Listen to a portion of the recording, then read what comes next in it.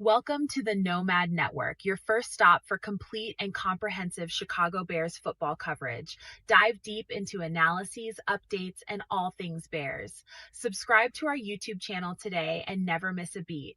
Thank you in advance for your support. We promise to bring you the best because together we're unstoppable. Go Bears.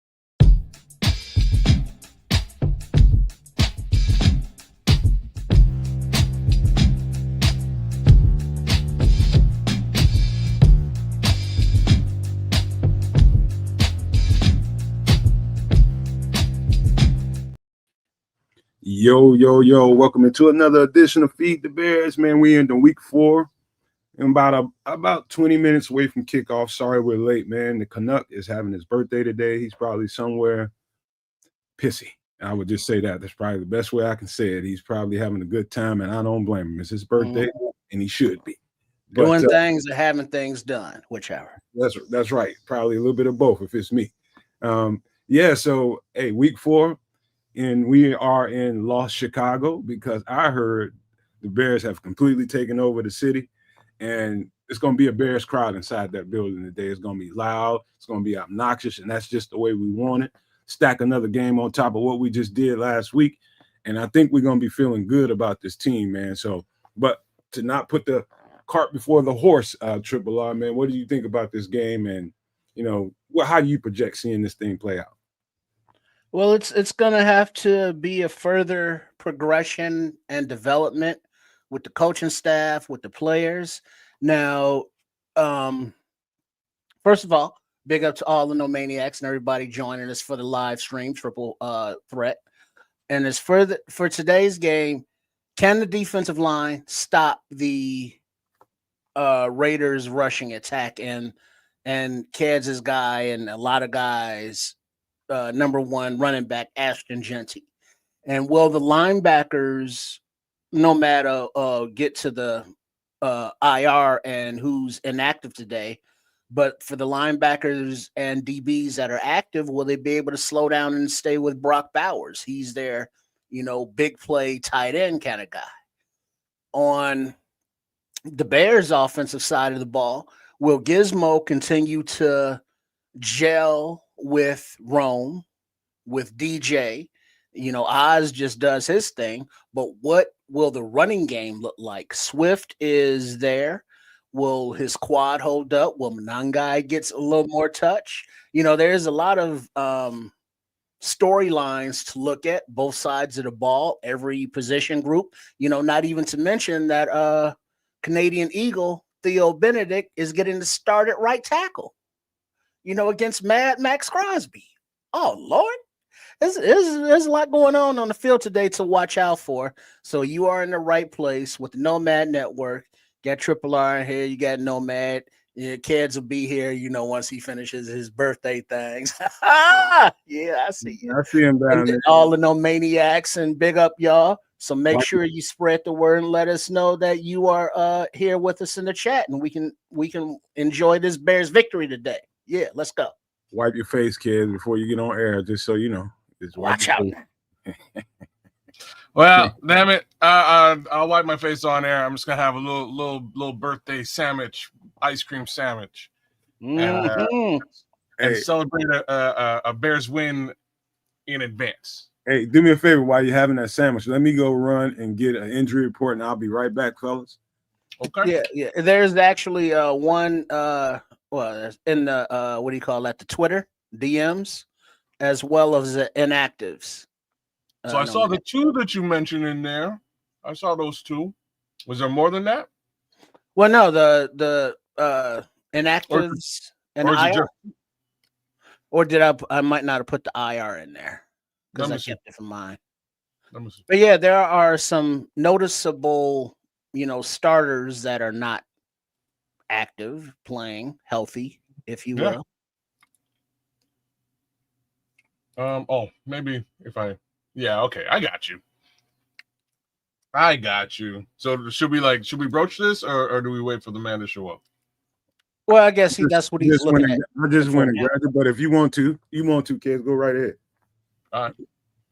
So what you got the inactives or you got the IR? You got the inactives? There you go. I got the whole shebang. Wow, I got the inactives. I got the inactives.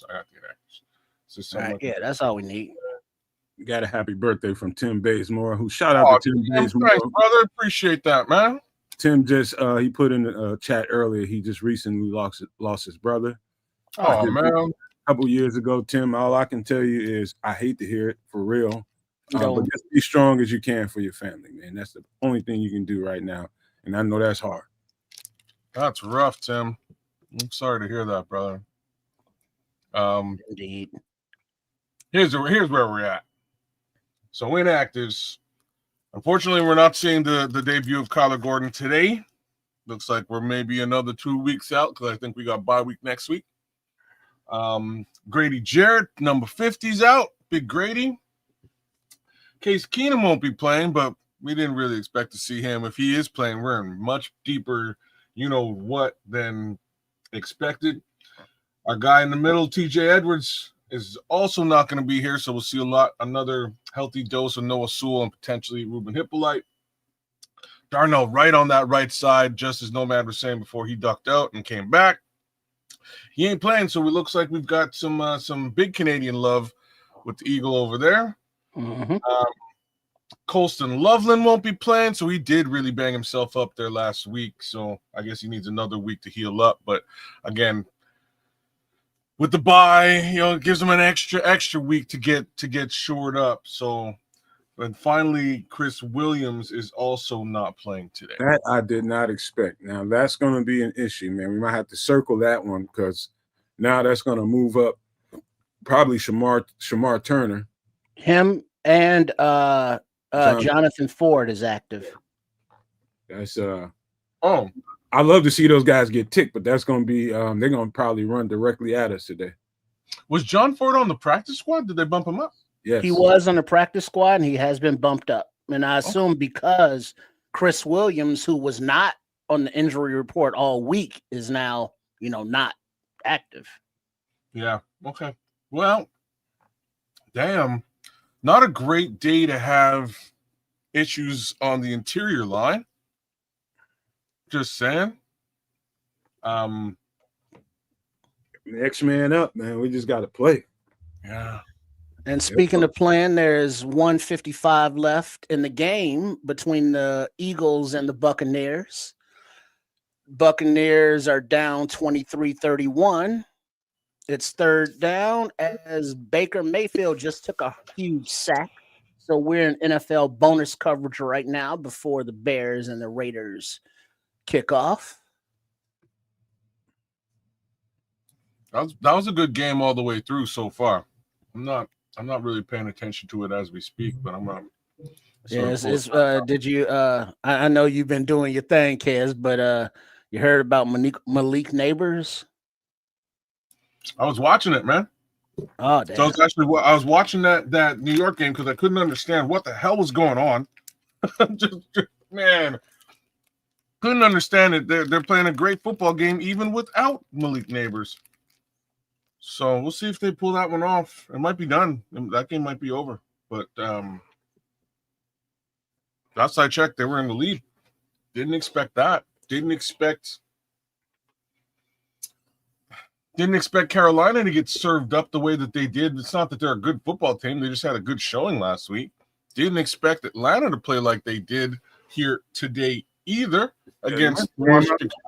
I think Atlanta came out with the dub. I think they did too, man. I think they did too. I'm not sure if all is said and done, but I think they did. Here we go. 23 seconds left in the New York and Chargers game. So I think New York's going to win this football game, even without Malik Neighbors. 18 seconds left. It's pretty much over. And the scuttlebutt is that Algiers, the running back there for the Falcons, who's an unrestricted free agent, would look good running in a Ben Johnson style offense. Yeah, Trips had some pre-show content he was hitting me with. He feels like they should go after him as a free agent. Well, if like him, he would be good, but also look to see who else is available. But that's looks like the route that the team may be going is sign a running back free agent and draft another one, next year. Looking forward for those that partake in those conversations. Yeah, we're about 10 minutes away from kickoff here, so well, go ahead, man. Go ahead, Kid. You had something. Yeah, I don't know what they do in that respect. Like, I guess they kind of have to pay for another running back, and that's terrible. I just mean, like, in today's world, like, the upside is that the running back contract is not going to be like astronomical. That's like the upside. The downside is nobody pays running backs, so it's weird that the Bears would be paying multiple running backs. Well, the thing is, Swift is gone, after this season, so they're gonna. You sure? Isn't he? I mean, do you think they're gonna bring him back? I don't think that is worthy of. He had a 3-year contract, I believe. This is only what. That's what I'm thinking. So basically, all the guarantees are done, so they could part ways with him with no, repercussions cap wise. Are you wishing Swift away? No, I'm not wishing him. I'm just, for that conversation as far as running back room goes and the further development of it. Who's going to be here? Contract wise, free agency or draft. I think it's all going to be largely dependent on how this thing plays out as everything comes together offensively, how it all fits together, how big of a role Swift plays. I think all that's a big. Well, don't forget that's the free agent, but Roschon Johnson, I don't know if he did something, to Ben Johnson when he first got here or something. But he ain't on the field in that capacity. Something's going on that we don't know about. Right? For sure. I don't think anything's going on. I just think they clued into the fact that he's not that good at running back. And you mean to tell me Roschon Johnson is good enough to run the ball for you for the last 2-3 years? 2-3 years, and all of a sudden he ain't good enough to run the ball? No, something else is going on. Well, it's a new regime. New regime came in and they were like, you know what, this guy ain't that good. Because even when he was running the ball under the old regime, he wasn't like all that. So it's not like we see obvious talent that they're not playing. Most people are like, how come that dude can't play? Or is he not healthy? It's not like it's like, well, man, remember when Roschon was playing? We need him back. I haven't heard those conversations. Triple R, you're bang on, man. DeAndre Swift is gone after this season. Yeah, so they're going to free agency for a running back and draft a running back. Because you already got Monangai, who's a rookie. I think they need to trade for one, to be honest with you. Get a real bell cow running back that you can hand that ball off to and just not even think about it. I think they should have did that before the season, but that's just my opinion. I thought they should have made a trade, try to get somebody in there that, I targeted Jonathan Allen is the guy I was thinking about. Where's Samo? No, you said Jonathan Allen. I'm thinking Taylor. Yeah, Jonathan Taylor. My bad. Yeah, well, he's locked down in a contract, right? So I don't see him going. It's easier to trade it once they got a contract. It's easier to make that trade. Yeah, because it's locked in cap wise, and you know what it is. Because remember, when you look at that the salary cap chart thing, remember to use that toggle switch to see what the cap hits would be if they're traded, not just cut, because they change. And so if you're under contract and you look at the cut number, that's a huge cap hit right then. But if you toggle down and look in, if you're traded, that number reduces dramatically. It's a different situation. Okay, I see what you're saying. But yeah, no, I'm looking at DeAndre Swift right now, and I could share it, but no big whoop. There's a potential out in 2026, which is exactly where they would get off the bus because he's doing all right, but I'm not going to say he's doing $10 million all right. Hey, Canada, real quick, you didn't do your shout outs, man. You think you're special because it's your birthday? Yes, I do. Anyway, misses. Hey, look, give you guys a little bit of love before we actually get into this football game, which should be starting in a couple of minutes. Thanks for coming out, spending some time with us, and watching this game with us. King George, big ups to you. Nick Albrecht, shout out. Mike P in the place to be, what it do. Paul Rodriguez is with us tonight. Big ups to you, sir. Mr. Mayhem's holding it down. Tim Basemore, thanks for the birthday blessings.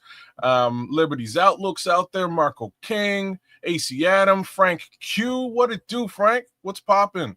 Who else is out there? Let me see here. My guy Sports Chicago Style, who's right here with me, is out there and in here. And yeah, that's what we're looking at right now. So big ups to all you guys for holding it down and watching this football game with us. We appreciate that. And thanks for the birthday blessings as well, King George. I appreciate that, man. Hopefully we top it off with a nice Bears W. That's icing on the cake for me. Hey, by the way, Mike just asked, when is the trade deadline? I just Googled it. It is Tuesday, November 4th. 4th or 5th? 4th. 4th, yeah. Okay. Tuesday, what, 4th? November 4th. Oh, that's my birthday. No kidding. It is Scorpio in the house. Okay, all right. See? By the way, unless we get different confirmation, we will be doing an extra show this week and a special show because we're going to pair up with the Bar Room on Tuesday.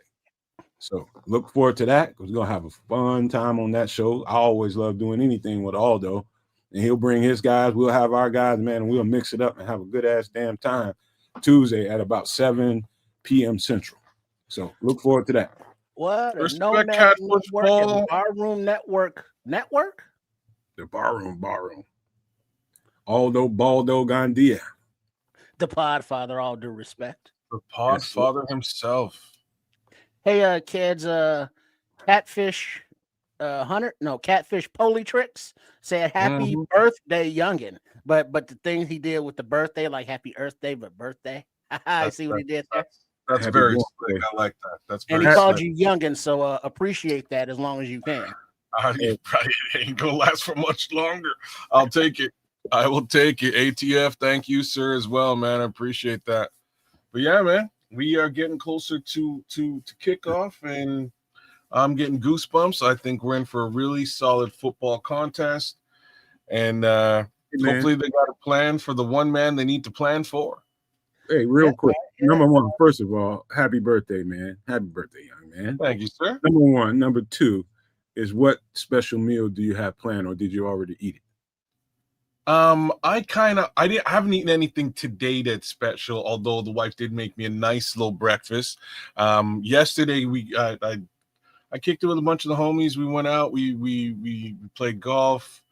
We kicked it at my buddy's place. We wound up playing ping pong and drinking, and you know, it was good times. We went out to a restaurant. We ate. I had just like what I normally have, and I have anything special. But I had some chicken wings and Chicken wings are special, man. I'm considering it special because that's like what I've been eating, trying to stay on my diet to a certain degree. Chicken wings and sweet potato fries is really what I've been eating. So ate a little bit of that, and I'm good. Had a little bit of booze. It was a good night, man. I was supposed to make it to the casino, but damn it, they talked me out of it and probably saved me $800. So I'm good. So by the way, Shift, Catfish Politics. We just corrected you, my guy. Like politics. It's just a linguistic tongue person right there with the language. Look at your cat, right on Catfish. Hey man, let's have a good time, man. We're gonna have a good time watching this game. I got good juju when it comes to this. Something particular to point out, man. I've always liked when Javon Dexter and Andrew Billings were next to each other in the game. It always ended up being well. When those two are healthy, they play very, very well together.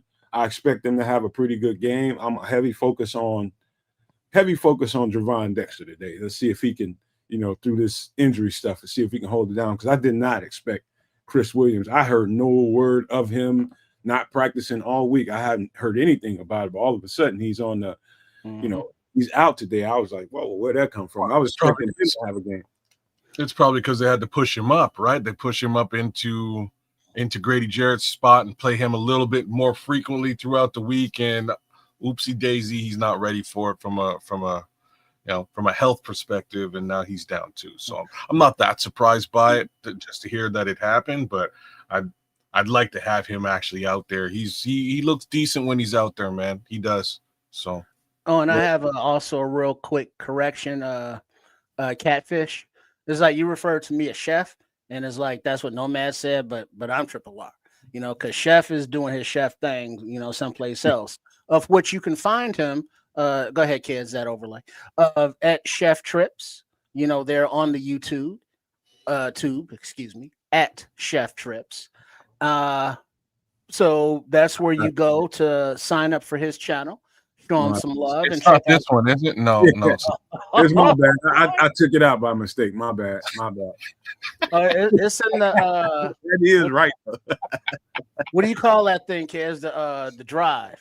It's in there. I got it, man. You got it all right. You sent me. Yeah, so that's where you locate Chef Trips at, as well as MF in the kitchen. You know, what is it? The last Wednesday of the month on Extra Sauce. So, you know, make sure you are subscribed to the Nomad Network, which I'm sure Catfish Politrix is. You know, correct. Being down for 3 years, much appreciated. I don't have it. I thought I downloaded it. My bad. Well, it's in there. And then also, if you are not a member, you can also become a member and subscribe and support the Nomad Network as you appreciate the quality, you know, discussion of all topics Bears related. You know, so there's information for being a member there. So look for it, whether you're there on the YouTube or Twitter or Twitch. All right, man. You got to quit talking for a second because I got to pop out. No, he doesn't, because he's doing the exact thing he has to do, which is buy me time to pop up his ad. So now there's the ad. I got it, downloaded it, popped it up. Check out Chef Trips. Not his ad, mind you, but you know what I mean. Chef Trips ad at Chef Trips. Check him out. There he is. Right. I got to kick rocks, man. Let you guys have it. I will be around, so just call on me if needed. I'm gonna be a producer. Right. All right. So go ahead and produce that how to be a membership icon up there. Boom. We just picked the game off. You know that, right? I got nothing. Hold on. Just kick the game off. Okay. Just go ahead and put that up there. We good. All because we got to get it all synced up. First and 10. Williams under center, hands off to Swift, who runs to the left end for a gain of maybe 1 half yard or so. As the crowd is a lot of orange and blue. It's a road game, but it's Vegas, so it's Vegas. You know it's Vegas, baby. I mean, Mad Maxx going up against Canadian Eagle. And they're focusing it on that. All right. 2nd and 8. First career Williams start. in the shotgun. Looks like Swift to his right. Oz in motion to the right. Quick pass out to, DJ in the backfield. And he gains about 6-7 yards on a little swing pass. It's hard seeing the numbers from the side angle. But I saw now Swift is coming back in, as well as 88 and 81. The tight ends, which are Smythe and Colston. Colston. Correct? Oh, I thought Colston wasn't playing today, though. Colston Loveland. The other one. What's his name? Tight end. So Durham Smythe and Stephen Colston. Carlson. Stephen Carlson. Oh, Carlson. So they activated Carlson? Oh, snap. Well, yeah, because Loveland's down. Okay. Play action on 3rd and 3. All right, Caleb in trouble, scrambles around. Oh, and he lost it to the left to Swift, who drops it. 4th and 3. Okay. That was a nice improvisation as the pocket collapses from the center, as it looks like there's a little stunt, and Dahlman just got beat up the gut. Dahlman got blown past. Oh, yeah, wow. The ball hit Swift right in the head. Swifty, bro. You got to do something with that. Or let's say chest, because it went through his hands. Man, he's again. Yeah. Things you're good at, things you're bad at. He's actually really good at being a pass-catching back. I have no problems with him in that capacity whatsoever. I think he's one of the better ones in the league. But punts away from Taylor. Yeah, but. You got to catch that, man. You got to catch that. caught at the 18-yard line, and he's met by Hardy and Owens at the 25-yard line. Yeah. So the Raiders will take over there, 1st and 10. With Geno Smith leading onto the field. That's all right. Torrey Taylor, where did he back him up to, man? The 18. All right, that's kind of where we need him to be. But then he got out to the 25. Yeah, man. All right, 1st and 10. Looks like Smith is in the shotgun. Yep, with the running back to his right. Trips receivers to the right in a small bunch.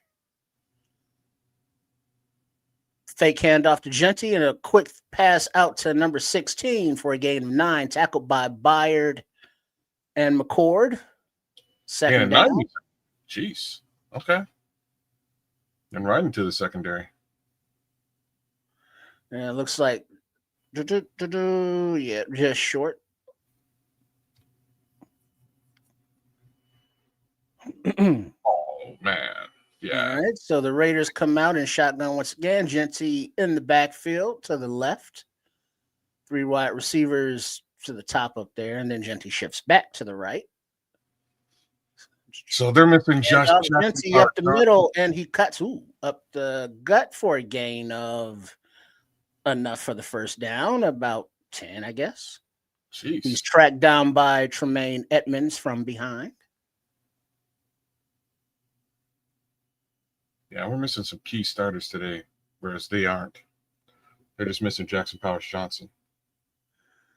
All right, 1st and 10. Genty in the backfield alone as Smith is under center. 2 wide receivers to the right, a wide receiver and tight end to the left out there. All right, got the wide receiver out in the motion, little play action, nice pocket, pump fake, ball down, he throws out, incomplete coverage by Tyreek Stevenson. Nice coverage, incomplete pass. 2nd and 10. All right, Tariq. That's what I want to hear. Disciplined coverage, bro. No jerk sauce. Speaking of jerk sauce, how does it feel watching Ash and Genty play? Not on your team. Oh, I'm not sure if I like. You know what I mean? We'll see how the day goes. Right now, it's okay. Okay. Smith under center, handoff to Genty, who runs behind center, and he's met after about a half-yard gain by Dexter, Brisker, and Edmonds. Yeah, 3rd and 10. That's all right. You know what I mean? We keep it up like that, and we're all right. But if it breaks in a different direction. Last week, Genty had 17 rushes for 63 yards, a 3.7 average. That is no better than DeAndre Swift, yeah. All right, then the shotgun with Genty to Smith's left. Smith makes a few checks. 3 wide receivers to the right. 1 wide receiver in a little motion, a little high snap, but he brings it down. There's a pocket. Ooh, and it is intercepted by number 31, Kevin Byard. Returned up the left side of the field. He finds a lane and is smacked down hard by number 58. But it is 1st down, Bears. Yeah, that's what we want to hear. Way to go, KB. Yo, and shout out to KB on his show, too, man. I was watching it the other day. He had Tyson Bagent on. It's a good little interview, KB. Oh, you know what? Somebody got their hand on that ball. It looks like it was 98 or 99 with pressure. Couldn't see who. Looks like 98 Sweat is coming in and maybe got his hand on Geno Smith's arm. I can't wait to see this replay because somebody did. Odabingo. Dio Odengo. Yeah, not Dio. Yeah, Dio was coming in, but it looked like Sweat may have got his hand on Smith's throwing arm as he was releasing it. No, it's yeah, it is Sweat. Yeah, it is Sweat. He just caught the arm. He just caught the arm. Right on, Montez. All right, so when people are talking, all right, smack, we got for a little formation, little pistol formation, and a handoff to Sweat, who's met in the backfield for a loss of 4. Yikes! Yeah, when people are talking trash about Montez Sweat, that interception is due to Montez Sweat. Oh, why you got to call out Scrolls without calling out Scrolls? You know what I'm saying? Leave the red Baron alone. He ain't did nothing to you today. Damn. All right, we got Williams in the shotgun. Running back to his right. Maybe Swift. Can't tell. All right. Yep, Swift. All right. Shots away. He has a pocket. Oh, he throws to the right, but the ball is batted at the line. Falls harmlessly incomplete. 3rd down and 14. Okay.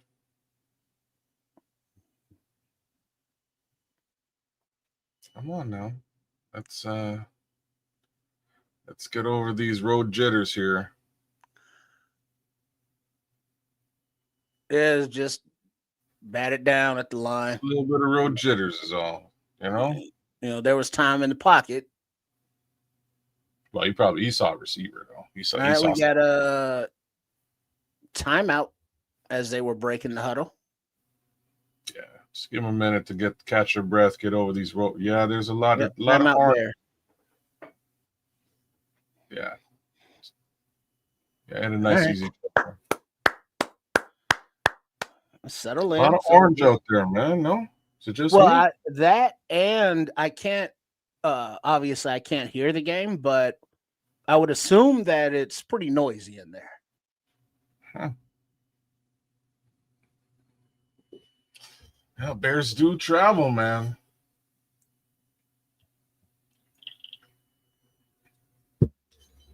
They travel well. And like Las Vegas is kind of like neutral territory as it stands. All right. We got 3rd down, 14 yards to go for the first down. 10:01 remaining in the first quarter. As we come to the line, Williams in the shotgun all alone. The snap, quick pass out to the right to DJ, and it is instantly broken up by Crosby on the way out there, batted in the air and falls incomplete. 4th and 14. Jeez. Come on, y'all. Let's get and Monangai was in the game spread out there. So it looked like it was a quick bubble screen out to DJ, but Crosby just got up the field and got in that passing lane. Holy smokes, did he ever?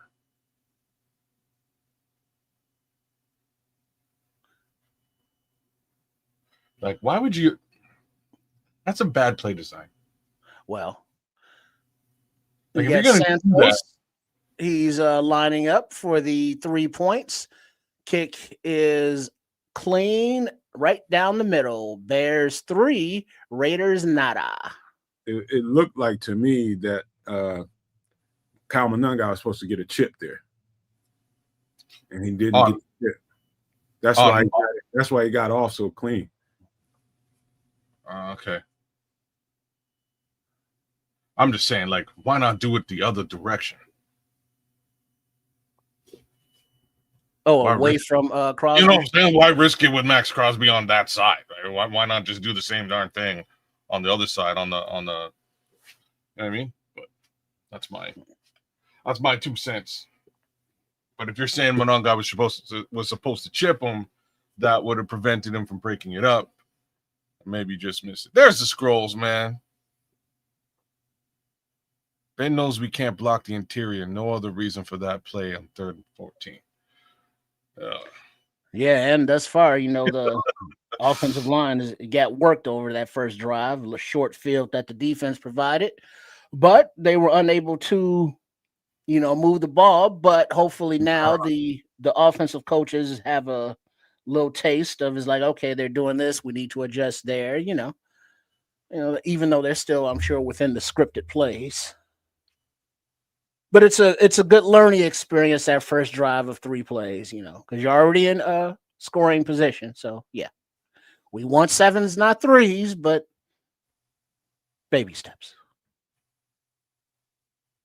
I'll take what I can get. Yeah. That's what she said. Yeah. Oh. All right. But yeah. Like, let's get into the end zone. Let's get some stuff moving. Get some offense going. I don't like this 4-and-out stuff. Yeah, and it's not that they really gave it the opportunity, but a run game would, come in handy. Oh, a run game you speak of. Yeah, that the ground game, if you will. Mm-hmm. Yeah. That would be nice or helpful or useful. Yeah. I think you're right though. I think Algiers is like I've been following Algiers closely for the last little while. Mm-hmm. He's a high caliber running back, and there's only so much room for those two guys in Atlanta. And he's still young, and he has miles left on the tread on the tire, miles on the engine or whatever the fuck you put miles on. All right, the kick is away to the Raiders, and it's caught about the 7-yard line, returning up the right numbers, and he is met by number 92, the Berserker Hardy once again. 1st and 10 Raiders. I'll tell you the line in a minute because I do not know.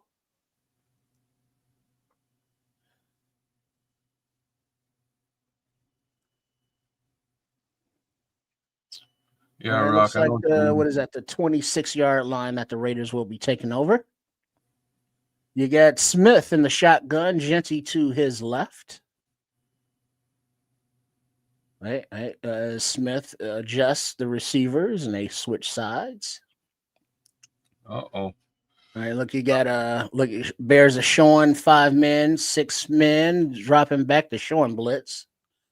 And Geno Smith calls timeout as the Bears are shifting.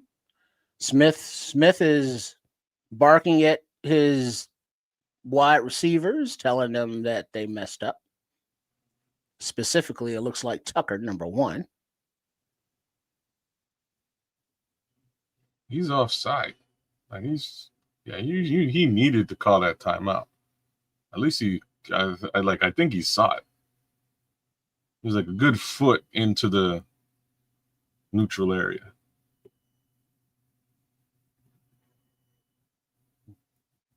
He's young though. He'll figure his game out as he goes. I like the way Geno's being cool with him, making sure that he ain't just tearing completely off. Mm-hmm. Well, cool. Yeah, then he, talk to him gently. All right, so now Geno is back in the shotgun, Genty to his left. 2 receivers to the left, 1 to the right. The 1 to the right in motion to the left. Play action to Genty, and he throws out to the left to that receiver that was in motion. He's knocked down hard by number 31, Byard, who's also wrapped up by 44, Sewell, right at the 1st down marker, but a little bit short, so they call it 2nd down, less than 1. Okay. I think that's Thornton, perhaps.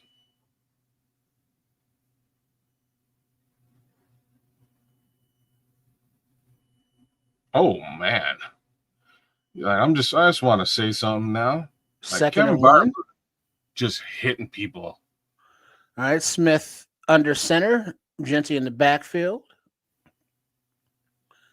And a handoff to the low half of jet sweep to number 1 again, who runs out to the right side for a 20-yard gain, but there is a flag on the play in the backfield. Beautiful. That's what I like to hear. Yeah, Kevin Byard's been laying the hits, man. Holding offense. This man is the exact opposite of Eddie Jackson. Mm-hmm. By the way, they just slipped Jonathan Ford into the game. Tyreek Stevenson got yanked down by a receiver as the ball carrier was going by him. That was the penalty. So it's 2nd and 11.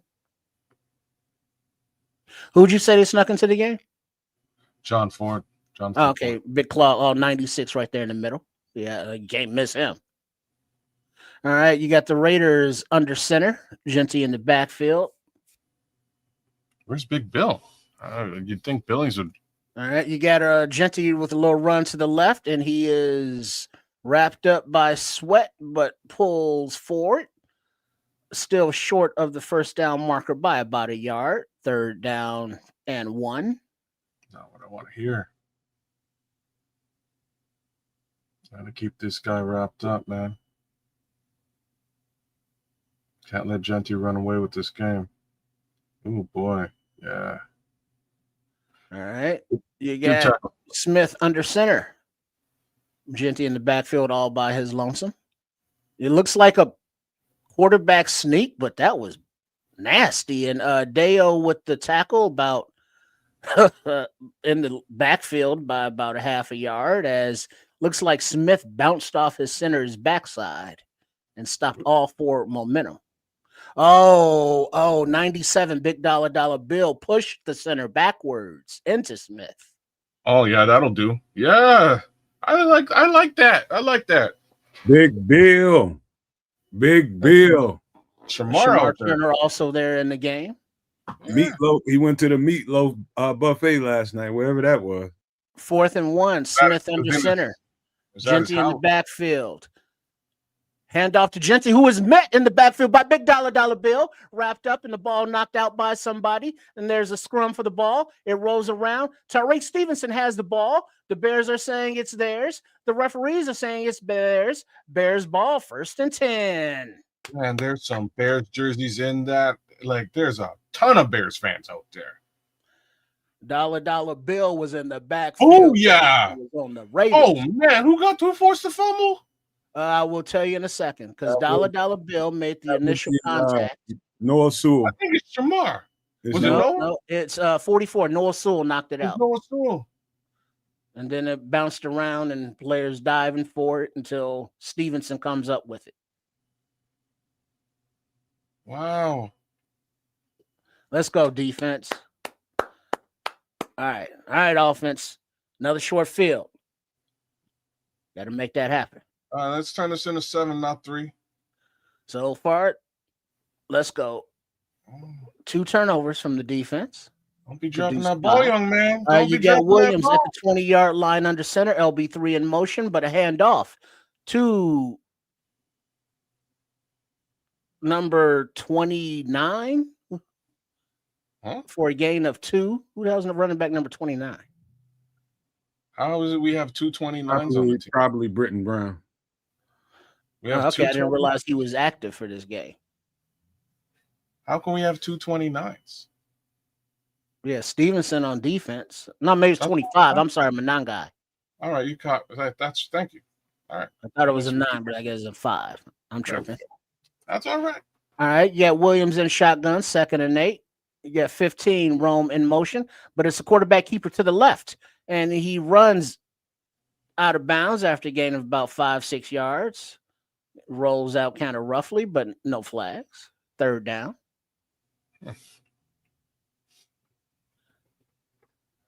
All right, y'all. Come on. Let's get a 1st down here. All right. Oh. 17 seconds on the play clock. Williams in shotgun. Looks like Manangai to his right in the backfield. And the play, there's a pocket. Blitz coming. Ball's out across the left hash. Complete to Oz for a 1st down. Move stick. Sir. About time OZ came to play, man. It's been a surprise he hasn't been utilized more, but I ain't really complaining. Yeah, he was stacked over there with DJ. Yeah, they got a little bunch. Oh, yeah, that's how you do it, Ben. That's a nice play call. Yeah, because there's man coverage out there with the blitz. Yeah. All right, 1st and goal. Gizmo is under center with a tight end as a fullback, and it looks like Manangai in the running back position. Play action, keeper to the left, and Williams has no place to go. And he is spun down for a loss, 2nd and goal. Oh. Who got him? A host of defenders. That means a lot. Oh, yeah, I'm with it. Why didn't, brother, get rid of that ball, man? Looked like it was a straight run, so I don't think he was looking to throw it away. All right. Gizmo's under center. Komet in motion to the right. Manunga in the backfield. Little play action. He has time in the pocket. The ball is out to the back left of the end zone. Overthrown. Adunze, who had a step on a man, but the ball was just too high. Come on, Caleb. 3rd and goal.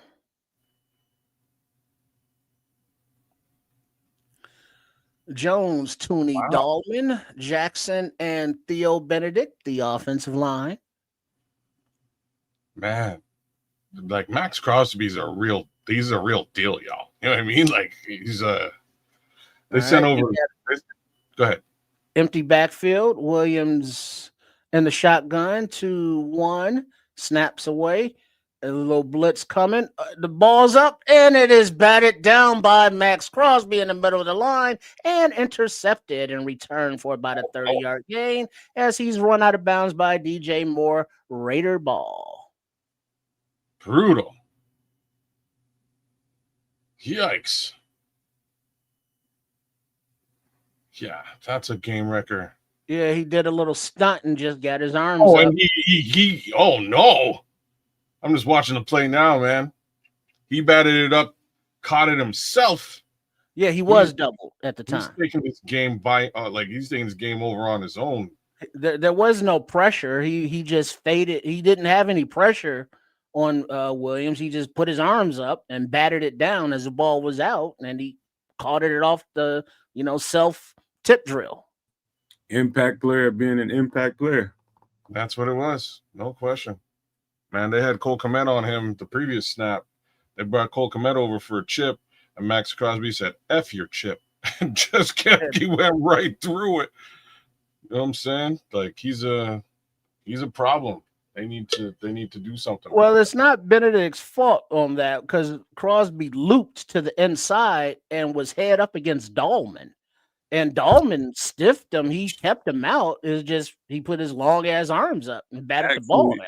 Actually, Theo Benedict did a good ass damn job on that play. It was a stunt. He looped inside. He did his part of it. He had to pass it off. Yeah. Yeah. That particular play has nothing to do with Theo Benedict. And this is a play that is Maxx Crosby being Maxx Crosby. Yeah. That's why we know that he's the guy that you have to look out for that defense because he is the guy on that defense. And his play is showing you why. And it's like they have a game plan for him, but he's still who he is. So they gonna have to, they being the Bears offense gonna have to figure out how to neutralize or at least overcome him. Nick, you gotta watch that snap again, man, because Benedict was in pass block mode, so he's blocking him. Crosby backs off as opposed to rushing the passer. He backs off into space, gets in, following Caleb Williams' eyes, gets in front of the pass and grabs the ball himself. Like there's really nothing. There's nothing the tackle could do about that. He's disengaged himself from the tackle. So now you got to chase down. Now Benedict's expected to chase down and play defense on Maxx Crosby, who's much faster than he is. No questions there. All right, you got Smith under center, a little play action to the left. 44 on the blitz, but Smith spins out of it and runs up the right side, being chased by Turner. After a gain of 9, he's run out of bounds. Yikes. Scrolls that I can't argue with. Yeah, man. They're showing a replay, and it's like it wasn't nothing Benedict could do. Oh no! But it's his first go. But they're showing even if that ball had gotten through clean, it was more than likely going to be picked. Oh really? Linebacker or safety, whoever that is back there. All right, 2nd and 1. Smith under center. Right, but there's the Bears jumped.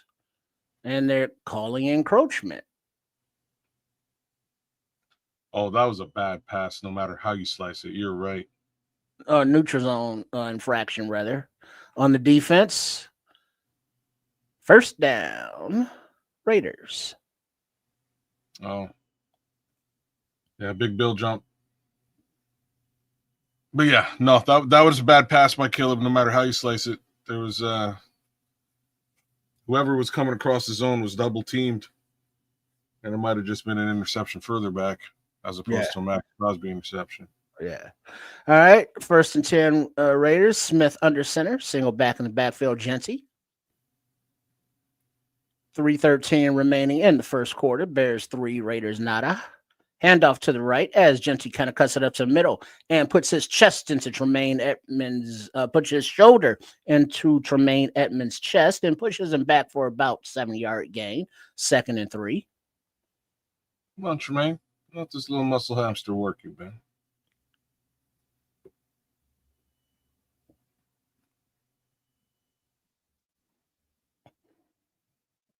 Oh, man, he ran him down. Yeah. All right, Smith under center, Genty in the backfield, as he has not come out of the game, I do not believe. Who? All right, and we hand it off to the left, and Genty makes a little cut at the line. Ooh, makes a man miss as he cuts back up the middle, and then he's finally wrapped up by Shamar Turner after a gain of enough for more than the first down.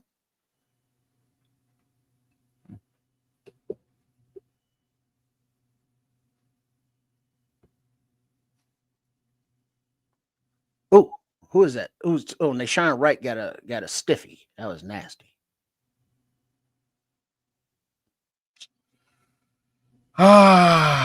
Nick, don't worry about it, man. All right, 1st and 10. You got a little half shotgun, little pistol, I guess. Smith and a little fake. Brisker's in the backfield on the blitz, but the ball's out over his head to number 89, Bowers, who is banged down by 24, McLeod. 2nd down at about the 27-yard line, 2nd and 5. Tim Basemore, that's how I feel too, man. Maybe even triple.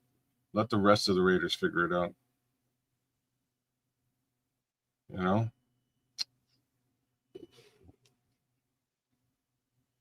Let the rest of the Raiders team play defense. It looks like McLeod is being removed from the game. Looks like concussion check for him. They're taking him directly to the blue tent. Yeah, he knocked the piss out of the tight end. He probably got the worst of it just by hitting him so hard. All right, 2nd and 5. Smith in the little half shotgun. Genty behind him.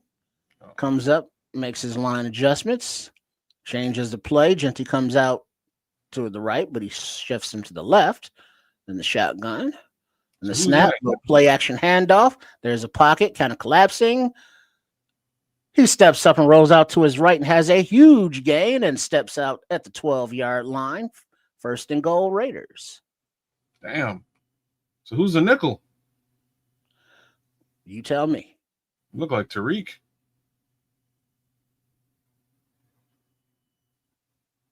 Yeah, Tariq's playing nickel. Yeah, there's man coverage out there and everybody's covered. So once Smith leaked out, there was nobody there to stop him. Big number 96 Ford on the chase. Yeah, he's not winning that foot race. Mm-hmm. All right, 1st and goal, Smith and shotgun, Genty to his right.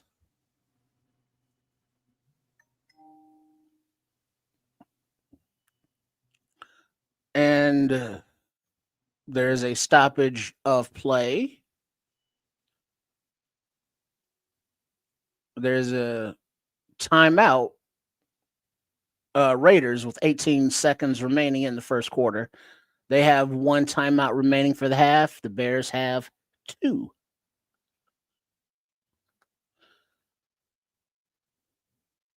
I wonder why they called that. Timeout.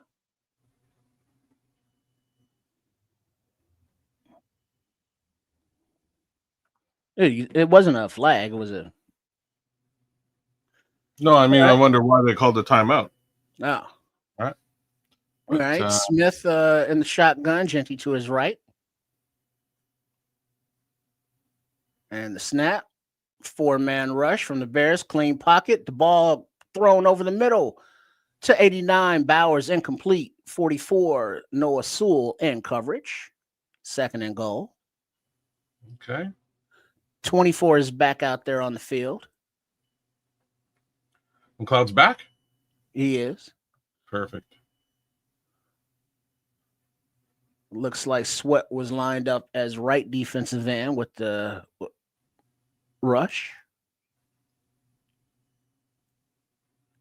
All right, you got Smith under center, Jenny in the backfield. Number 1 in motion to the right. Little play action to 1, a little toss to the left for Genty out of the backfield. And he makes Sewell miss on the tackle and in for the touchdown for the Raiders. Damn. Sewell went high around the shoulders for that tackle, and Genty just shook him off and waltzed on in. Was Montez even on the field? Montez is the guy pressuring. He was the one that was pressuring pressuring Gino on that. Yeah, because when Gino booted out to the left, that was Sweat rushing up on him. Okay. Scrolls has a hit out on Montez Sweat, man. Just so you know.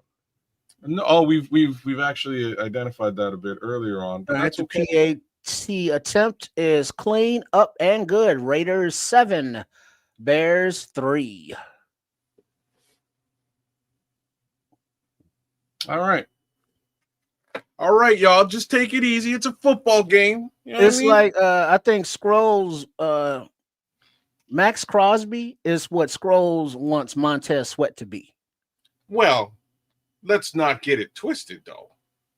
I think Maxx Crosby is what we all want Montez Sweat to be. Well, I think anybody wants anybody to be Maxx Crosby because he's Maxx Crosby and Myles Garrett is Myles Garrett.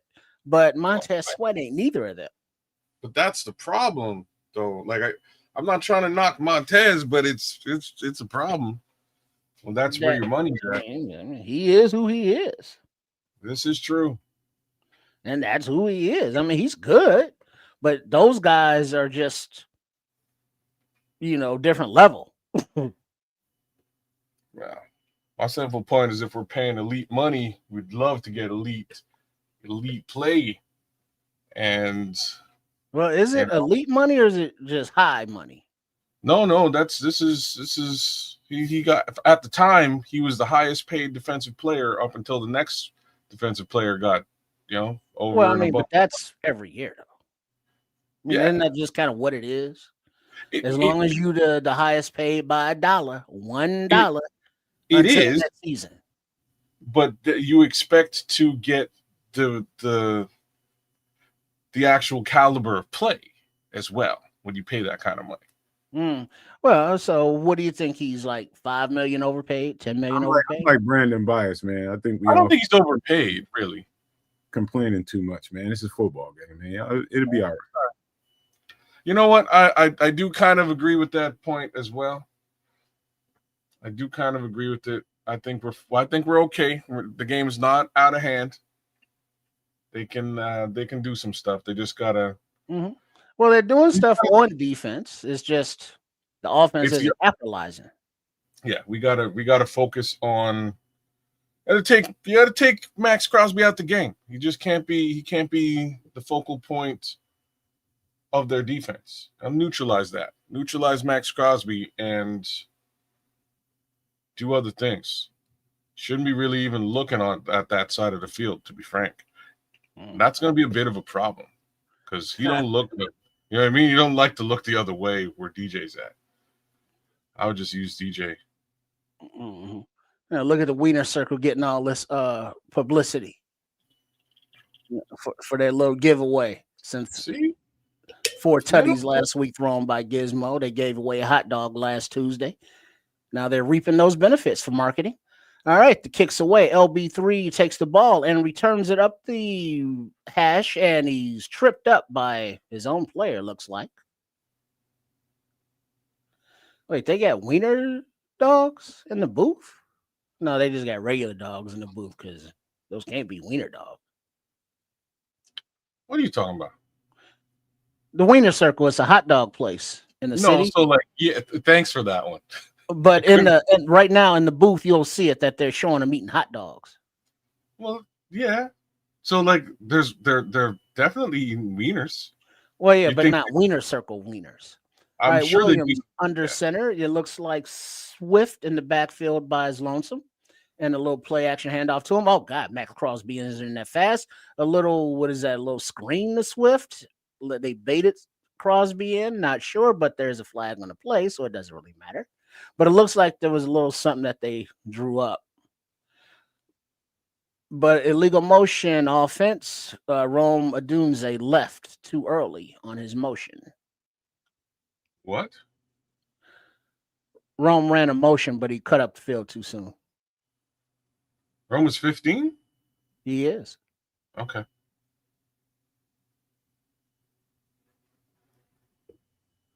Yeah, what is this glizzies crap? I mean, when did hot dogs become glizzies? And why? When young people made the shit weird. I will accept that as an answer for sure. Yeah.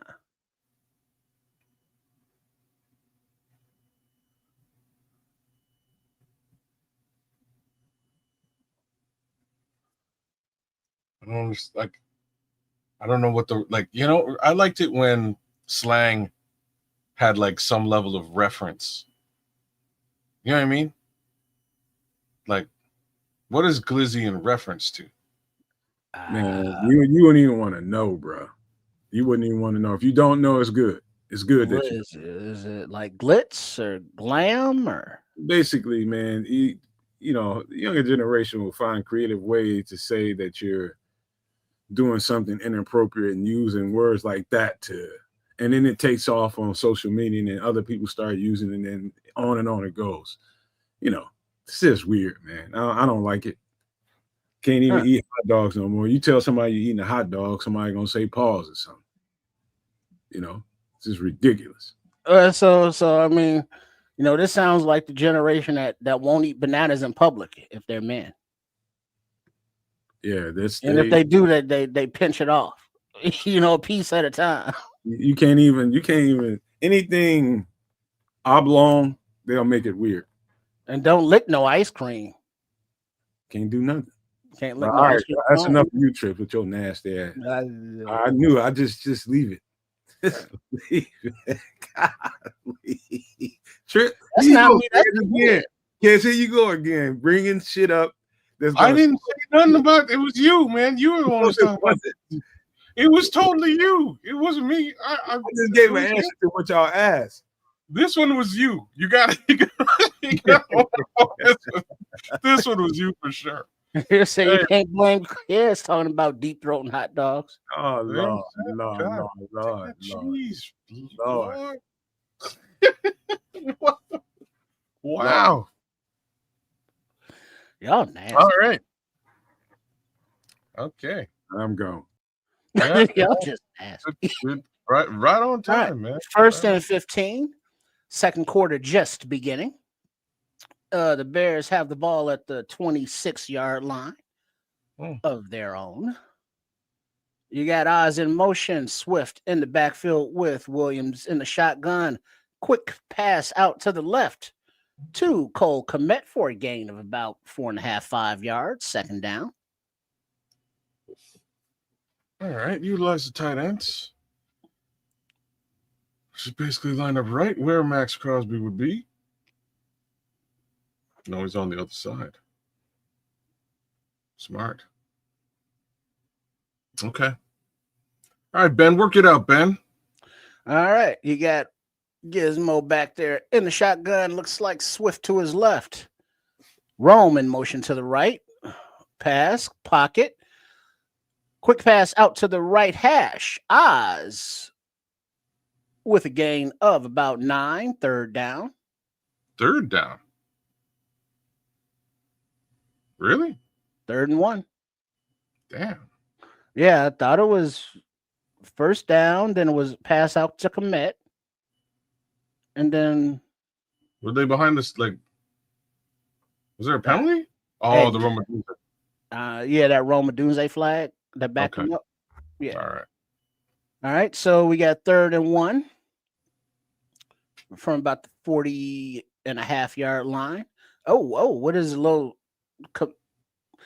Williams under center goes back to handoff and kind of stumbles, and then the running back stumbled, and then Williams rolls out to the right and throws the ball away.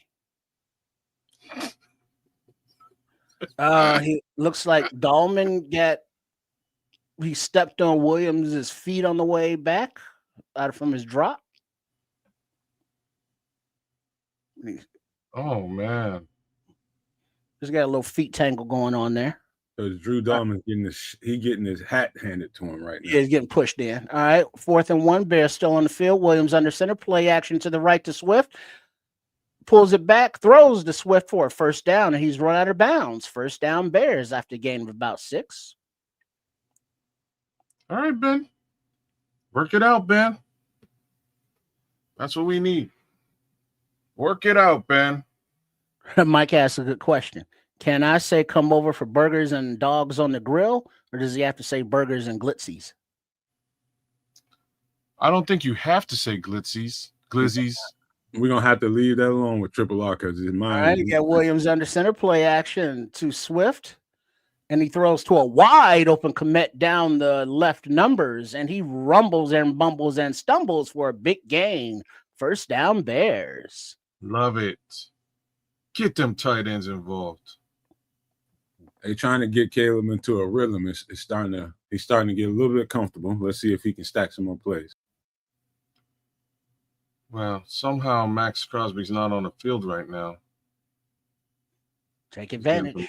So, you know what I'm saying? Some load balancing's happening right now. Watch a shot to Rome Odunze. You know, right no now. Maxx Crosby. This offensive line looks halfway decent.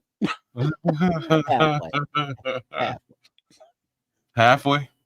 And the shotgun is Gizmo, and he takes a snap. Ball is dropped by Cole Kmet, who was open. Ball hit him right in his hands. It looks like he turned to see where the defender was, took his eyes off of it. Cole Kmet. No dropsies, dog. He was looking right at it. No dropsies, Cole. Right through. Right through. Cole. Right. Look at you, Cole. Come on now. All right, 2nd and 10. Cole deserved that shot in the ribs from dropping. Yeah, he kind of did. I agree with you. And he might have been hearing footsteps there. All right, shotgun. Ooh, fake handoff, but Maxx Crosby's there in the backfield as a handoff takes place and knocks the ball out during the handoff, but it is fallen on by Williams, and Crosby piles on top of him. There's a little pushing and shoving back as Tooney is in Crosby's face. They didn't even block. They just let him go. They let him go. Yeah, they did. Nobody picked him up. That's probably he slid the protection the wrong way. Because you can see him going slanting to the left when it should have been slanting to the right to account for Crosby. I don't know if that's on the quarterback or the center, one of the two. It's on one of them. All right, 3rd and 16. From the 31-yard line, Williams back. Ooh, in shotgun, and the rush is coming, and he is sacked by number 9. Looks like a little blitz there by the Raiders. 4th down. Sweet. Looks like the defense they were doing stunts up front and got crossed up, and they're just doing stunts, and guys are leaking through.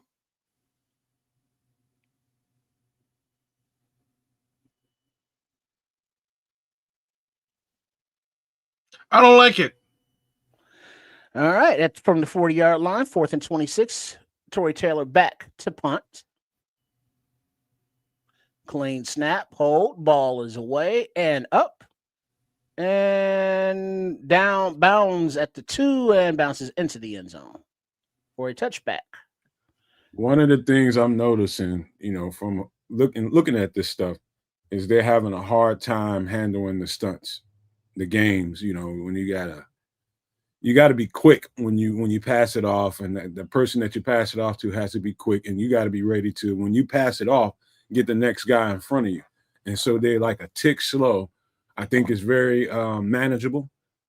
I do think that they're gonna have to get some help in there. They may have to go big personnel to try to help Theo Benedette out a little bit, just a little bit. So just a little something I'm noticing in the trenches.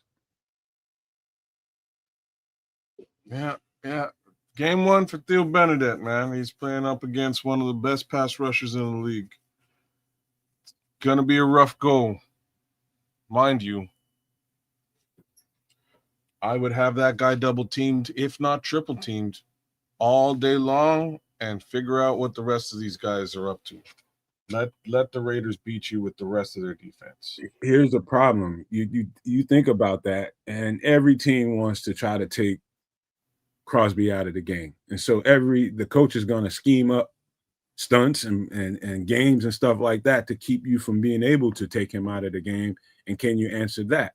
Right now they're adjusting pretty well right now, and we haven't adjusted to them. Yeah. Yeah, and also the Bears, can't keep making self-inflicted mistakes by drops, by penalties. This is aside from not being able to pick up a damn stun or make a block. That doesn't help. All right. That just adds a little bit of insult to injury. But like I say, sure we don't watch. Are you watching the same game? That sack was 100% on Caleb, folks are saying out there. That's all right. Like I say, it's I'm not going to get in my feelings. I think there's all the potential for them to turn this game around, but they have to actually do it. Game's not out of hand. Not by any stretch of the imagination. Well, we won't know who that sack's on until, we can see what, Caleb was looking at. Was anybody open to throw the ball to? It's not like he could just throw it, away unless he threw it out the back of the end zone. I mean, right now I'm just seeing a game of exit. All right, you get adjustment at halftime. At 1st and 10, Smith in the shotgun. Looks like Genty behind him, of course. And the snap. A little handoff up the middle, and Genty's met by the entire Bears defense. Sweat, Deo, Big Dex right at the line of scrimmage for no gain. And Kyler Gordon, Jalen Johnson, TJ Edwards, Grady Jarrett, all out.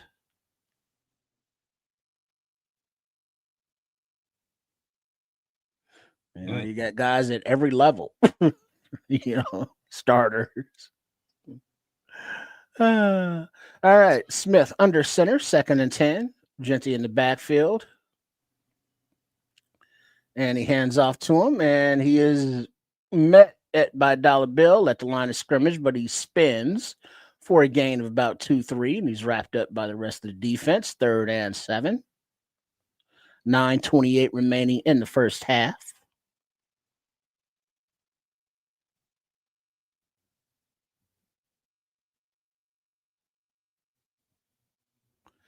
All right, let's see if the Bears can get a stop here. I'm sure that the stadium is quite loud and raucous. Smith in the shotgun, Genty to his left from their 24-yard line. 4 seconds on the play clock. All right, 4-man rush. Dom Rob on a little pressure from behind. The ball's away. Picked off by Byard down the right hash. He rolls, gets up, and returns it for a few yards. 1st and 10, Bears.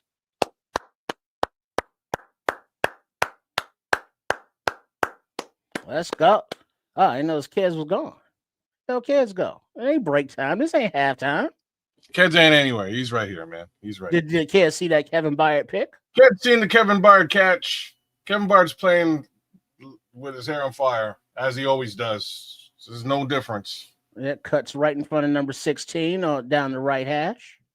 as it was Dom Rob in the game that time with Sweat, rushing. They didn't really have pressure, you know what I mean? But they were rushing. That situation. I remember a certain aegis on the show that was hating on Mr. 31 because he's a little somewhere. Because he's long in the tooth?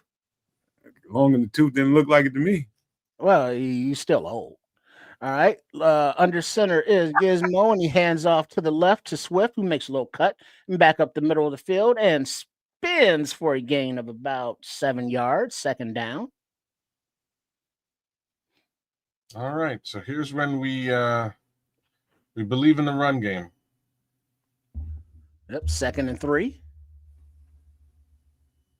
The defense is doing some things. But the Bears only get 3 points off turnovers, and they've had 3 turnovers, and the Raiders have 7 points off of 1 turnover. Not good. All right, this is a very odd play design. Williams in shotgun takes a snap, a little jet sweep to LB3, and he's tackled on the inside by number 98. 3rd and 7. Yeah, this is yeah, I mentioned this before. Oh no. Yeah, Maxx. How did I kind of have to see this snap again? Need to see 3rd and 7. Cold commit. You got Gizmo back there in the shotgun. Swift to his right. Pocket. He has time. He looks down the field. He steps to his right. He throws complete to Zaz for a first down, or just shy of a first down. Looks like they may have to measure, or not sure. Nope, they're calling it 1st and 10. Okay. Move the sticks. 1st and 10 Bears. Damn. They may have to put Ozzie Trapillo in here in second half. Well, that was. I mean, if you look at the as the Pete Carroll challenges the spot of the ball, but if you look at that last rush, Maxx Crosby went from left defensive end all the way around to the right defensive end during the play. Make matters worse, whoever number 9 is, he got mad pressure by himself. Yeah, he blitzed. That's why I said we may have to get him out of there, man, because that was all on Theo Benedict. He just handed him to Caleb Williams in the backfield. Crazy. All right, so we go to break with the Las Vegas challenging that first down. And if it's not a first down, it's short by an inch or 2. This is really the challenge you're going to waste a timeout on? Well, it's the end of the first half. What are you going to do? Take it with you? Every bit of what statement. No, all I want to say is every bit of what they want to do to us defensively is coming off of our right side. So they're attacking Theo Benedict right now. Of course, and wouldn't you be though? Yeah, I'm just saying. That's why I said Ozzie might have to come in here if Ozzie ain't going. I don't know if that's a good answer, but if well, that's the question. No, that we don't know the answer to. Put it like that. Is Ozzie a better right tackle than Theo is a right tackle?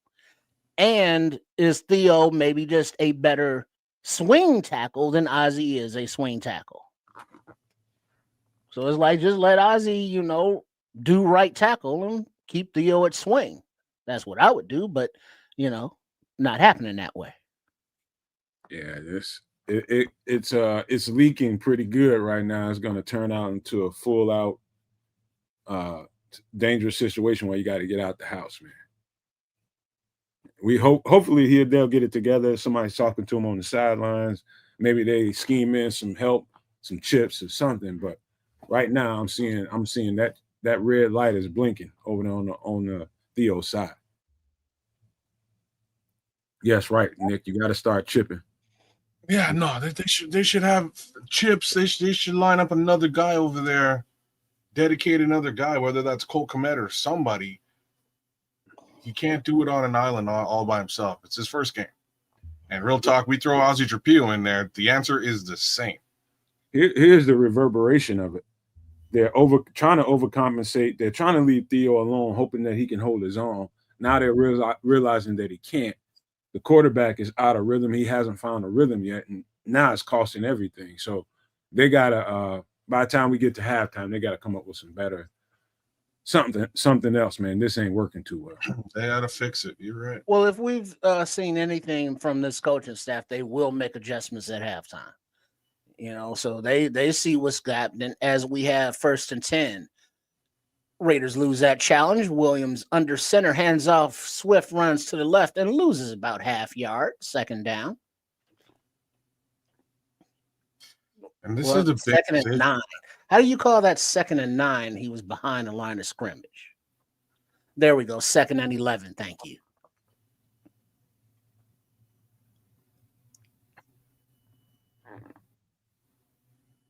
So he did get the 1st down? He did. Braxton's hurt. Oh, Lord. Well, now we got to do something. Maybe you got your wish. He's still in the game at left tackle on this play. 2nd and 11.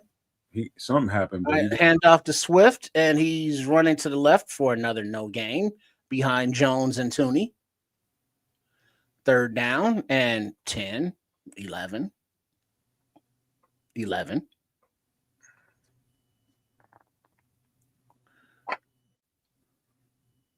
This is where things go sideways, man. 3rd and 11. Yards per play, Bears 2.1, Raiders 4.5. You got Gizmo all by his lonesome in the shotgun, and timeout Bears. 5:34 remaining in the half. Just wanted to see what they were coming out with so I can plan around it. Smart little move, but at the end of the day, it's all that's going on is the Raiders have located a defense and they're overloading that shit. And as of now, the Bears haven't found an answer to how to help that over there. Now, again, the reverberation is the quarterback hasn't found any comfort. The running back hasn't found any lanes to run in. And so we need halftime right now, big time. They basically taking turns and say, your turn next to go after Theo Benedict, that whole side over there. 3rd, 11. You got shotgun, Swift to the left.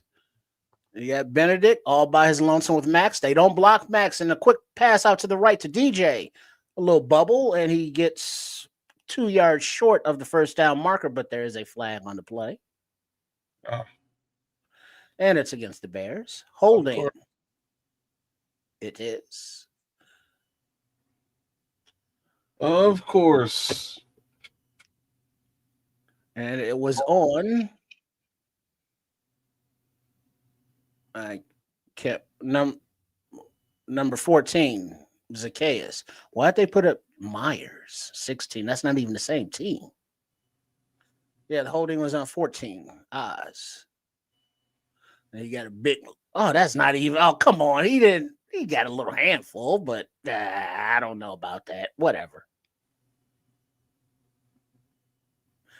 He didn't yank him down or turn him. He let go. 3rd and 19. Yeah, Gizmo back there in the shotgun. Looks like Swift to his right. And it's just a little inside handoff draw to Swift. And he is tackled in the backfield for a loss of about 2 by number 51, 4th down. Yeah, that was absolutely not a holding call, but it is what it is. Nothing I'm looking at it. All righty. 4-4-4 left in the first half as the field goal unit comes on. Taylor down to receive the snap. Santos back awaiting. Everybody's good. Everybody's good. Snap, clean, kick up, and it is good. The Bears close the gap by adding 3 points to bring the score Raiders 7, Bears 6. ATF asked the question, hey, what is going on with this offense? The offensive line is leaking right now, and the best thing I can tell you is they've located where they want to attack, and that's over there by Theo Benedict. there's only so many things you can do when you losing key players and enough key players are out. A team, even an average team or below average team, will find a weakness if it's one there, and they found the weakness, and that is over the side of Theo Benedict. They are just constantly attacking it, constantly. About that simple, right? If it ain't broke, don't fix it. It's broke, so it needs to be fixed. They're just running ruckshot right into Theo. They need to bolster You know, that. the bad thing about this kid is now the quarterback is getting nervous. Now he's getting a little bit. I can see it in his. He's just ready to defend himself as soon as he gets the ball in his hand. So is this the opportunity? Not the opportunity, but is this the time where Ozzy's like standing real close to the coaches, being in their line of sight, or is he like dipping like I don't want no parts of 98? It's got to be. It's got to be. They got to consider that at halftime. And then I don't know if that's a good answer because he's a rookie, number one. Number two is they chose Theo Benedict over him. So that's that's an indictment within itself. He should have been the first guy up when Darnell Wright got hurt, but he wasn't for a reason. We don't know that yet, but they may have to put that reason on the field. We just don't know yet, man. This ain't good. They gotta find some way to attack that side to keep Theo Benedict from having to deal with all that pressure. Well, it would help if there was a run game, but you know how that goes. Yeah, that's the big problem. That's the big problem. If we could actually run this football. They can't because Drew Dahlman's getting his butt kicked too. That'll come out. He's getting his butt whipped. Yeah, he is. That is true. All right. 4:22 remaining in the first half. Bears down by 1. Not down by law, but down by 1. As Santos kicks the ball away. And it is caught right at the goal line and returned up the left side numbers and knocked down by the berserker Daniel Hardy at the 35. Also assisting number 48 Jackson. Number 48 Jackson. Who the hell is number 48 Jackson? Daniel Hardy is on his way. He keeps it up. He's going to be a special team Pro Bowler. Who's Jackson? DeMarco Jackson. DeMarco, linebacker. Okay, got you. Mm. All right, 1st and 10. Smith under center. Genty behind him. Lone back. And you get number 1 in motion to the left. Hand off to Genty to the left. And he squirts his way through the offensive line. Breaks through and is in a foot race down the left sidelines with number 31 Byard, who wraps him up but misses a tackle as Genty steps out of it and jaunts to the end zone. Touchdown, Raiders. Thanks. Yeah, that's like exactly the stuff I didn't want to hear.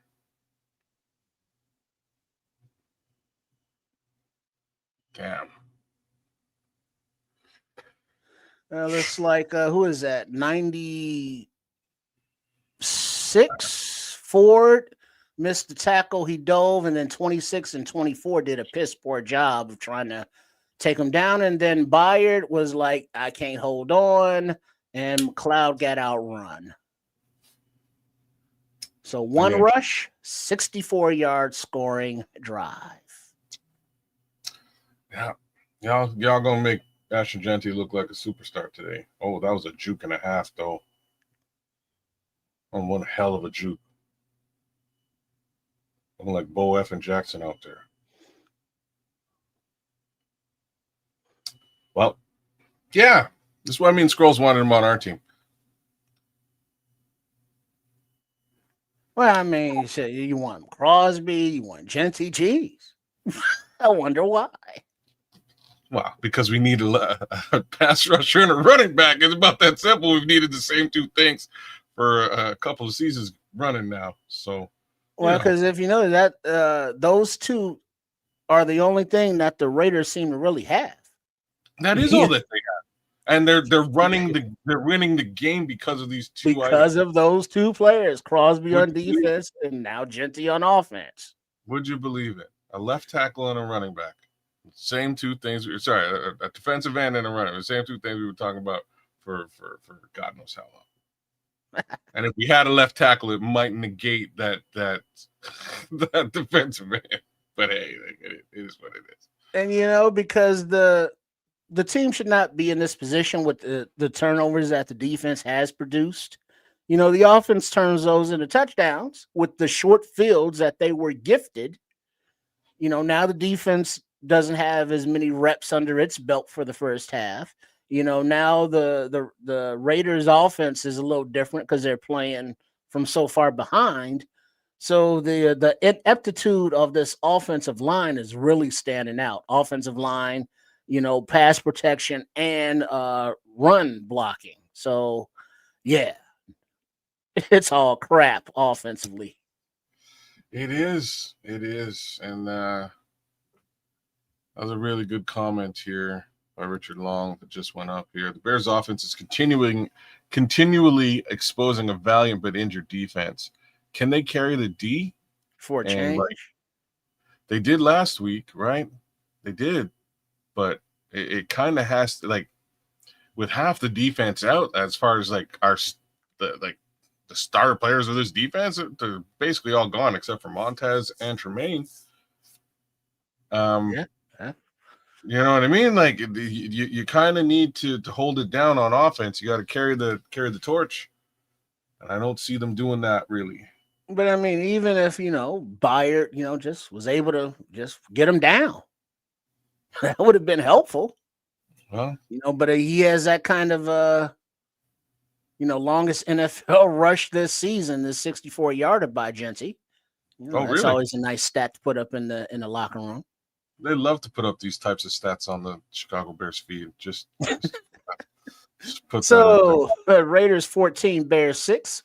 4 minutes, 3 seconds remaining in the second half. Kick is away, and it is caught or bounces to number 12, Double D at the goal line, and he returns it to about the 27, 28-yard line, where the Bears will take over.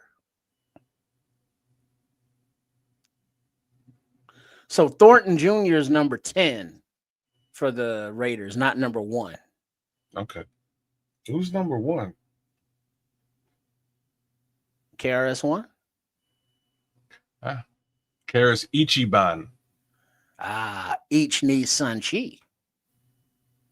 That too.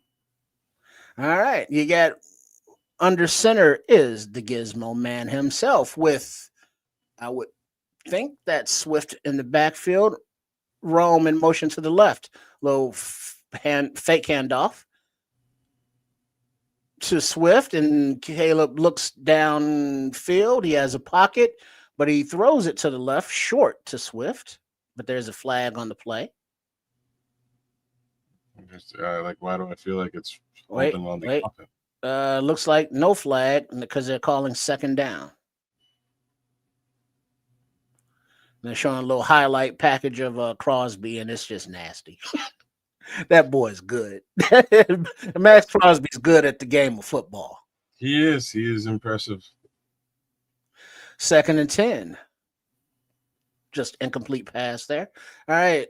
In the shotgun, passes away to the right, numbers complete to Komet, and he spun for a gain of about 12, 13 yards. First down. Bears. Ozzy Trapillo is in at right tackle. Are you kidding me? Boom. Well, it's not much of a boom, but let's hope it is. Shakalaka. He looked all right there. Boom, shakalaka, boom, shakalaka, boom, shakalaka, boom. Let's go, Ozzy. Let's go, Rook. What you got? The eagle had to be grounded. The eagle has been landed. You're right. Williams under center. Fake handoff. plenty of time in the pocket, and then he throws it to Swift, who he faked handed off to on the left side for a gain about 2-3 yards, and he's run out of bounds. 3 yards, 2nd and 7, 2:55 and ticking on the clock. So I guess he wasn't run out of bounds. I don't know. Clock stoppages or not. Look at Ozzy out there tucking in his jersey. Ha! Let's go, Ozzy. What's up, Rook? LB3 is on the field. Oh, snap. You know what? He's giving a little bit of the business right now. All right. You got Gizmo under center, I formation behind him.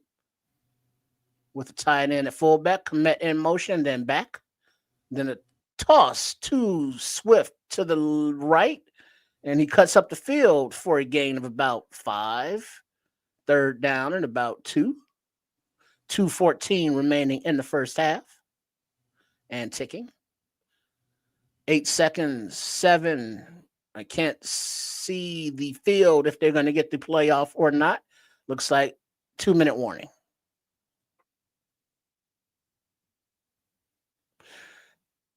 And I can read the lips of Ben Johnson.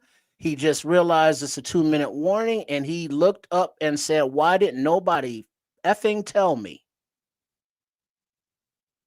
Because he was reading the play card, calling the play, and nobody told him that the clock was ticking, and he was not happy.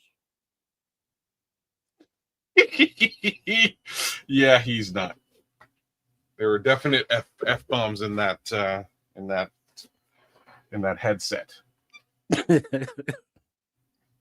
And I think that will be a note for future game management. Yeah. Lessons. Declan Doyle just got cussed out a little bit. Just a little bit. What the fuck do you do? Sorry, coach. Yeah. What Catfish Politics say? Man, listen. I love Kevin Byard, but this man has been exposed too many harems, and he not finna hold on to that young bull. All right, I guess he's not taking down Genty. That's not his thing. Well, you can't like. How about you gotta give strongest shit? How about Genty strongest shit in the lower body? Of course he is. He's been known for breaking tackles, but we're asking a 30-odd-year-old man who did chase the kid down to attempt to tackle to complete the tackle. It's a bit of a tough situation. But he did actually go like for the thighs. Yeah. Don't you go like a little bit lower?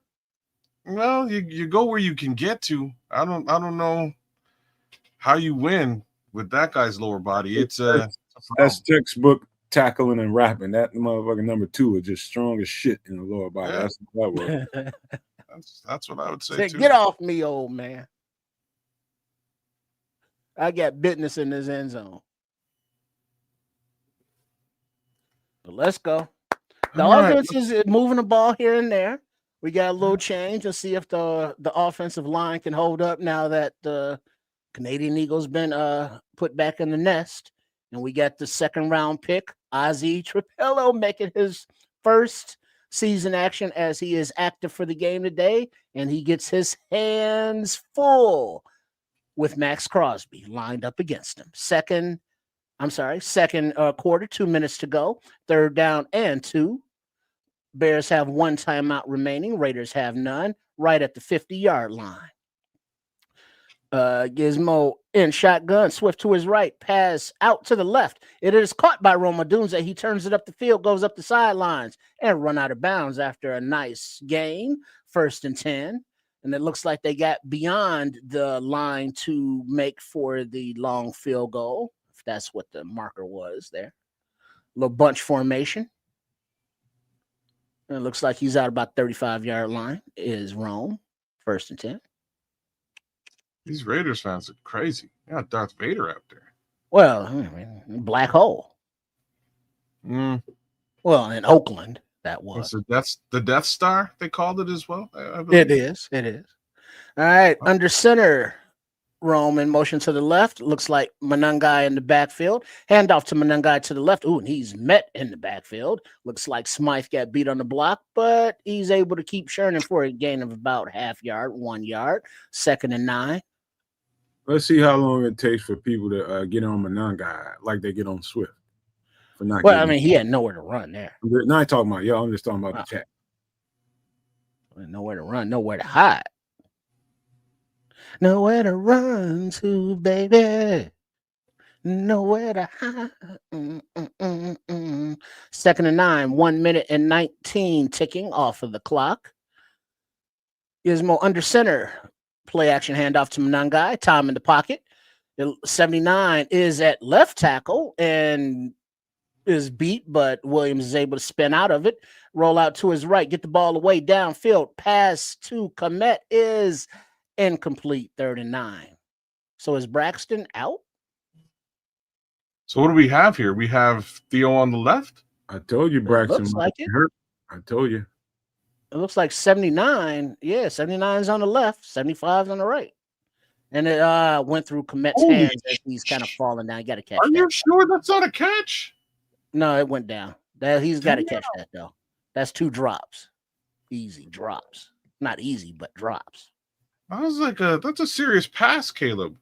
Yeah, watch the replay. You'll see it. Oh, yeah, he botched that. Damn it. Yeah, that should have been a catch, though, right? Should have been. Yeah, I hit him right in the hands. You gotta roll over with that. So is that twice today, or is that 3 times drops by Komet? Definitely 2 times. I'm not sure if there was a third, but go figure. 3rd and 9. 1:03 remaining in the second half. Neither team has a timeout remaining. Ben Johnson takes a deep breath, crosses his arms, and looks at the field. Not happy as he has that look he has. All right, Bears come out in shotgun, and we're focused on the ball. I can't see the damn play. All right, snaps away. There's a pocket. And the ball is high for a doomsday as he gets hit as the ball arrives. 4th and 9. He wasn't catching that ball, even if he didn't get hit. Uh-huh.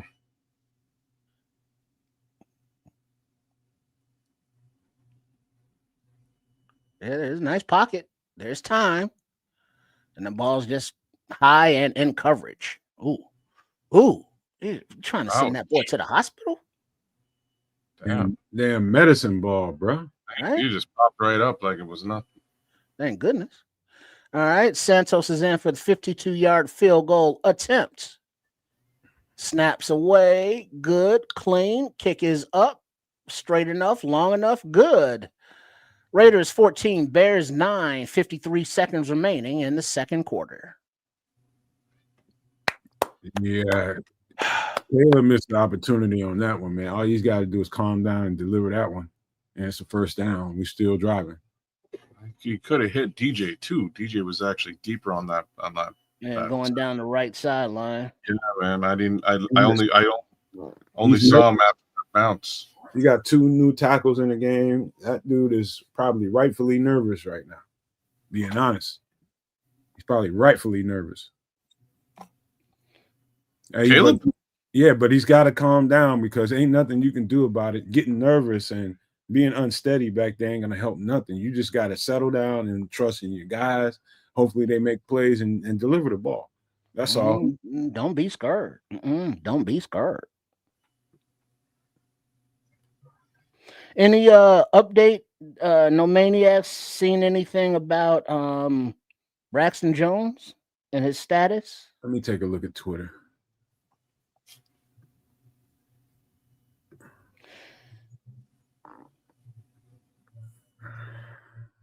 Ain't nothing but complaining going on here.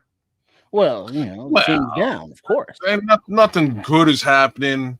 Nothing bad is happening. It's just kind of where it usually is, Let's just hope they can turn things around and get to where we need to get to. Because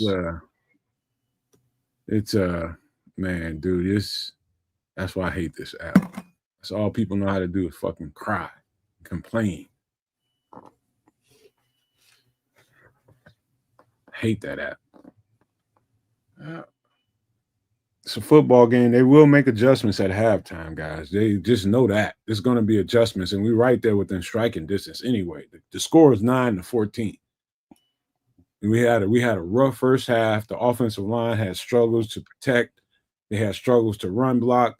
Let's see what kind of adjustments. If I'd go to some 13 personnel and kind of simplify the game, cut the field in half, give Caleb some easy throws, get him into some kind of rhythm. That's what I would do.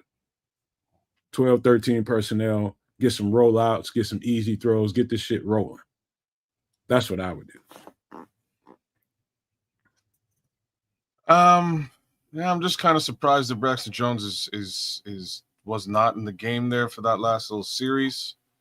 I'm wondering if we are stuck watching. And the Theo kickoff Ozzy goes to the goal line and returned up the left numbers to about the 32-yard line where he's tripped up. The returner is, but there is a flag on the play. Check out Marco King. He says Cairo is carrying us. Ouch. It's the truth, though. Yeah. And I couldn't argue with it. That's why I'm sort of holding return team. So back them up with 46 seconds remaining in the second half. Shit, if you got Santos on your fantasy team, you all good. By the way, I think what I saw when Braxton came up a little gimpy, I think he drove his shoulder into the ground. So that's what I expected is something arm and shoulder related. Well, I mean, not that injuries are good news, but it's not his ankle, at least, I guess. All right, Smith in the shotgun from the 15-yard line. And he throws it out to the left, number 16, a little screen, and he makes a move, and he gets about 5 yards before he's touched down there by Passanio, who's in the game at right defensive end. Pass to Ducci on the left-hand side. 2nd and 5. Smith takes the snap out of shotgun. Pocket collapses around him. He dumps it off a little short running back in the middle. And he makes a nice little 10-yard jaunt for first down and 10, 14, 13 seconds and ticking. 31 Mostert, the running back. And the ball is spiked from the 31-yard line with 7 seconds remaining in the half. 2nd down. Hey, fellas, give me a second. I'll be right back. All right.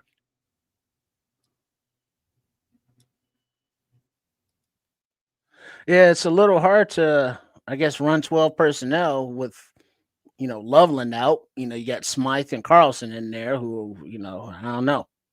All right, Smith and shotgun. Mostert to his right in the backfield. 3-man rush from the Bears. A little inside draw that goes straight forward for a gain about 14 yards. That will take us to halftime with the score: Raiders 14, the Bears 9. Well, all right, y'all. Everybody needs to cool out. Be cool. Cool. It's not a blowout like it was last week, or a blowout like it was a couple of weeks ago. It's a football game, damn it. It's a football game. Things need to be figured out. Ouch. Yeah, things need to be figured out. They're gonna go into the locker room. They're gonna figure them out, and they're gonna come back. And I think the figuring out, unfortunately, is going to look like Theo Bennett on the left-hand side and Ozzy Trapillo on the right. I do have to say, though, Ozzy didn't look quite as out of his depth as a Canadian Eagle was looking at that right-hand side. Same token, Canadian Eagle back on the left-hand side looked a little bit better over there too. But one more again, we're talking about Maxx Crosby, right? Like, it's going to be tough for either one of these guys in that particular position to hold down the fort. So I'm not. I don't think all is lost, and I don't think any of y'all should think that either. This game is still in hand. ATF, what's going on with Caleb is real simple. He's running for his life because that offensive line is not doing what they need to do to hold it down. It's about that simple, man. I'm with you, kids. I'm with you, bro. That's it, man. He's squirrely, if you will. And I would be squirrely too if Maxx Crosby is breaking up screen passes repeatedly. Right, like that's they gotta do something about that. So we'll see what that looks like when they come back. But yeah, that's my 2 cents on what we've seen so far. I will also add in, you mentioned it too, no man. Drew Dalman is not having a great game either. That interior pass rush is also collapsing the pocket, and without any of that, running the ball is also going to be extremely hard. My overall sense of what's going on, they don't see the Chicago Bears. I think that with the removal of, the injury of Darnell Wright, that has opened up a portal for the Raiders, and that because they played games with that and they attacked that side, that's given the whole team a whole bunch of breath of fresh air, and so. It didn't even take until halftime for them to decide to get Theo Benedict out. Not that it was all Theo Benedict's fault, but he just couldn't hold up at times. He just couldn't sit down and couldn't anchor. And that was the best thing that they could have done under the circumstances, was get him out of here. I'm not blaming it all on Theo Benedict. It was other problems too. What I'm saying is that gave that team energy. Them making some adjustments at halftime, going maybe with some 12, 13 personnel, cutting the field in half, and kind of getting this quarterback into a rhythm, I think will change everything. We're right there in striking distance anyway. Just get the quarterbacks in rhythm, get them some confidence, and I think we'll be fine. You don't want to start. You don't want to start your second year tackle in his first game appearance out of position against one of the best pass rushers in the league. It's just, it strangely happened to everybody's friend Karan Amagaji a year ago as well. Like it's just not the best situation. But in any event, he's not doing great out there. I think moving him over is a better move, but at the same time, this leads me to question things a little bit. If Braxton's out there and he's doing well, I just don't. Braxton got hurt, bro. Sorry, my bad. Ozzy, pardon me. Sorry, Ozzy. But if Ozzy's out there and he's holding it down, I'm a little bit confused as to their evaluation of Ozzy Trapillo and why Ozzy Trapillo's been a healthy scratch these last couple of weeks, or why he hasn't even been considered at that right tackle position. What are your thoughts on that, no man? He's not ready. Like I've been saying, he's out there. He's doing all right now. I mean, he has to be out there right now because they needed an option. They needed an option because Theo Benedict was overwhelmed over there. They were literally, there's a trio of about 3 of them on every play deciding who's going to do what. The defensive coordinator didn't even have to call plays. They can just decide how they want to attack that side. And so whether you thought Ozzy Trapillo, obviously he wasn't ready in their opinion, or he would have been out there before Theo Benedict, right? So obviously he's not ready. And so now you have no choice, ready or not, here he comes. You got to play now. And this is trial by fire for him. And so hopefully he'll be able to hold up a little bit better than Theo did and get this quarterback a little bit more comfortable and a little bit more into a rhythm.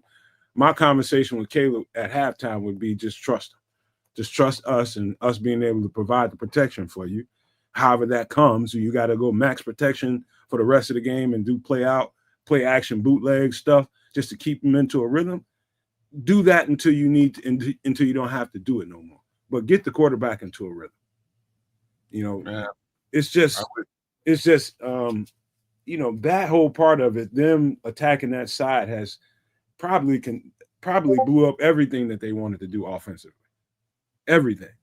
So that shit went by the wayside. So this is what halftime is for, making adjustments, man. Yeah. I just wish we had a bloody run game, man. Damn it. A reliable run game would really kick into gear right now. How about we don't have the proper run blocking going on? No running back is doing any good, man. It ain't the running backs. You're right.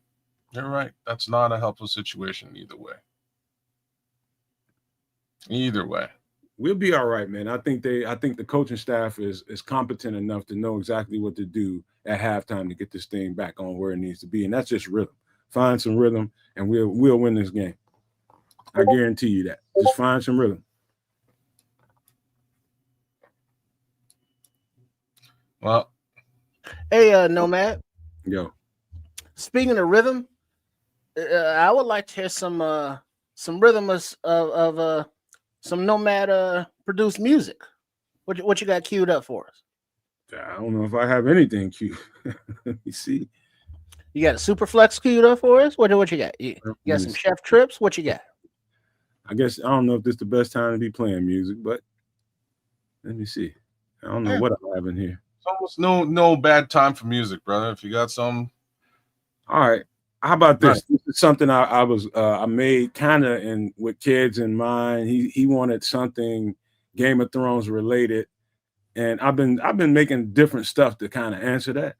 So this one is, so if you watch Game of Thrones, if you're a fan of Game of Thrones, then you know the Red Wedding was a certain type of event that happened during that show that was huge. And so what I did was compose something that had some kind of the kind of sound effects. I'll just play it. How about that instead of talking too much? That works. Thanks.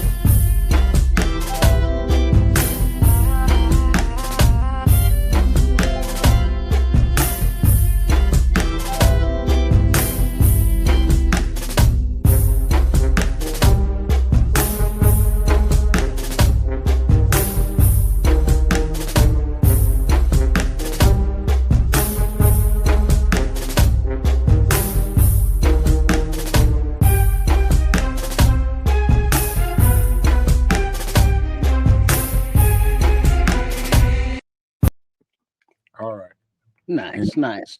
Little musical interlude brought to you by Nomad. And just for the record, just so you guys out here, we got fans of all kinds. They come all across the spectrum with different flavors, different tastes. Just to let you know, we got some range over here on the Nomad Network. For all you people that like a little rock and roll, this one's for y'all.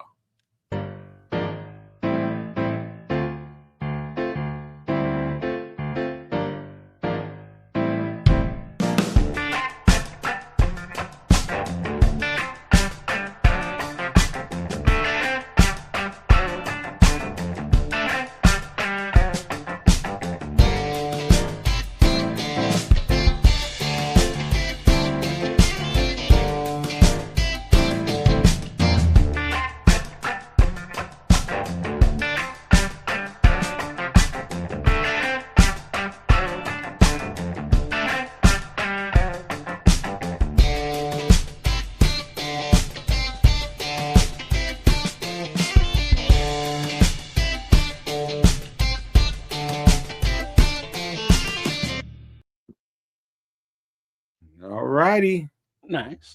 I can keep going if you want me to. Well, you got the Nomad Network, and there's a bevy of programming. So before we get back to music, show us a little something about some Superflex or some MF in the kitchen.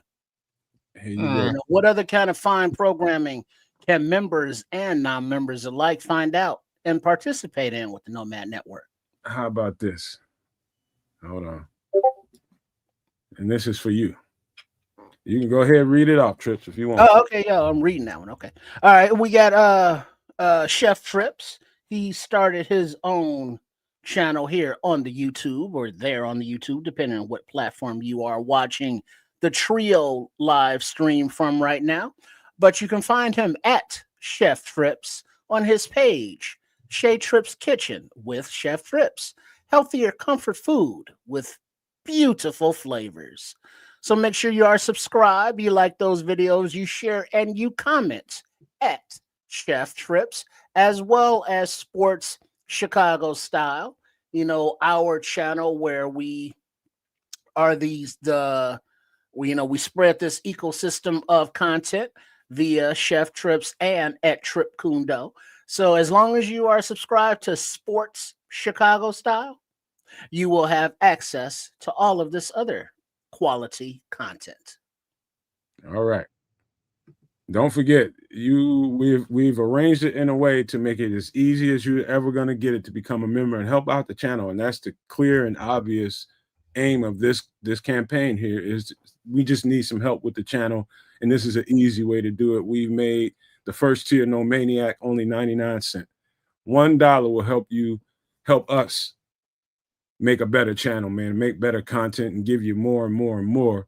I want to say some stuff right now about, some of the other content that we want to bring you all, but I cannot speak to that right now because we need time to make sure that's exactly what it needs to be. So just know, go to the channel, go to the YouTube channel, or just scan this code right here. It'll take you right to where you need to be and just join where it says memberships. Just hit that button and help us out with the channel, man. We appreciate it more than you guys know right about now. So we really need it. And so to be a super No Maniac, if you want to really be generous, grab a $4.99 membership, man. Grab a $4.99 membership and help us out with the channel. We would really, really appreciate that. And right before we get ready to get back into the second half, let me throw another quick one out here for you all. And Trip, you stop me if all right, the kickoff is out. So we don't have time.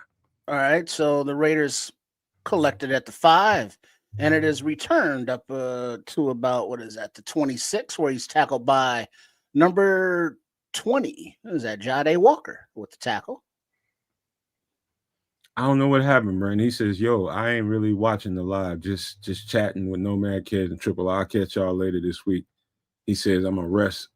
He said, I'm going to watch the rest of the game. I don't blame you, man. I think it's going to be better this second half, though, Brandon, by the way. I do. A lot better. Right. You got Smith in the shotgun, 1st and 10. Genty to his right in the backfield. Bears showing a little pressure, and they stack the line. You got number 99 in there under pressure, and the ball's away. Picked off by 29, Tyreek Stevenson, and he's wrestled down. 1st down, Bears. I'm looking at the play now, Trip. I'm getting ready to look at it anyway.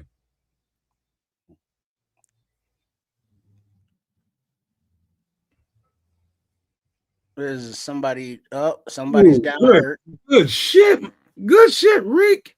All right, Tyreek Stevenson is still down on the field.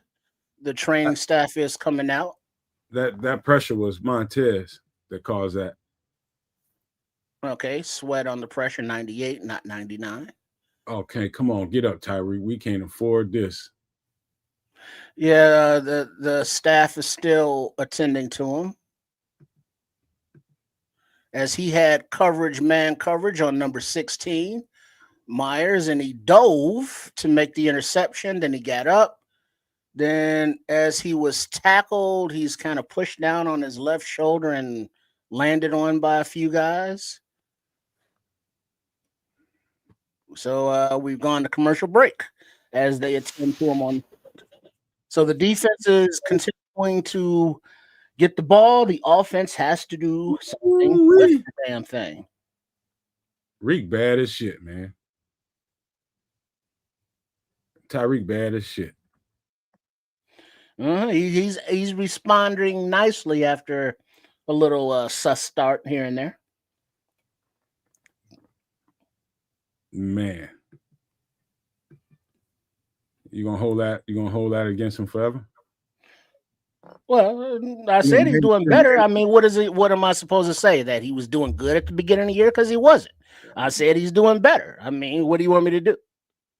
Yeah. If you don't want me to say he was playing bad at the beginning of the year, he shouldn't have been playing bad at the beginning of the year.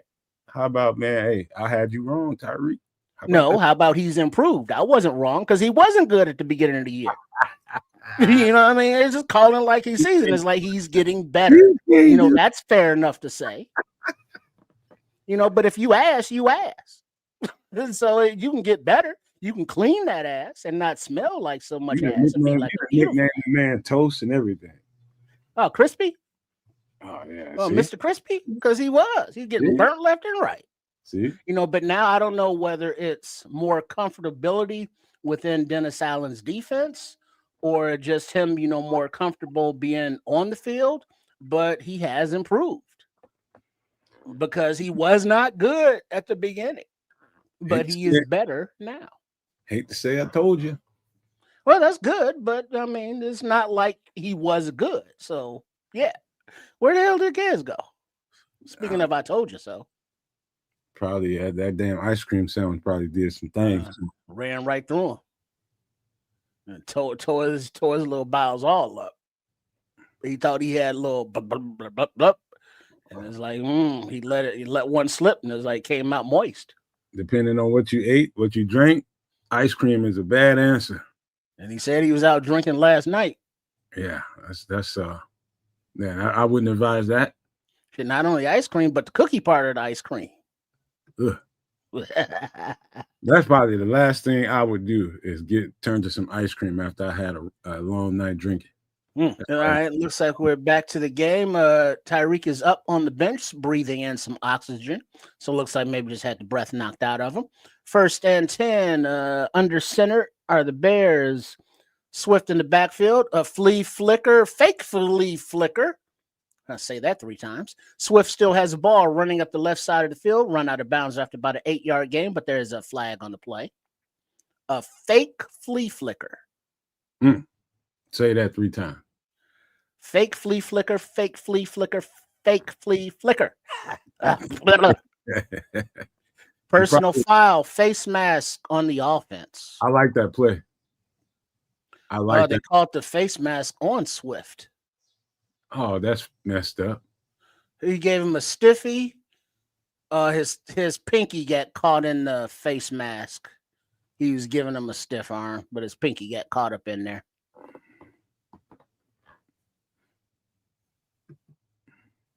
I'm still locked in on what Tyreek did. That was a hell of a play, boy.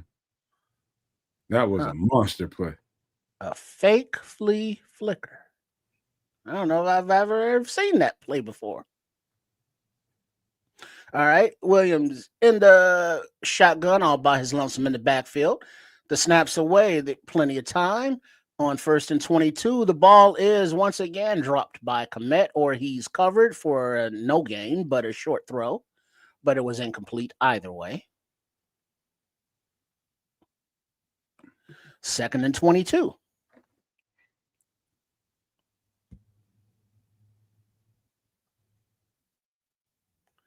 And we still got Ozzy at right tackle. And you still got Theo at left tackle. Williams in the shotgun, balls back and away to the left, numbers complete to DJ Moore, his first reception, I believe, of the day. 3rd down after a nice gain. 3rd down and 5.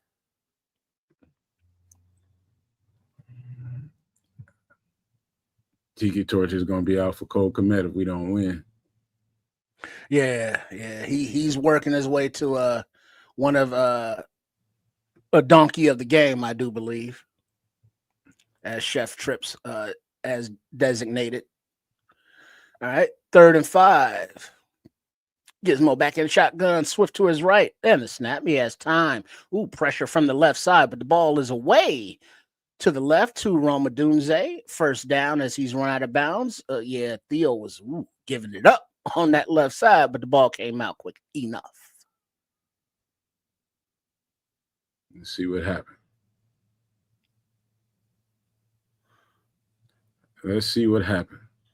Got beat to the outside. Yeah, they're gonna pick on Theo wherever he at. He got his ass whipped to the outside. All right. Under center is the Gizmo and Manangai Swift in the backfield runs to the left for a gain of about 3. Second down. Smythe out there at tight end as well. John M. Smythe. Gonna get you some nice top shelf furniture. Oh, there's kids. Everything came out all right, I hope. They got some 12 personnel going on right now. That's helping out a little bit. All right. Second down and 7 from the good kids. I'm out. From the 27-yard line. Gizmo under center, but there's a stoppage of play because of a flag. Ball start on the left side of the offensive line. Number 79. Theo's having a rough game. And what button? No, they're pointing to 79, but on the screen they put number 4, Swift. I don't know what the hell's going on in their graphics room today. Somebody drunk, hungover or something. I don't know. All right. In shotgun, Swift to the left, 2nd and 12 from the 27-yard line. And the snap, clean pocket up, pocket collapses. Gizmo escapes to his right. Eddie rolls out, looking, and he throws the ball before he hops out of bounds. Incomplete. Incomplete 3rd and 12, because it looked like he may have stepped out of bounds before he threw it, but the ball was out. The pressure. Theo's having a rough game, man. It was like a little delayed blitz from the right side, but there was just nobody to throw it to because Williams got out to the right flat. All right, and shotgun 3rd and 12. Snaps away, blitz coming. Balls away, across. Rome, numbers, caught. Touchdown, Bears. Rome Odunze with the TD catch from the Gizmo, Caleb Williams. That's kind of Bears 15, Raiders 14. PA attempt coming. Wow, kind of need to see this. Oh, wow. Nice ass throw. Beautiful throw. On the blitz coming. Mm-hmm. Great route run, too, bro. I told y'all, calm down. Calm down. I'm not talking to you two. I'm just talking about the chat. Calm down. All right, scoring drive. 40 yards, 2 rushes, 5 passes, 3 minutes and 5 seconds. PA attempt is snapped. Clean operation, up and good. Bears 16, Raiders 14, 11:38 remaining in the game. I'm sorry, in the third quarter. As Rome catches that on a little in on the left numbers and walks into the end zone untouched. Nice blitz beater play. They provided just enough pass pro for him to get that off. Give Theo some credit on that pass protection. And Cole Komet too, man. They both stepped up. So same with Ozzy, man. Ozzy deserves it too. All 3 of those guys out there provided just clean enough a pocket that Caleb could get that thing off. And one more for the good guys, TD, bro. That's great. It's good. I told y'all they're gonna make some adjustments in the second half, man. They're gonna get better pass pro. They basically going max pro, putting 2 and 3 tight ends out there at a time, and that's exactly what they should be doing to help out these tackles, man. They're rookies, man. It's about that simple. And they're up against one of the best pass rushers in the league. You got to give them a little bit of help today. That's it. Just a little bit of help, a little bit of patience. These guys will get there. You know? That throw was a rope right into Rome just sat right down there in coverage, and Caleb roped that motherfucker in there. Like I said, beautiful pass. Well well fleshed out. But as you can see, the line held up very well on that play.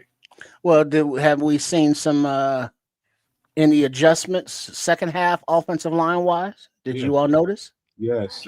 What changed? 12 and 13 personnel. 12 and 13 personnel, keeping the tight ends in the block a little bit more to help out, because it's a lot of leakage, man. And first of all, we got to give Tyreek Stevenson credit for changing the momentum with that big play. Give him credit, and they capitalize on it like they're supposed to. What did I miss? Tyreek got a pick. No kidding. So are we saying 3 picks already on the day? Yeah, 2 by Byard, 1 Stevenson. Damn. And finally they capitalize on it. That's beautiful. That's okay, y'all. Like I was saying, I wasn't out on this game or anything like that. This game was still in hand. All right, kicks away. Raiders accepted at the 4. Mostert runs it back up to about the 31, where 48 and 36 fall on him. Jackson and don't call him Mr. Biles Owens, but there's a flag on the return.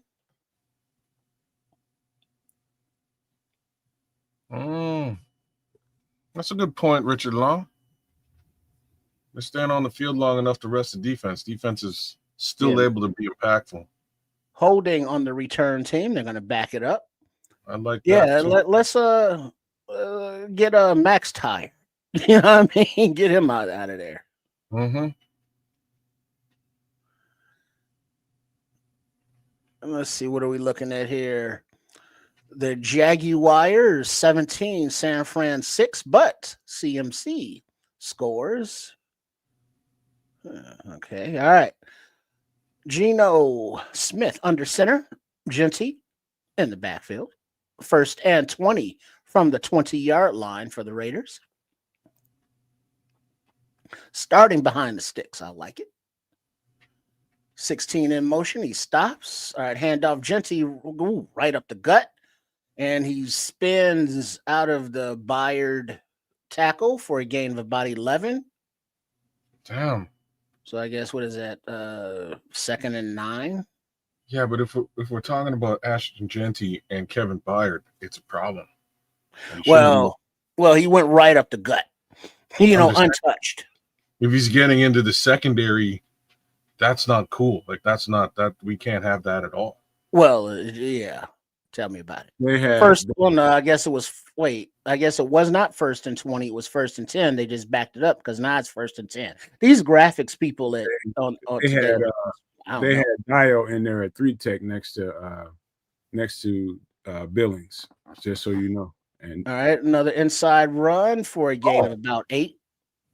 Where's Dex? Not in. Weird. Again. They're gonna run the ball. Well, that's what they're doing. Maybe they're running because he's not in the game. No, he's in the game. Dex is back out there. He's back out there. 99, 98, 97, and 55 on the defensive line. Yeah. So the starting 4. You got Edmonds showing a little pressure. You got a handoff to Genty, and he runs on the right side, wrapped up by Sweat and the team, but keeps those legs churning. And a little rugby scrum push forward for about a gain of 4, 1st down.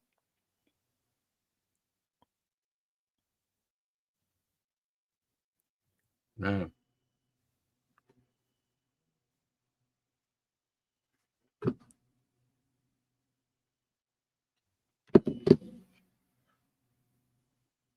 All right, let's see. 1st and 10 as the Raiders come out to run a play in the shotgun. Genty to the right in the backfield. And the snap, little fake handoff inside, little throw to the right to a tight end. And he gets a block and springs him up the right sideline for a substantial gain by Bowers. Another 1st down. Damn.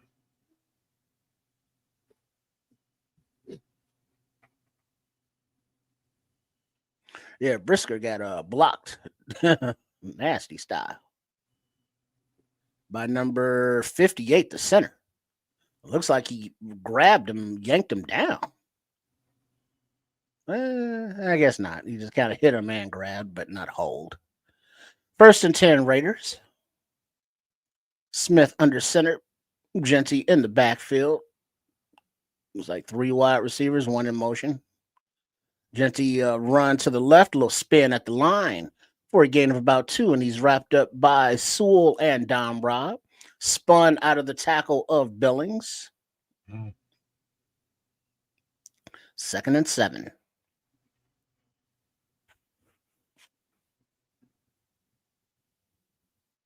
Saw some helmet to helmet action out there with Jaquan, man. You got to be careful. Yeah. Ooh. Okay, Dom Rob.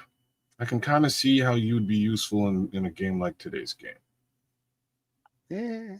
Let's see. A little bit of motor, a little bit of athleticism. I don't see. All right, little jet to number 1 to the left, and he's pushed out of bounds by Stevenson after a gain of about 4. 3rd down.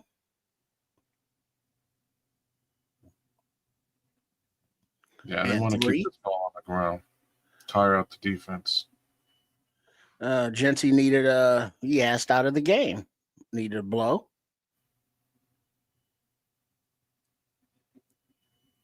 Really?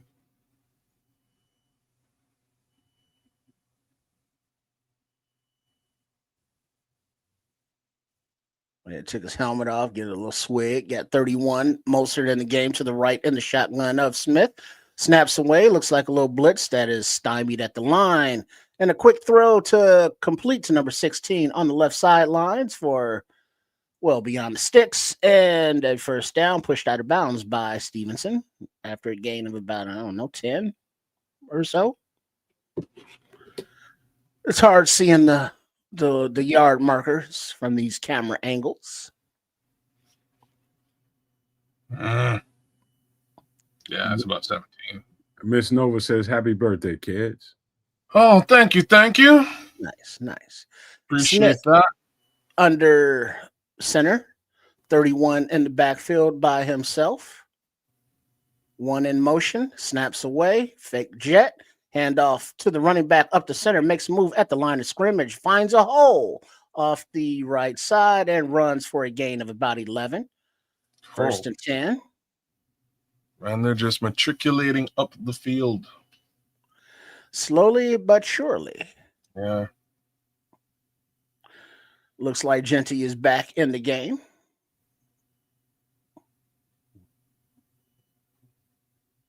Oh, damn. Yeah, Raheem Mostert's not like a joke either. He's a real running back. All right, Smith in the shotgun from the 8-yard line. 9-yard line. Genty shifts to the left in the backfield, handoff, and he runs to the right and kind of stymied there by Dex at the line of scrimmage. And Deo and Edmonds and Sewell, and there's a flag on the play against the Raiders.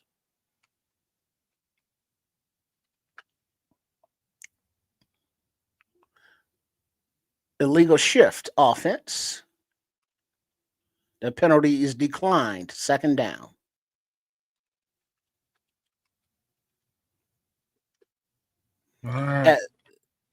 As we are at 5 minutes and 40 seconds remaining in the 3rd quarter, the Raiders are 2nd and goal from the 9-yard line.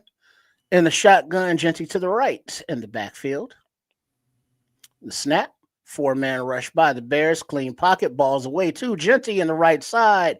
Caught at the 3. Tremaine Edmonds misses the tackle. Genty spins into the end zone. Touchdown. Well, not what I wanted to hear, but it is what it is. Raiders now have 20. Bears 16. PAT attempt remaining. As Genty just ran a little route out of the backfield there. And Edmonds in coverage. He's tough to tackle, man. Guys are just bouncing off his lower quarters. And then Stevenson gave him a little tap as he's crossing the goal line. The Raiders are lining up. Extra point. Man. And the snap. Clean operation. Kick is up right down the middle. Raiders 21, Bears 16. 5:23 remaining in the third quarter. All I can say is Ashton Genty is a uniquely strong individual from the waist down, man. The open field tackles, he's just breaking open field one-on-one tackles, man. I mean, just like Bayer, Tremaine had him wrapped up. He just ran right through it. He's just strong as shit. Strong as shit, man. It ain't bad tackling, James. It's just the motherfucker's stronger than the tackles. He's strong, man. Yeah, it's gonna be a little battle. So the offense is definitely gonna have to keep its foot on the gas and keep it going. But speaking of foot on the gas, something that will not give you gas. Hello, this is Chef Trips.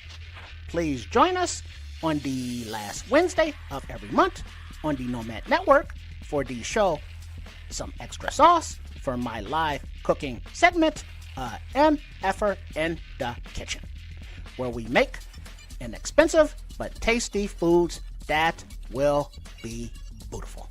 And I look forward to seeing you there. So make sure you join the chef himself, Chef Trips, for MFR in the Kitchen, Extra Sauce. You know him, you love him, you support him. So make sure you are supporting him over at his YouTube channel at Chef Trips. Much appreciated. And while we still got a moment real quick, we're at like 98 subs at Sports Chicago Style. And it's like, all right, once we crest that 100 milestone, I'm going to do more lives, more, breaking news, more interviews, having guests and such, as well as, the great content that we already have out. So we're just going to increase it as the numbers keep growing. Much appreciated for all the support, for all the people that have subscribed at Sports Chicago Style. If you have not done so, please do so. To Scrolls' point, I'm going to read what he says. He says, this team does have an issue with tackling. I noticed it during the Minnesota game. Part of the reason we can't stop the run. I'm not going to say they don't have a tackling problem. I'm saying today, the tackling problem is the strength of that number two's lower body. He's just strong, and they just whipping right off of him. From experience, I know those guys that are really built well, and he's already built low to the ground.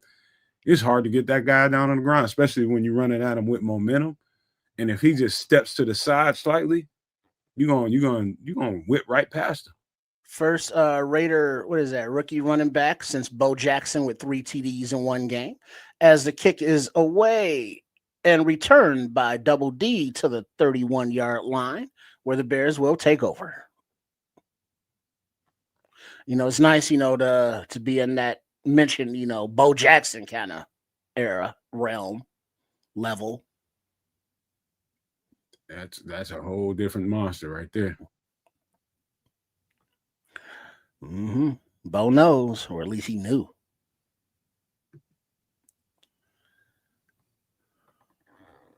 All right, Bears under center.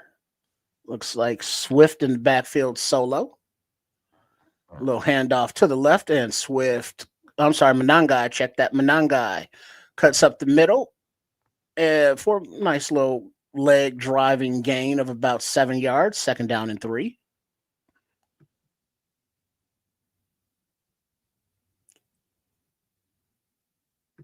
Tell me about it, Tim. We ain't worried about not winning this game. We're going to win this motherfucker. Don't worry about it.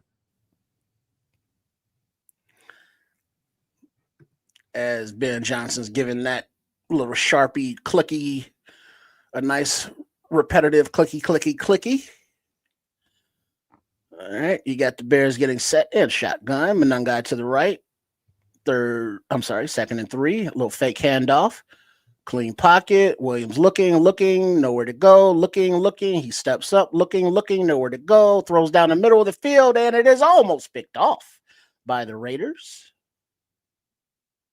It was an open guy, but the safety's closing up and almost picked that. Let me see what happened here. 3rd and 3.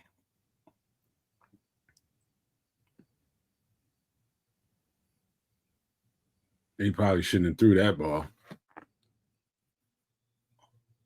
Probably shouldn't have threw that one. You got back across your body, across the middle to the middle of the field. Not supposed to throw that, huh?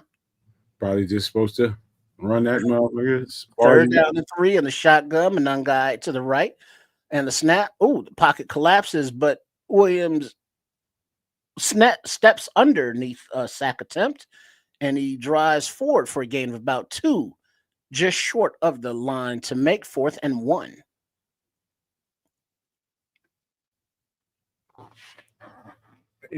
They got to punt it, unfortunately. But let's see what they do. Well, there's a timeout on the field because there's a Raider down, so there will be a discussion. I'd go for it here. I'd go for it here, but I can understand if they didn't. I'd definitely go for it. This is giving your team some confidence right here. And it looks like where are they at? The 40-yard line? Where are they at on the field? I can't see it. They're somewhere around the 40, 45. Yeah, and they're looking at that Raiders player's left leg, knee area. So there's a timeout on the game there.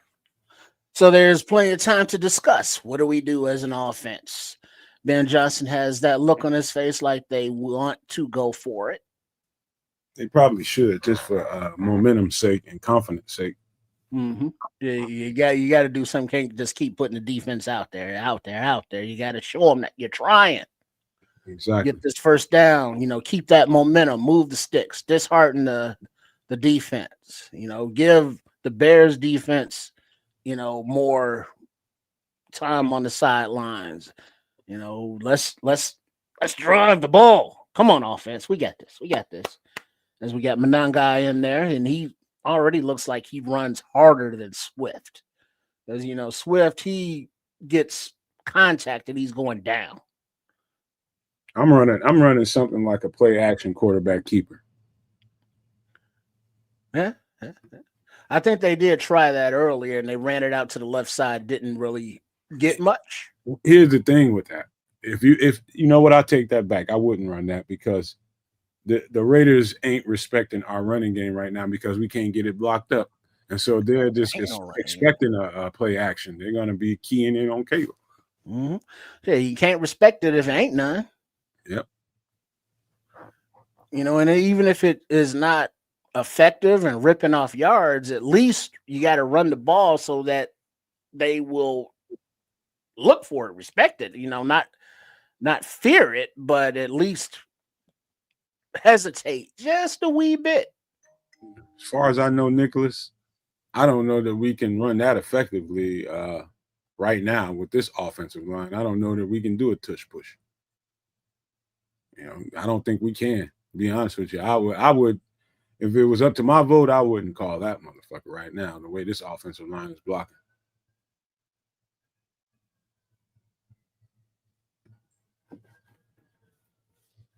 Yeah.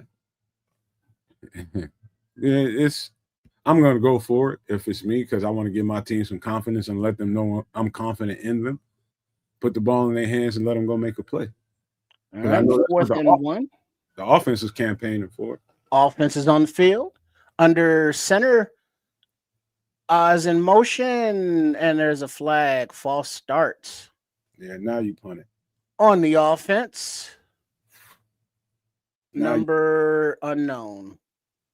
Cole Kmet, 85. Now you punt the ball. All right, Cole Kmet drops and false starts. All right, Mr. Veteran tight end. Yeah, he moved. And it looks like it was going to be a pass. Play action, little boot to the right. But it never happened because of penalties. 6 for 46 yards, 3 for 30. And the more penalties, that would be the Bears. Punts away, bounds at the 7, and rolls to the 2 where it dies and picked up by Owens. So the Raiders will take over 1st and 10 from the 2-yard line, but there is another flag on the play. let me answer Super Nomaniac. Timothy Bazemore. He says, "Hey, Nomad kids, trips. Do you think we not? You think we not going to trade for a running back? You know what? To be honest with you, if there's a running back, and I think we got a couple more games to decide whether or not like a certain team or two might not be going anywhere, and they might have a running back available for trade because they might need to change some things around. You know what I mean? You never know what team that might be, but I definitely think we ought to be in that market. And whether or not they do it, that's a good question. Yeah, and it also depends on who's available, what the other team wants for them and how they fit going forward. Obviously, if they want to trade for them, they should fit. All right. There was a flag on the play that was holding on the Raiders, so they will take half the distance, which is a yard. So 1st and 10 from the 1 yard line. 3 minutes, 31 seconds remaining in the third quarter. Raiders 21, Bears 16. You got Smith under center, Genty in the backfield, which is the end zone.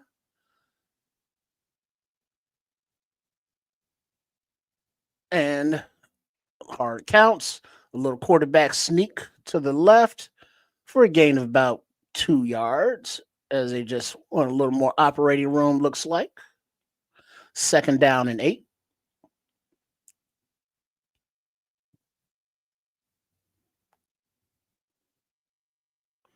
Dennis Allen pacing the sidelines, calling in the plays. Working out that gum. Kind of got that Billy Donovan bubble gum chew going, but it's not bubble gum. All right, 2nd and 8. Raiders are under center. Genty in the backfield. Number 1 offset in the backfield to the left. Genty, a little run to the left. And he is stopped right at the line of scrimmage by the entire defense. 96 leading the way. Big number 4. Brisker, Sewell all in there. Like Sweat. 3rd down and 8.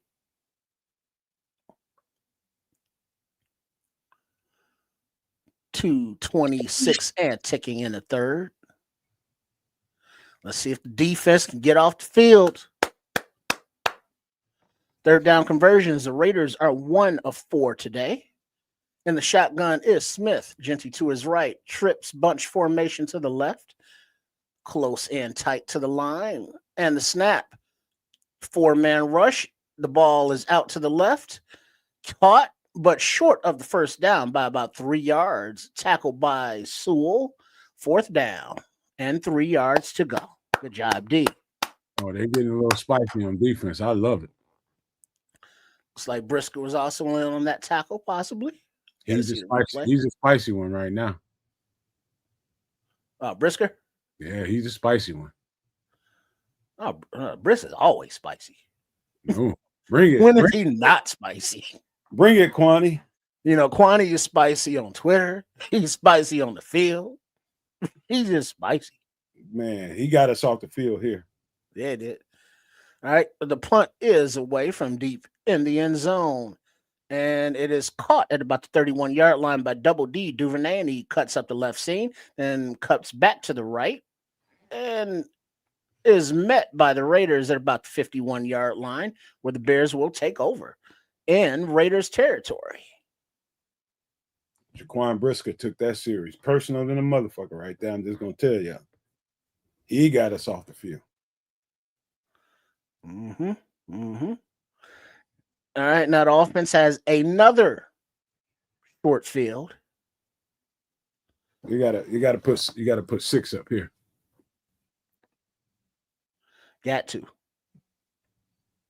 Defense got you off the field, gave you good field position. It's time to put 6 up. All right, 1st and 10. Gizmo back there in the shotgun. A quick pass out to LB3 to the left. As there is nowhere to go, he makes a man miss, but falls down and tackled right at the line of scrimmage. Believe that's the first reception by LB3. Why ain't they going to DJ Moore is pissing me off. Yeah, he's had 1 reception today. I think 1, maybe 2. They got DJ out there blocking. That wasn't a bubble screen. All right, under center. It looks like I guess that's Manungai in the backfield by himself. A little pitch to Manungai as he cuts up the left side. Makes a man miss at the line of scrimmage and gains about 9 yards. A nice hard run, Manungai. 3rd down and 1. As the clock is ticking with the 3rd quarter down to 10 seconds, and they are huddled up. So I do not believe there will be another play before the 4th quarter. As we go to the final quarter, Raiders up 21 over the Bears 16. Nice run by Manungai there, man. Just nice aggressive run. But yeah, I want to know what the fuck they got, what problem they got with DJ Moore. Not having him being a part of this game. I don't dig that shit. He's too goddamn good not to have him be a focal point in what they're doing. He's too good. Well, what are they doing today that anybody's a focal point? What'd you say now? No, what if you look at today's game, who has been a focal point? It wasn't the running game. It wasn't DJ. Can't say it was Rome. Can't say it was the tight ends. What was the focal point today so far? Yeah, he's the focal point is trying to get him comfortable. Caleb Williams comfortable, but they haven't, here and there, they've been able to string a couple of plays together. They haven't been able to do anything consistently. And so the offense is just like on, it's off. And so, pass protection, all that kind of stuff is gonna. I don't know that he feels that comfortable even throwing the ball right now. Well, like Richard Long is saying, Komet was the focal point. Yeah, I could agree with that, Richard, because they have targeted him quite a bit. And he's got those drops that were huge. At the time they were chain movers. In crucial times. That no, and then the penalty, and you don't want penalties from your Komet guy. It's like, I'm not excusing it, but if Theo, which he did, had a penalty is one thing, or Ozzie had a penalty, which he has not, is different. But damn, Cole. I just don't like the not you. DJ is the best player you got on the offense. He's the best player on the offense. Use him. Find him, get him one-on-one, and use him. Throw the fucking ball to him. Throw the goddamn ball to him. You got him out here blocking 24/7. That's some, I don't know, some personal shit going on or something. I don't get that. Yeah, I don't know. This is one of those games where it's like you're gonna have happy DJ or pouty DJ. If the team wins, okay DJ, but still maybe a little bit like, damn, what did I really do today? Man, the guy is out there blocking. He's doing whatever they're asking him to do. This just can't get the ball. There's some coaching shit going on. All right, Vegas has scored 7-7 in all 3 quarters. All right, and the shotgun little toss to the left to Swift as he gets outside and runs down the left sideline for a nice gain of about 15 yards. 1st and 10. 15 or so, estimated.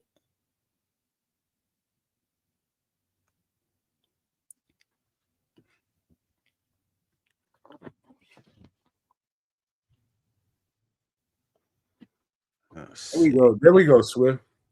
There we go. That's his thing, outside. Get something cracking. All right.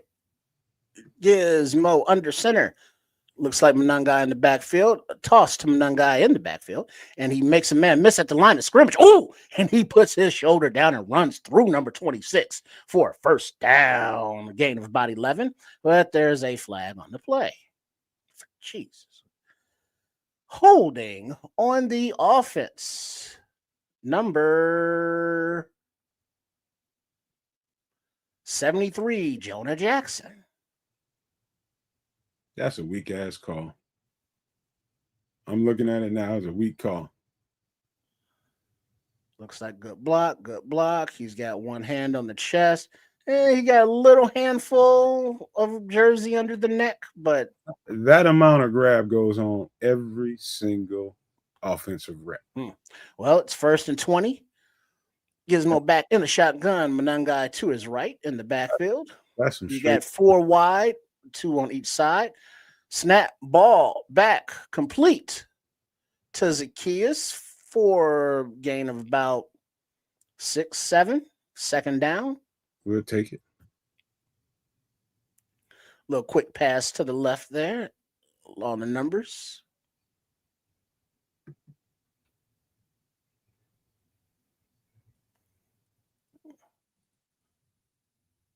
All righty, let's coming out. Second down.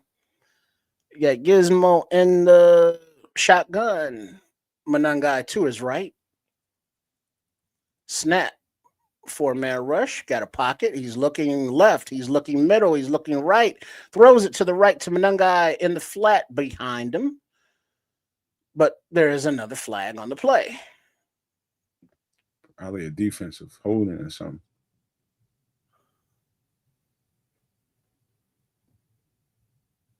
The flag before the pass. Illegal contact. Defense. Jermaine Pratt, number 57 there, linebacker. Automatic. First down. It looks like 57 chucks Cole Kmet after 5 yards. Like I said, this is our game to win right here. All right, you got Gizmo in the backfield all by his lonesome.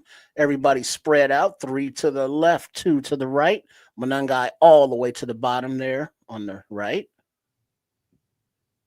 And the snap, 4-man rush, pocket, balls away quickly along the right numbers. Complete to Zacchaeus, who's immediately smacked down after a gain of 5, 2nd and 5. Pola Mayo with the tackle. Pola Mayo.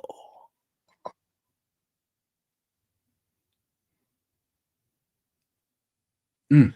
12:44 and ticking remaining in the game. Gizmo in the shotgun. Looks like DJ Moore in the backfield to his right. And the snap. 5-man rush. Ball's away, and Crosby backs away and spikes the ball like he's playing volleyball. 3rd down and 5. Maxx Crosby, he rushed Ozzie, and then he looked at Caleb, saw Caleb back to pass, stopped his rush, jumped and put his arms up and batted the ball down. That's smart pass rushing right there. Smart pass rushing. He's just being he's just affecting the game. All right. Oh, the quick snap or low snap with 3rd and 5 and the play clock ticking, and it gets beyond Caleb for about 20 yards, and he falls on it back at the 35-yard line, 4th down. Man. I don't know what the hell that was because the camera wasn't on him. Looks like Dahlman snapped it like down by Caleb's left ankle. He snapped it before he was ready, man. Something was wrong with the cadence there. Yeah. So now it's 4th and 25 with Santos on for a field goal attempt of 51 yards. Clean snap, hold, kick up, right down the middle. So the Bears get 3 points again to close the score. Bears 19, Raiders 21. Clear miscommunication between the center and quarterback. That typically, just by the way the line moved, kind of in unison, everybody on the right side moved at the same time. That was something with Caleb's cadence or whatever the snap count was supposed to be. The center heard something and he triggered. Period. So, too many self-inflicted mistakes, drops, penalties, missed blocks, missed tackles, missed assignments on both sides of the ball. And this team isn't good enough to overcome those things. Now, the defense has been able to step up and, get as many turnovers as they've had today. But the offense just ain't been able to do nothing with him except threes. You know, it's still a ball game. It's still close. It's still winnable, but it should not be this close right now. Without the self-inflicted mistakes, you know, there should be a easy win. Guarantee you, when they ask Ben Johnson about that, he's going to say something about miscommunication between the quarterback and the center. And that's just him not wanting to point the finger at cadence. Or however you delivering the cadence, it triggered the center to snap the ball earlier than you were ready for. That's all. And that ain't the worst thing in the world, but it also had to do with the play clock ticking down. Because the TV view, they had a different angle going on showing something else. But by the time they get back to the actual snap, the ball was already going by Caleb, and the play clock was like at 1. Hey, I just wish, and this, don't be so touch sensitive to true play. And we're just analyzing what we saw. We ain't trying to point the finger at nobody. Don't be so sensitive if Caleb fucks up and does something wrong. Sometimes he will. Every now and again he will. You know what I mean? So I'm not saying that any of that was his fault, but it did look like it live during the play. So don't be so goddamn touch sensitive about him making a mistake. It's just a fucking mistake. That's all. Don't worry about it. Pinball Hall of Fame. Old school pinball machines. I tilt you some bitch. All right. The kick is away. Caught at the 4-yard line by 31 Mostert. Returned up the left seam. And Roschon Johnson. Look at you making a tackle on special teams.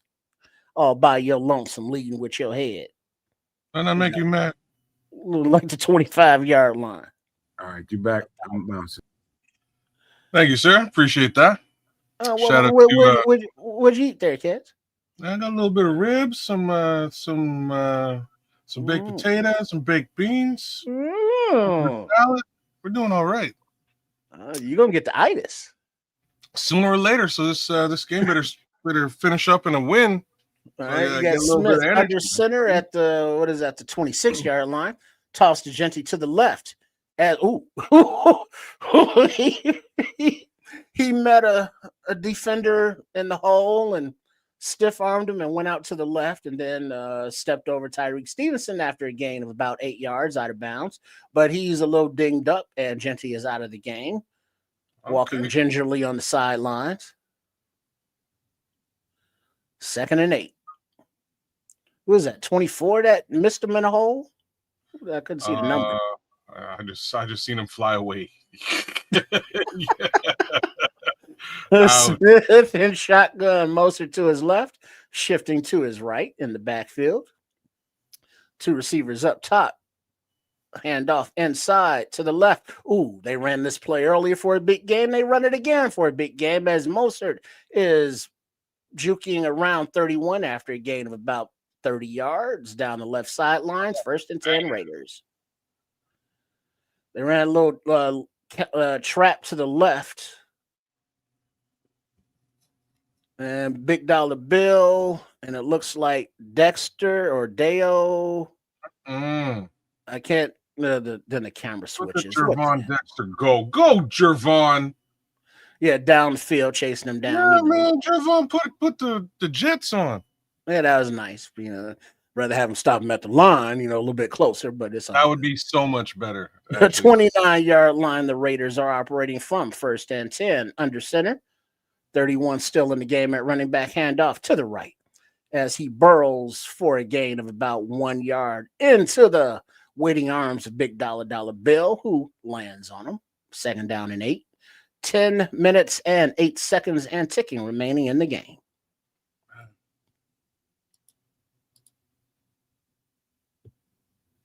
Wild and crazy. All right. Raiders coming out in the shotgun. Genty back in the game to the left of Smith. Bears with a 4-man rush. Ball is away to the right. to Bowers for a gain of about 7, and he's pushed out of bounds by Stevenson. 3rd down. And 2 to go. Now, stop here would be nice to hold him to a 3-point attempt. Yeah, we got to stop him here. Keep this game in hand.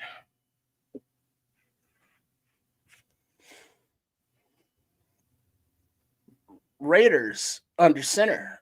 Trip wide receivers bunch to the left, and then one motions to the right.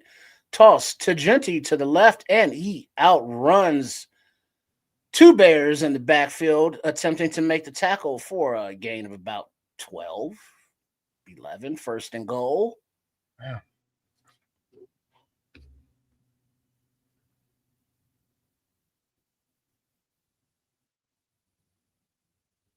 Man.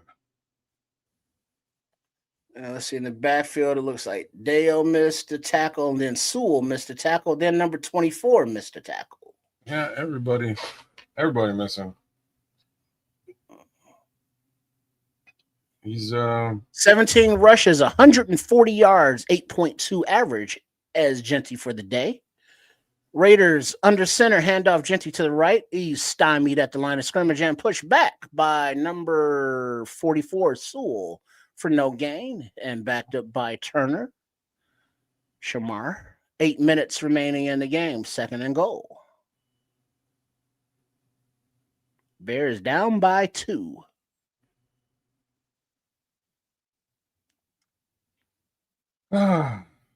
Stop him.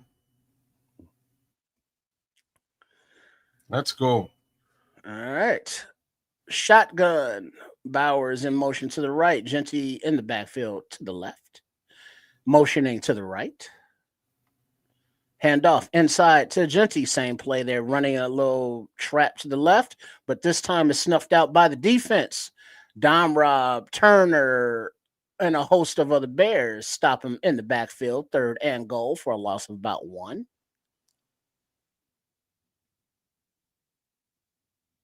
All right. What do we got? 4th down here now? 3rd down and goal.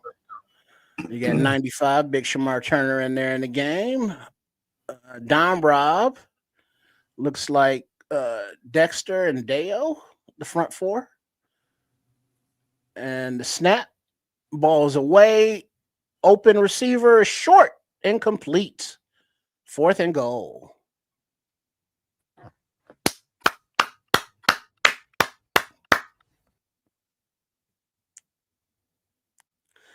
All right, defense is doing that thing. Oh, that was a touchdown. It was a better pass.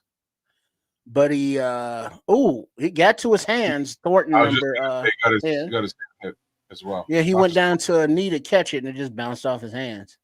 Gino too. Gino got there's a little pressure on Gino. Somebody hit Gino's hand when he threw this. I'll tell you who it is. I'm lying to you. This is a terrible storm.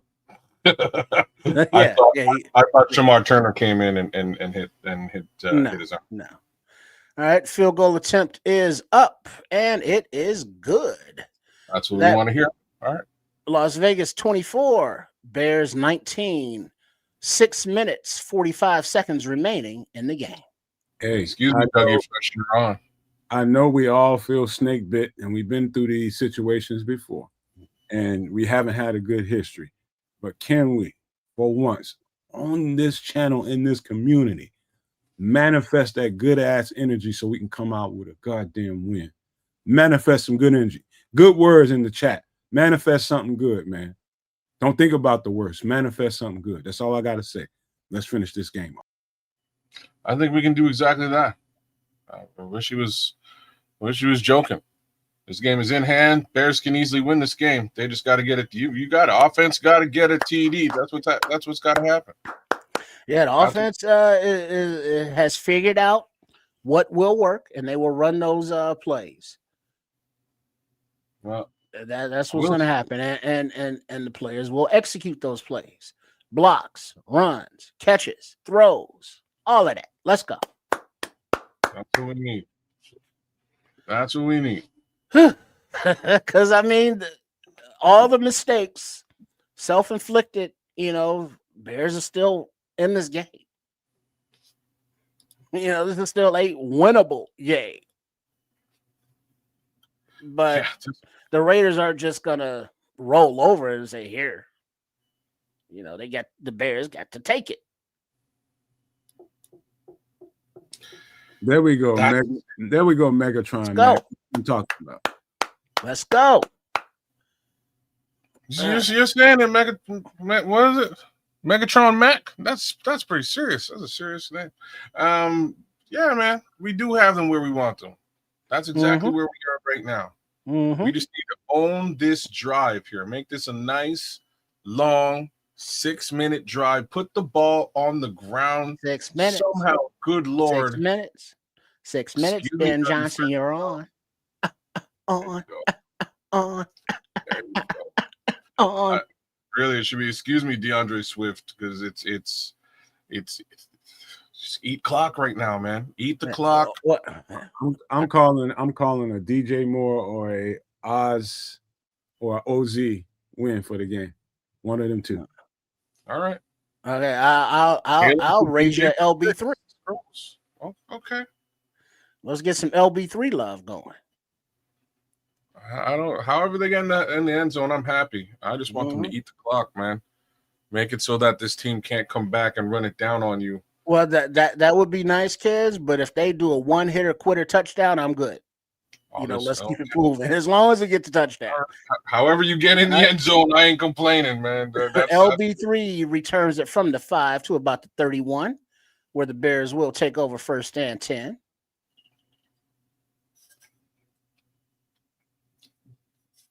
Man, we're really missing some Colston Loveland today, man. I can feel it in this offense. They could have lined him right up on the seam alongside Maxx Crosby, get that chip and just outlet right to him. They did a bunch of that with Cole Kmet today, but I kind of feel like one of these two guys is a bit more surefire with the catching. All right, 1st and 10.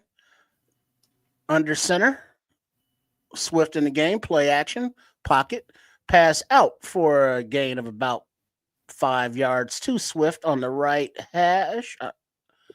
2nd and 5. Okay. If they, go at this pace and just keep moving the sticks, there's your 6-minute drive. That's what I want to see. Because they huddled up and not moving particularly with any pace. Swift in the backfield, Gizmo under center. 2nd and 5. Stay comfortable back. Pocket, handoff to the left. Swift finds a little crease for a gain of about 8. 1st down, moved sticks. That's 1st what we and want 10. to hear. He ran between, was that left tackle, left guard area?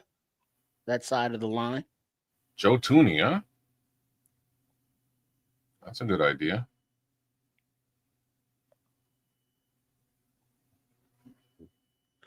Swift, 11 rushes, 33 yards. Yeah, Monanga's taking that. All right, Gizmo under center. Fake handoff to Swift. Time in the pocket. He looks deep. Nothing there. He rolls out to his left. Plenty of time. Finds DJ Moore open for a gain of about 15 yards as he's run out of bounds. 1st down. Brilliant. Glad we could get DJ involved finally. Glad we could get DJ involved. Ozzy's doing a nice little job on Mad Max there. I see you, Ozzy. Get some, Ozzy. Let's go. And on the flip side, both Cole Kmet's doing a great job in the blocking game, and so is the Canadian Eagle on the other side with him not play action, handoff to the left, and he comes back and throws to the left of Swift, who gains about 7-8 yards and spun down. 7 yards, 2nd and 3. 4 minutes, 34 seconds, and ticking. Kez with the prophetic drive. Chapia's giving him a hard time. Trapia. Yeah, man. Yeah, Trapia's giving him a hard time. He's not quite. He's not getting past him like he was getting past Theo. Ozzy Bear. And they come out. And Waka. defense shows blitz. And there's a false start on the offense. Uh-oh. Number Cole motherfucking commit again.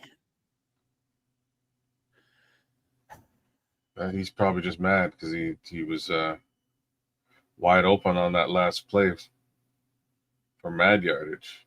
Yeah, so Cole commit jumps and then makes Smythe jump. So yeah, move it back 5 yards. Another 5? Yeah, in the shotgun. Time in the pocket. Time in the pocket is eclipsing. Gizmo takes it up the middle of the pocket for a gain of about 15 yards. First down, and he slides to a halt. All right, that's one way to do it, buddy. That ain't so bad.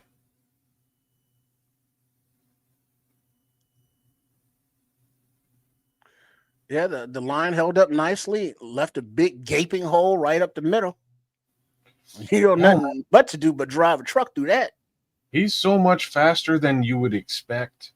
Like, he didn't look this fast last season at all. Mm-hmm.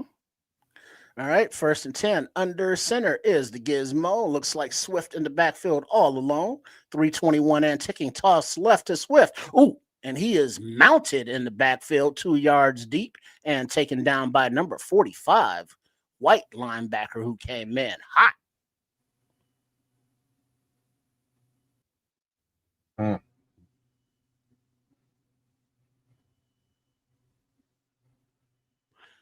Yeah, even if he didn't make that tackle, there were 2 other guys there. Yeah. 2nd and 11. Plays for negative yards. Bears have 11. Raiders have 4. 2:43 and ticking. In the shotgun. Pass is complete. Down the left numbers to Roma Dunze, who cuts up to the hash for a gain of about 15 yards. First down, Bears.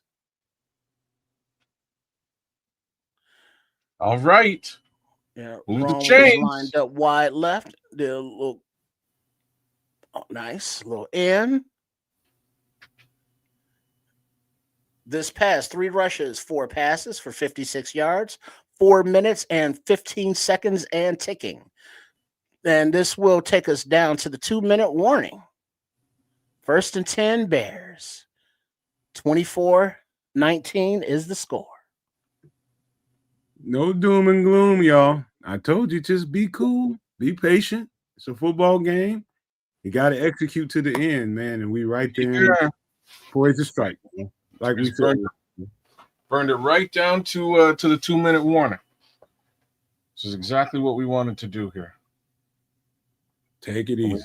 Everybody's ready to fire everybody and cut everybody in the chat. Hey, man, I told y'all it's a football game, man. We're going to be fine. Yeah. I think Ozzy Trapillo came in there and quieted things down and got Caleb a little bit quiet.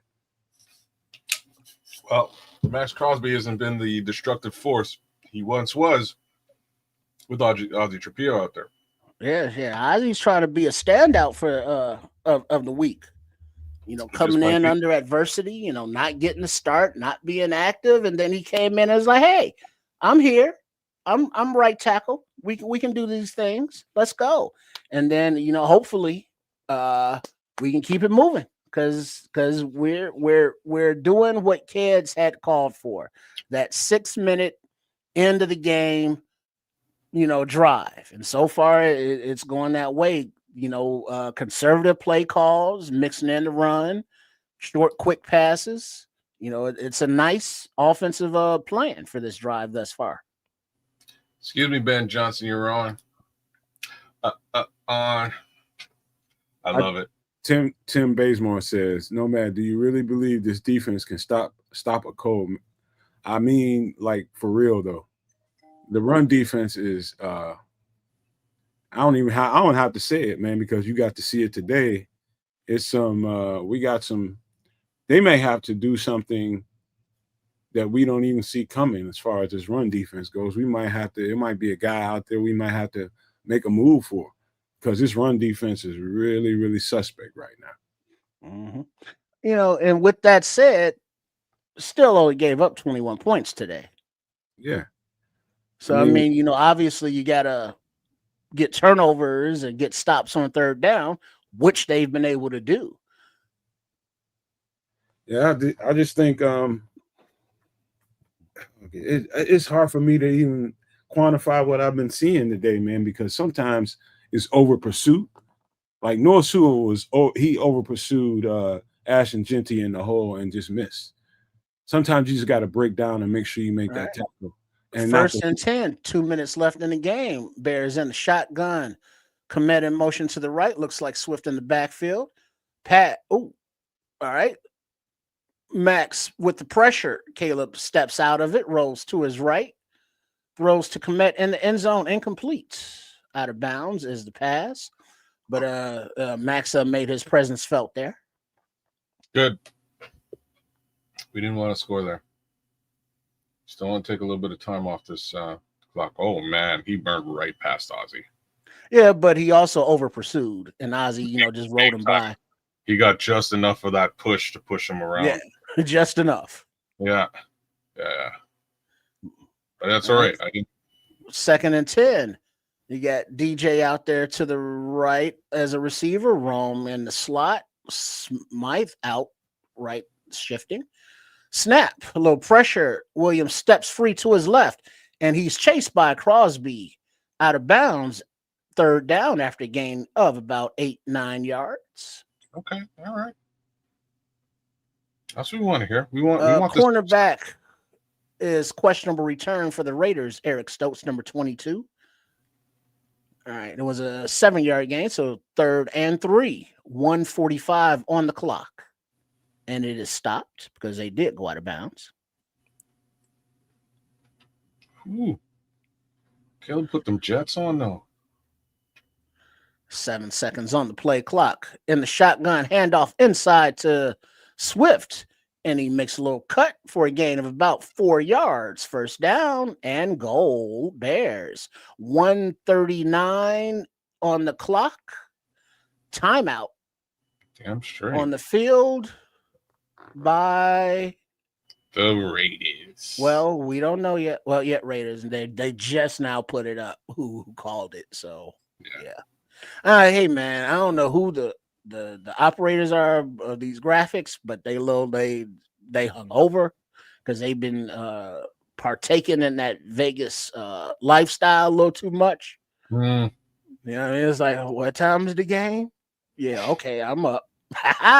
But the Bears are up. Let's go. First up at goal, 1:39. All right, 2 timeouts remaining for the Raiders, all 3 for the Bears. Gizmo is under center. Swift in the backfield from the 3-yard line. Smythe in motion to the left. Handoff to the left to Swift as he goes for the pylon. Touchdown, Bears. Yeah. Swift on the run. Let's see if what Geno Smith can do with that. Bears 25, Raiders 24.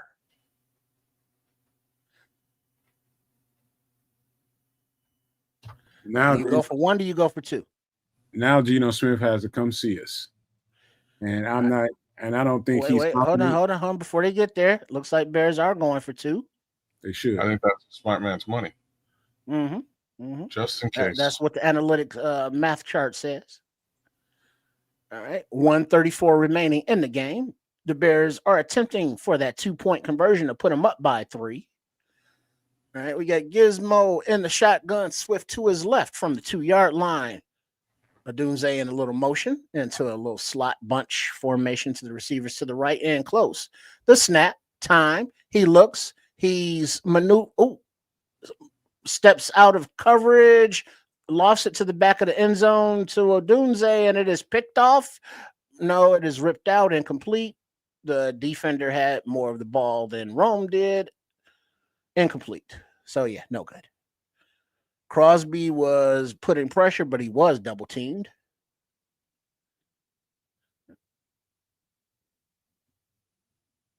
Yeah, it was a nice coverage there. Yeah, pressure. All right, Bears are up by 1. With 134 left in the game, it's up to the defense. Raiders have 2 timeouts remaining. So the offense did just enough to get up by 1 point. 1 point is what the offense is giving you cushion defense, but that's all you need because it's cushion. Let's go, defense. It's time to eat again. Some more. Let's go. Yeah, those 2 points would have been nice. You know what I mean? Made sure a field goal doesn't end this game. All right. We got Torrey Taylor back to kick off. That's different, isn't it? And the ball's away, and it is caught at about the 3-4 yard line by number 23. He returns up the right side. He finds the lane up the right sideline. Ooh, and he finds a big gain before he is pushed out of bounds after a very nice return out to the unknown at the moment. Looks like the 40-yard line, 42-yard line. They're spotting it. Yep.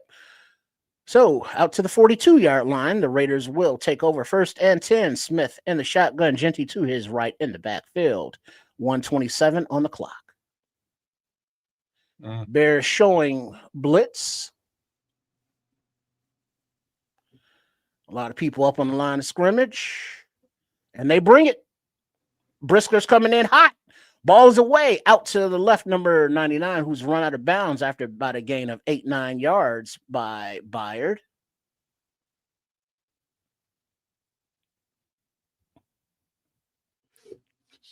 And he threw it to where the blitz came from. Nobody there to cover him, just lofted it out. 2nd and 4. Smith in the shotgun. Genty to his right.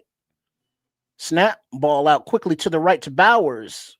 And he rumbles for a gain of about 6, 1st down. Clock is ticking, 1:12, 11, 1:10. 2 timeouts still remaining for the Raiders. 1st and 10 from the, the 43-yard line of the Bears. They're about 10 yards to the field goal line, target line. Snap, quick throw to the left to number 1. And he scoots out of bounds for a gain of about 4. 2nd down. Clock is stopped with 48 ticks remaining in the game. As the Raiders. Somebody has to make a play here. Somebody on the Bears defense has to make a play here. All right. You got Smith in shotgun. Bears showing blitz once again. Handoff inside to Genty to the left. He's short of the 1st down marker by about a yard. 3rd down, 42 seconds, but he is past the field goal target line.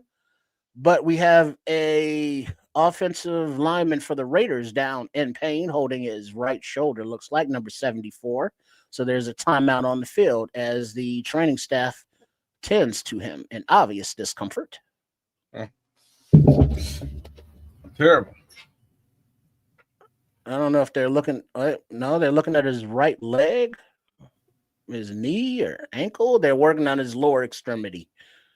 3rd and 1, 43 seconds. Raiders have 1 timeout left. Bears have 2. He grabbed his shoulder at first, but now you're right. I think it looks like his lower leg. Or maybe he just grabbed for that side of the body. Or maybe he just saved them a timeout.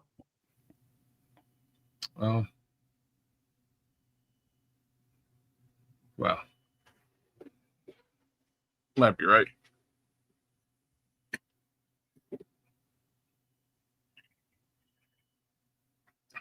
We just got to stop him here, man. That's it. That's all. That's all. Got to stop him here. Because it was a 3rd down, so they'll probably, line up for a run. And then defense gets a stop or the turnover. You know what I mean? Call a timeout. And then, block that kick attempt. Stress. All of these things are possible. but stress or takeaway. Yeah, ATS. let's go.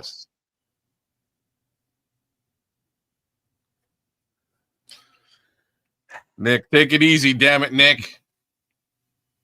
Take it easy. Be cool. Be cool, man. Be cool. Be cool.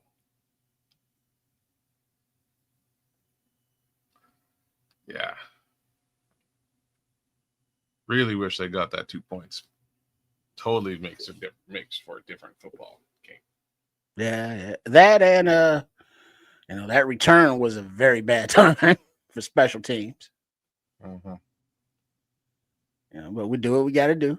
But it was interesting that it was Torrey Taylor doing that kickoff and not Santos. Has that been happening all game? You know they're gonna roast Ben Johnson about that. Not even Ben Johnson, but Richard Hightower about it. Oh yeah, that's special teams thing. He's definitely gonna get roasted for that one. All right, we're coming back out. 43 seconds remaining on the clock in the game. 3rd down and 2 from the 29-yard line. Smith in the shotgun. Genty to his right, handoff. Genty running left again, but he's met in the backfield by 31 blitzing Byard and the rest of the team. 4th down, 38 seconds on the clock, and the Bears now take a timeout with 2 remaining. Before they had it taken off. I don't know what's going on up in that booth today, but it's 4th down. I know that much. Okay. 4th and 3.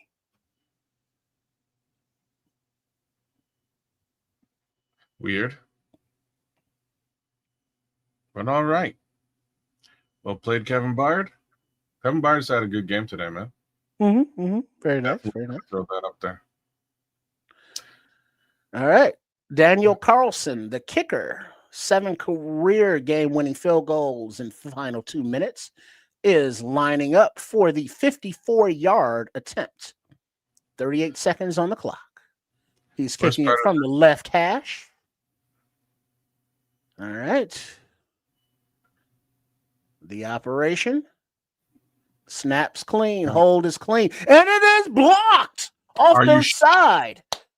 It is blocked. Looks like number 39. Who the hell's number 39? Is that Josh Blackwell, sir. Blackwell.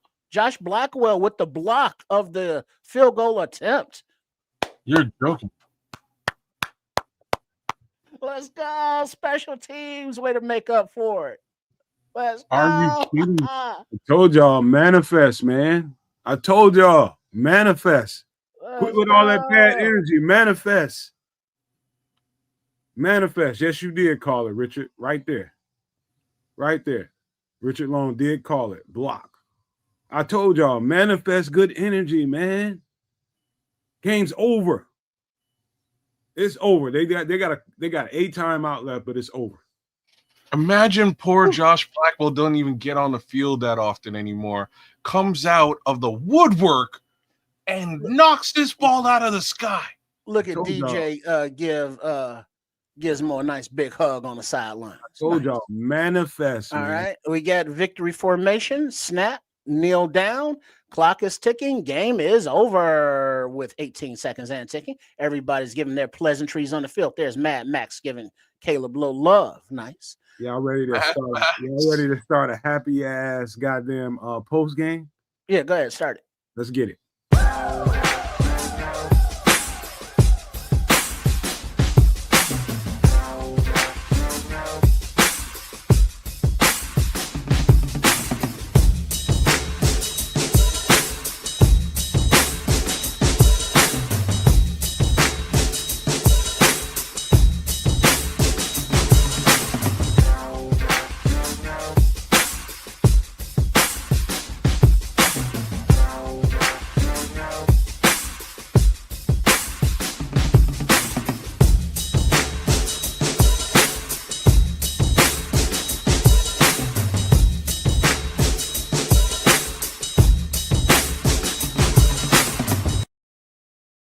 Yo, Bears win.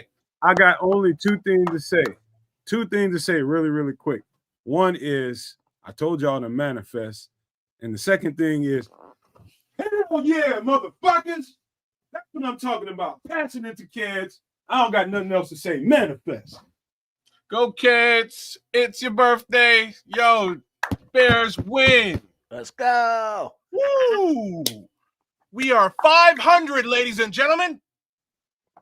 500. You gotta love it. That's amazing.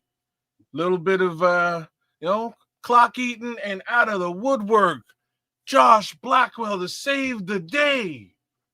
Whoo-wee. A lot of block kicks in this NFL season. Right. Overcame a lot of adversity for that game. You know, Josh Blackwell comes in and we win this ugly game with so many self-inflicted wounds, penalties, drops, missed blocks. But guess what? They were able to, have a drive when it counted, put up touchdowns when it counted, and the defense was able to get stops when it counted, and special teams contributed when it counted. So for the first road victory of the Ben Johnson regime, they had to fight much adversity of their own doing, but found a way to win, to bring it to 500. So, this motivation going into the bye week is like, hey, we can win as a team. We're learning how to do this as a team. And the bye week is coming at a good time. So, dings, dongs, not ding dongs, but dings can healed up, not dong. You don't need those injured. All those groin injuries. You see how that goes. But what will, Ozzie be doing? Will Darnell Wright be back? How is Braxton Jones? Those things that we have going for. But for right now, it's a goddamn Bears victory. 500. Let's go. Let's go. I don't know how we got into Dongland, but I'm glad we've driven through. But everything you said is facts. I'm just super happy that they're 500 after starting this season the way that they did. We are a 500 team heading into the bye week, getting a little bit more healthy, because the facts of the matter is there's a whole bunch of hurt humanity on this team right now that needs to show up. Mm-hmm. And I would like to think on week 5-ish when they're back, this team's gonna look a little bit more like we expected it to look. And that's a good thing, y'all. Same token, I think we might have found out what this offensive line is supposed to look like. I don't even understand how Ozzie Trapilo. I don't understand how hasn't been playing all this time. Like, why did they lose faith in him? He had to get out there and actually play the game in a game to show the world that, look, I've got talent enough to really neutralize a Maxx Crosby. He did. And how many quote unquote Bears fans have been calling Ozzie a bust all season? All season being 3 games. But with reason, though. Like, you can't call him a bust if he hasn't played. A bust means you can't play. He's not played. But he was not playing. But he was not playing, and that's where that came from, and that's why. But that doesn't mean you're a bust, though. Is my point. I agree with you. My question is much less along the lines of whether he's a bust or not. Mm-hmm. My question right now is like the evaluation from the offensive line coach right now. If what we saw today was what we saw today, was there maybe a poor evaluation on who's better for the position? Well, I would still think that Darnell Wright is better than Ozzie. Don't get me wrong. I'm not trying to say that that Shapiro's better than Braxton. Sorry, than Darnell Wright. Mind you, Darnell Wright's had quite some struggles this particular season to start off, and maybe, Maybe are we already going to a place where we don't even need to go? Number one, let me just back this thing up a little bit. We said it. right here on the channel. Subscribe to the channel, number one. Hit the like button because we called it the entire game. We were struggling on the right side. That's where Theo Benedict was. And I said right here and said it. I was like, they're going to have to make a change at halftime to replace Theo Benedict because he's overwhelmed. And didn't even take until halftime. We said it. And they put Ozzie Trapillo in sometime late in the first half. After that, things seemed to settle down quite a bit after that. But that was like right after Braxton went out, right? Braxton went out off of a blitz on, I think it was number 33 blitzed, and he tried to get him, and he kind of missed him and drove his shoulder into the ground. So whatever injury, there was an injury that caused Braxton Jones not to finish this game. It wasn't that he was replaced OKC Bears boy. It wasn't that. It was the fact that he drove his shoulder into the ground. So expect to hear some kind of shoulder, arm, some kind of injury of that nature. I saw the play. I just wish I could have rewound it and showed you guys. But the fact that the offensive line settled down quite a bit once Ozzie got to the right side, I was still nervous about Theo on the left side, but he seemed to play a little bit better on the left side than he played on the right. Theo played great on the left, and Ozzie played great on the right. Like they both played. Maxx Crosby, bro. You know what I mean? It's really all I have to say. Maxx Crosby was single-handedly destroying this game up until halftime, and Ozzie did a great job. And I'm not sitting here saying that he's better than Darnell Wright. Don't get me wrong. I'm just saying he did a really stand-up job against one of the best pass rushers in the league, and I think that should be taken into consideration. Somebody, PZ says Braxton was in on the field goal at the end of the first half. He didn't come back after the first half. That's my point. He probably stayed in there as long as he could, but something obviously was going on with him. I saw it, and he just hung in there for the first half, and they made some provisions for him. That's just what I saw, So I wouldn't say. I know there's a lot of people in here that said they replaced Braxton Jones. No, they did not.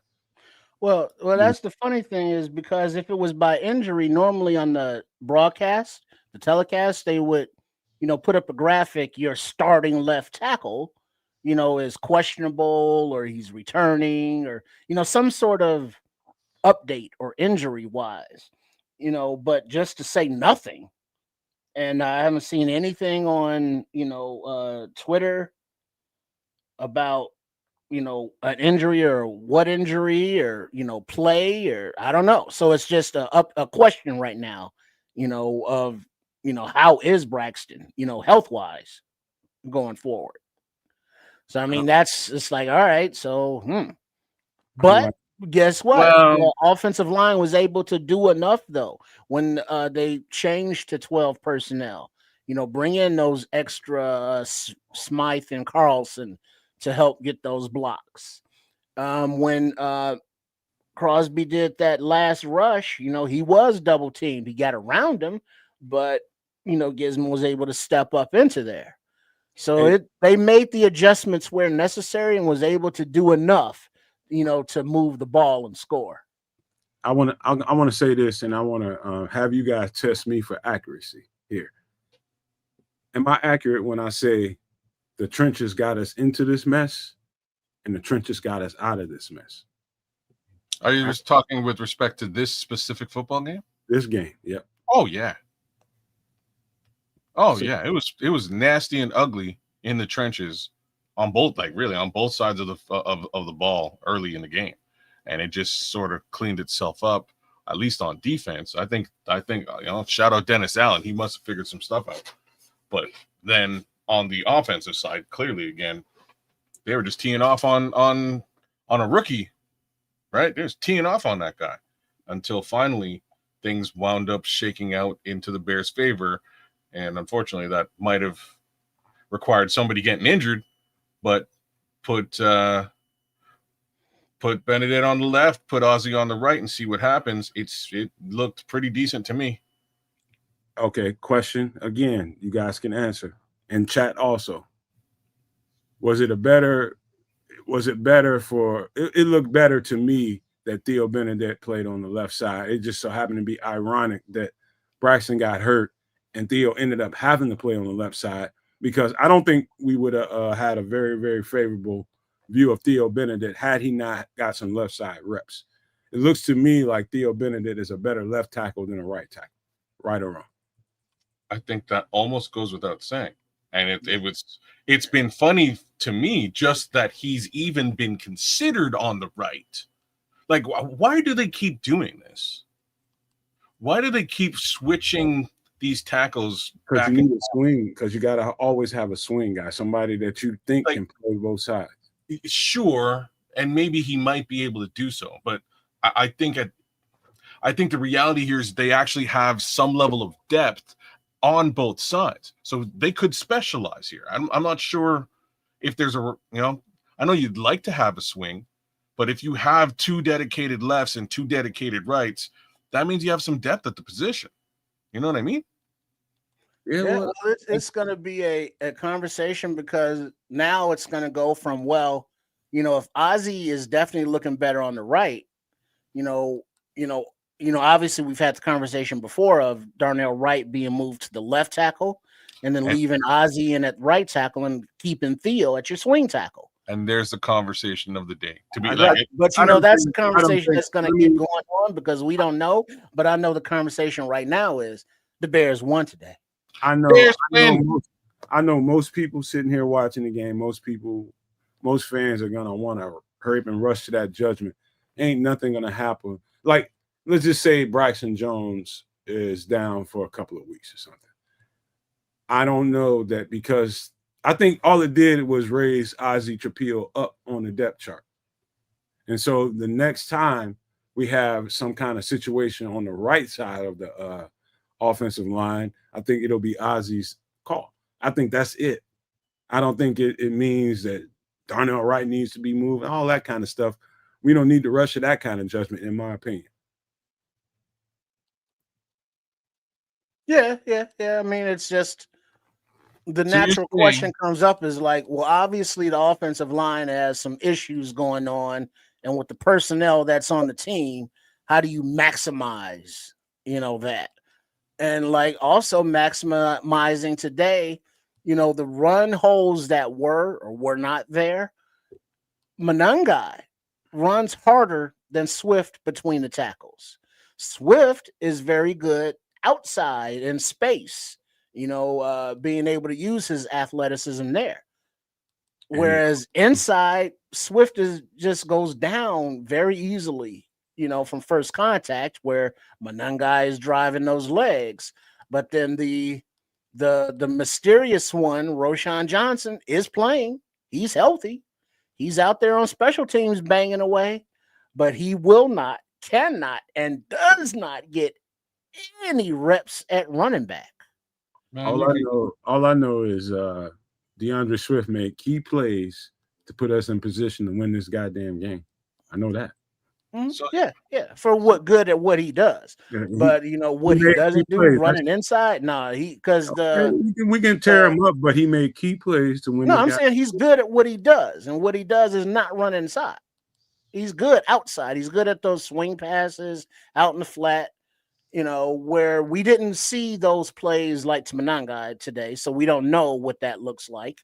But that was the question that I had, is if you're going to use DJ Moore in the backfield as a running back, why not have more running back pass routes for him to run? So where whoever he's matched up on is going to be a mismatch, and you're not going to double, your running back or the opposing running back. So, why not utilize him in that manner? But that didn't happen either. So it's like, what's going on with the running game? The running backs is still 4 games into the season, kind of unclear. I've been very quiet watching this game, and we're letting you guys have it. I'm finna get loud in the motherfucker right now, because it's my time. It's my time. And guess what? The run blocking is extremely questionable as far as this team goes. That's the best way I can put it. It's questionable at best. At my worst, I would say they're inefficient and they cannot run block. They don't do that well together. So you're And so before I jump on a running back, any running back, whether it's DeAndre Swift, Kyle Monunga, or whoever else touched that damn ball from the backfield, I would say, yes, Trips, you're right. His strength is running the ball more on the outside. And I would add something to it.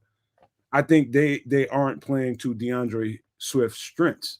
And I think the power running game, that is duo and pulling linemen. The power game is better suited for DeAndre Swift to really open up some holes. That's what they're not doing yet. The stretch game, the offensive line isn't good enough to open up consistent holes for any running back in this offense, number one. They're just not good enough to run the wide zone with this offensive line as of week 4. What happens in the next couple of weeks, I don't know if they get that much better, but I think if they want more out of DeAndre Swift, they have to adjust the running style and the running plays for DeAndre Swift. That wide zone, these motherfuckers ain't good enough to do it. That's DeAndre Swift's style. Duo, ISO, power is the best thing to do for DeAndre Swift. Pull a guard and put him in front of him and let DeAndre Swift make a decision on which way to go with the ball. But that's, to me, the reason why the running game ain't going well. They're not executing the wide zone concept. And that's why you hear Ben Johnson saying he doesn't know exactly what we are as far as the running game goes yet. He doesn't know, because I don't know. I'm watching the game just like he is, and I don't think they block wide zone concept very well at all. Well, I'll give you a little tail of the tape here. DeAndre Swift, 14 carries, 38 yards, 2.7 average, 1 touchdown. Caleb Williams, nothing to write home about, 8 carries, 13 yards, 1.6. Kyle Monunga, 4 carries, 18 yards, 4.5 average. Regardless as to whether this offensive line is not performing well from a run block perspective or not, I think there's a clear consensus that we need help in the running room. I think it goes without saying. I think something needs to be done about that room. I just don't know what that doing is, when it's going to get done, or if it's not going to get done at all. Because in a game like today's game, you could have easily taken this game over just by settling down and running the football. This was an easy game to win. Y'all mind if I answer Tim Bazemore? Tim Bazemore says, Super Nomaniac, he says, Nomad, you have to say Caleb Williams is clutch. Tim Bazemore, I will say Caleb Williams is clutch, and I'll tell you why.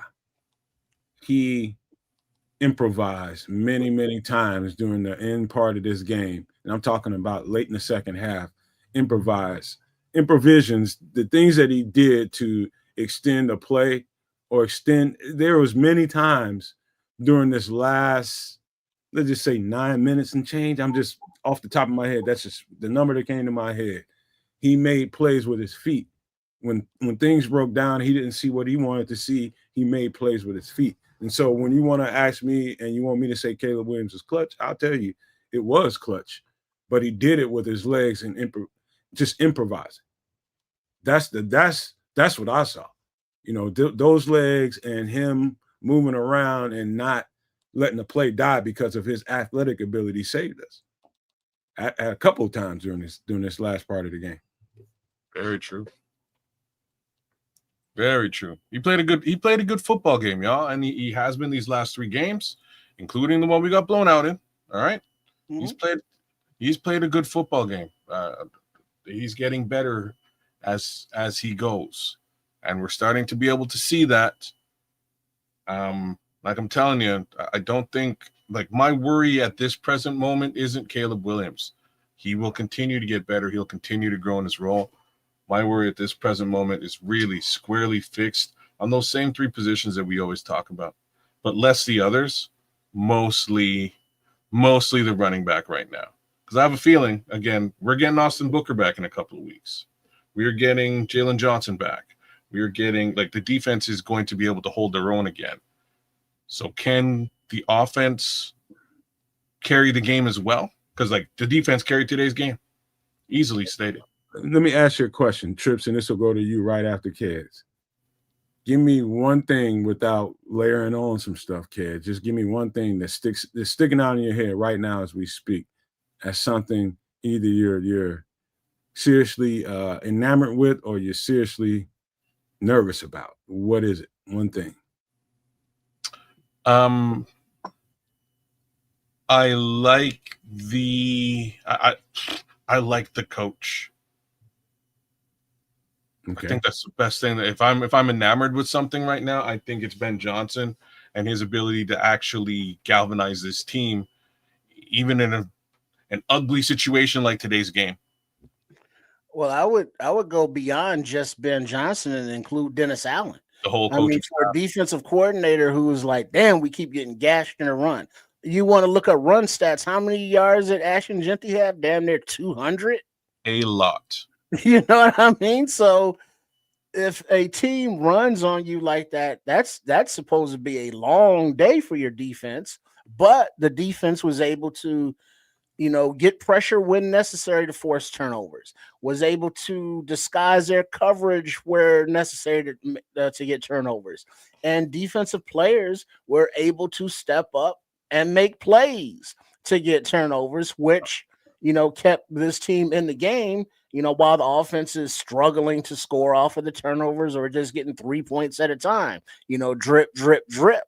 But the defense was able to hold up enough. The offense was able to get enough of the run game, enough of pass blocking, getting enough from Gizmo to get out of the pocket when he's under pressure to move the ball to score to win by 1 point. So this is a team that is definitely coming together to learn how to win. All right. I'm going to say this. And the OKC Bear Boy, good job reading my mind, you motherfucker, you. You got right into my headspace. Remember that play? Me and you was talking about this shit at beginning of the second half when he came out there and gave us the momentum. Tyreek Stevenson came out there and made a play at the beginning of the second half and changed the whole everything. Everything changed after that. Everything changed after that. He gave the offense the ball and gave them some life. That was the play of the game, in my opinion. I don't care what else happened throughout the rest of the game. I don't care who says what about whoever. Tyreek Stevenson made a play on the football, and it changed the momentum of the game. I say it all the time. I can turn the volume down to nothing and watch a game, and I can just read lips and watch energy. And I'm telling you, you can see flow. You can see whether or not a team has it or a team doesn't. Tyreek Stevenson gave us momentum. He grabbed that thing and handed us momentum. So Tyreek Stevenson, and I know Kevin Byard got 2 picks in the game. And I know he got 2 picks in the game. I'm telling you, Tyreek Stevenson made the play of the game. He gave it to us. That's what's sticking in my head. Can't argue with that, man. That's 2 weeks in a row that he did that. And you got to think that, the secondary in general did an awesome job, because it wasn't like we can say that there were, any Raiders were receivers, that were balling out. It's well, the Raiders don't have receivers, and that's part of their problem. They got guys. You got to realize too, they're in a new offensive system. They got, I want to say it ain't Chip Kelly, is it?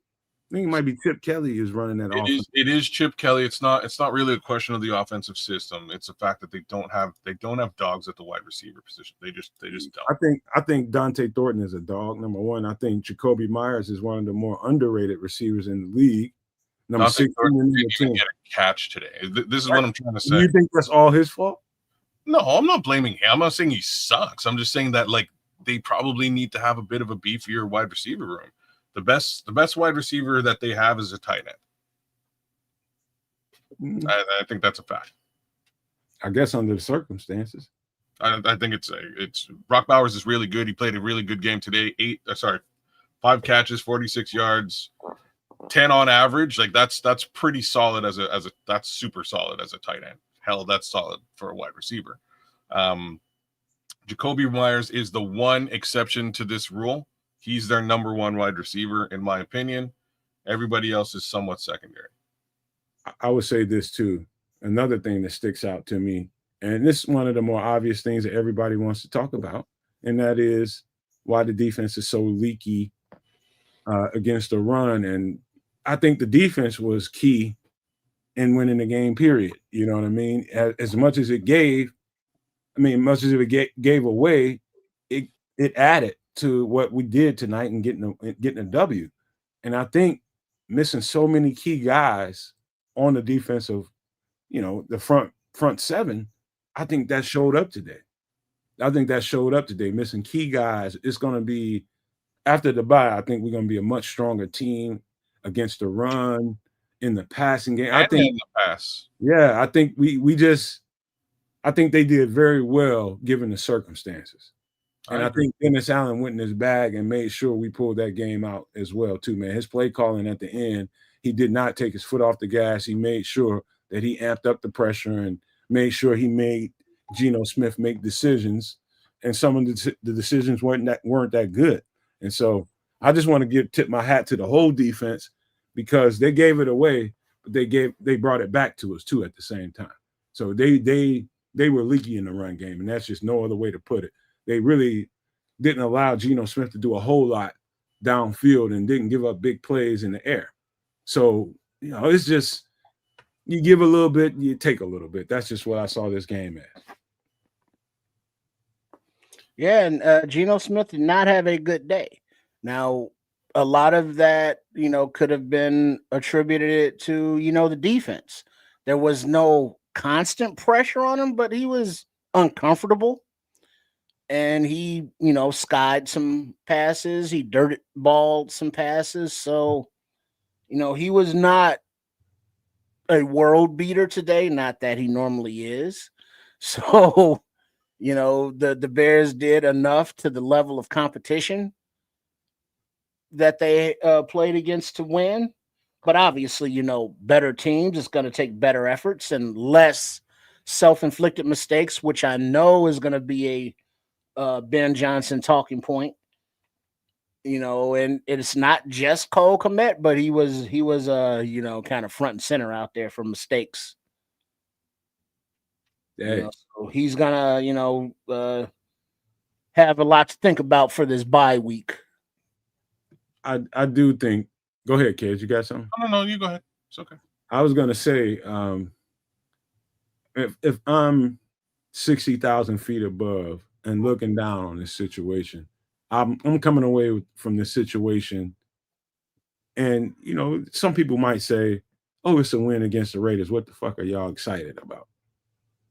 I'm excited for a couple of reasons. Number one is it's more energy towards confidence. And the more you get W's from an organization that's constantly losing and finding new and improved ways to fucking lose, it seems like we've been dealing with that for the last several years. You getting that win and putting one on top of the other in general football sense. What that means is, inside that locker room where it counts, there's being a difference made. And they're going to come out, no matter who is that we're going to face when we come out of the bye, Washington or somebody. Whoever it is that we're going to face, I feel sorry for them, because not only do we have confidence going into that game, now we have time to really, really prepare for it. You know what I'm saying? You get an extra week to prepare for this team, and you got injury concerns that's going on right now, that you get a chance to kind of get those guys healthy. And some of the guys that are nicked up that we don't know about that are playing in today's game, those guys need that extra week. So I don't think Ben Johnson is off. And I think we said this early, kids, when I said that, there's a lot of people that thought like, oh, guys, it's going to suck. We got the bye in week 4. No, I was just like, that's perfect, because we got a new offense, new offensive coordinator, new defense, new defensive coordinator. They'll get to see what works and what doesn't work and get a chance to go back to the drawing board and get stronger from those performances. And so just imagine you going to the drawing board and saying, you know what, we got this pile of plays that really, really work well with us. How can we multiply off of those plays? Whether it's on the offensive side of the ball, considering Caleb Williams, the running game, and all the receivers, or whether it's on the defensive side of the ball with all the guys they're going to get back and some of the stuff that they can call, and some of the calls you can call off of those plays. And so you see Jervon Dexter and Montez Sweat doing really, really well on stunts and games and things like that. You get some healthier players inside there, you can run that shit more often. On the offensive side of the ball, you see the connection between Rome and Caleb working well. How can you play off of that? You can get guys, you can layer route combinations you can multiply that. And so there's a reason why I'm happy about what just happened today. It's energy and the chance that they'll get to multiply on what they do well. We'll find out who the Bears really are after this bye. We're going to get a good, strong sense of what this team is. And that's going to carry us through the rest of the season. The identity of this team is going to be found out in this next game. You're damn straight, right? I wasn't happy with where the bye week lined up. I was really hoping for this team to get a bit of a later bye so that, they could kind of find their identity and then, then do something with it. Right now, it's much more important for them to be healthy, right? Like that's really where we wound up. We wound up coming into the season with a lot more injury than I think anybody would have thought. Key facets of this team have been hurt. Right now, this allows them to regroup, get a bit of an understanding of what that identity is. Kids, come back after everybody's healthy and really start this effing season. Kids, I apologize, man, but I have to put up what Tim Bazemore saying here, right? Because where you're going, I think this is going to help. At the end of what Tim Bazemore is saying, let me just read it. He says, "No mad trips, kids. Got to give the Bears credit when credit is due. The key thing about this team is they are learning how to win." Yeah. That might be the most proficient thing said tonight, because that's exactly what I was just trying to say. And all those words I just said, they're learning how to win. Yeah. Didn't I say that like 10 minutes ago? Oh, yeah. Oh, okay. I was just saying. Hey, shout out to my homeboy Deuce One, man. He's a Raiders fan. Sorry we beat you, but I'm absolutely not sorry. Especially, hey, Scrolls, man. Where's the Scrolls at, man? Man, the muscle hamster didn't really turn into an L. And same thing to you, Trips. You're asking me how I felt about it. I feel all right. I feel pretty good. As long as we win the game, even though he ran us down, I feel pretty good about the situation. I'm just waiting now for Kyler to come back, for this roster to be a little bit closer to whole. Unfortunately, we won't have Double J. We won't have Jalen Johnson back. But I have a feeling with the way that Tariq Stevenson is playing, he's playing a bit of a different football game, even for him. He's becoming the Jaquan Brisker of the team, which is weird. He is becoming the emotional leader of this team in his own right? I'm not sure if he's anywhere near as good as Jalen Johnson. I don't think the two can even be compared.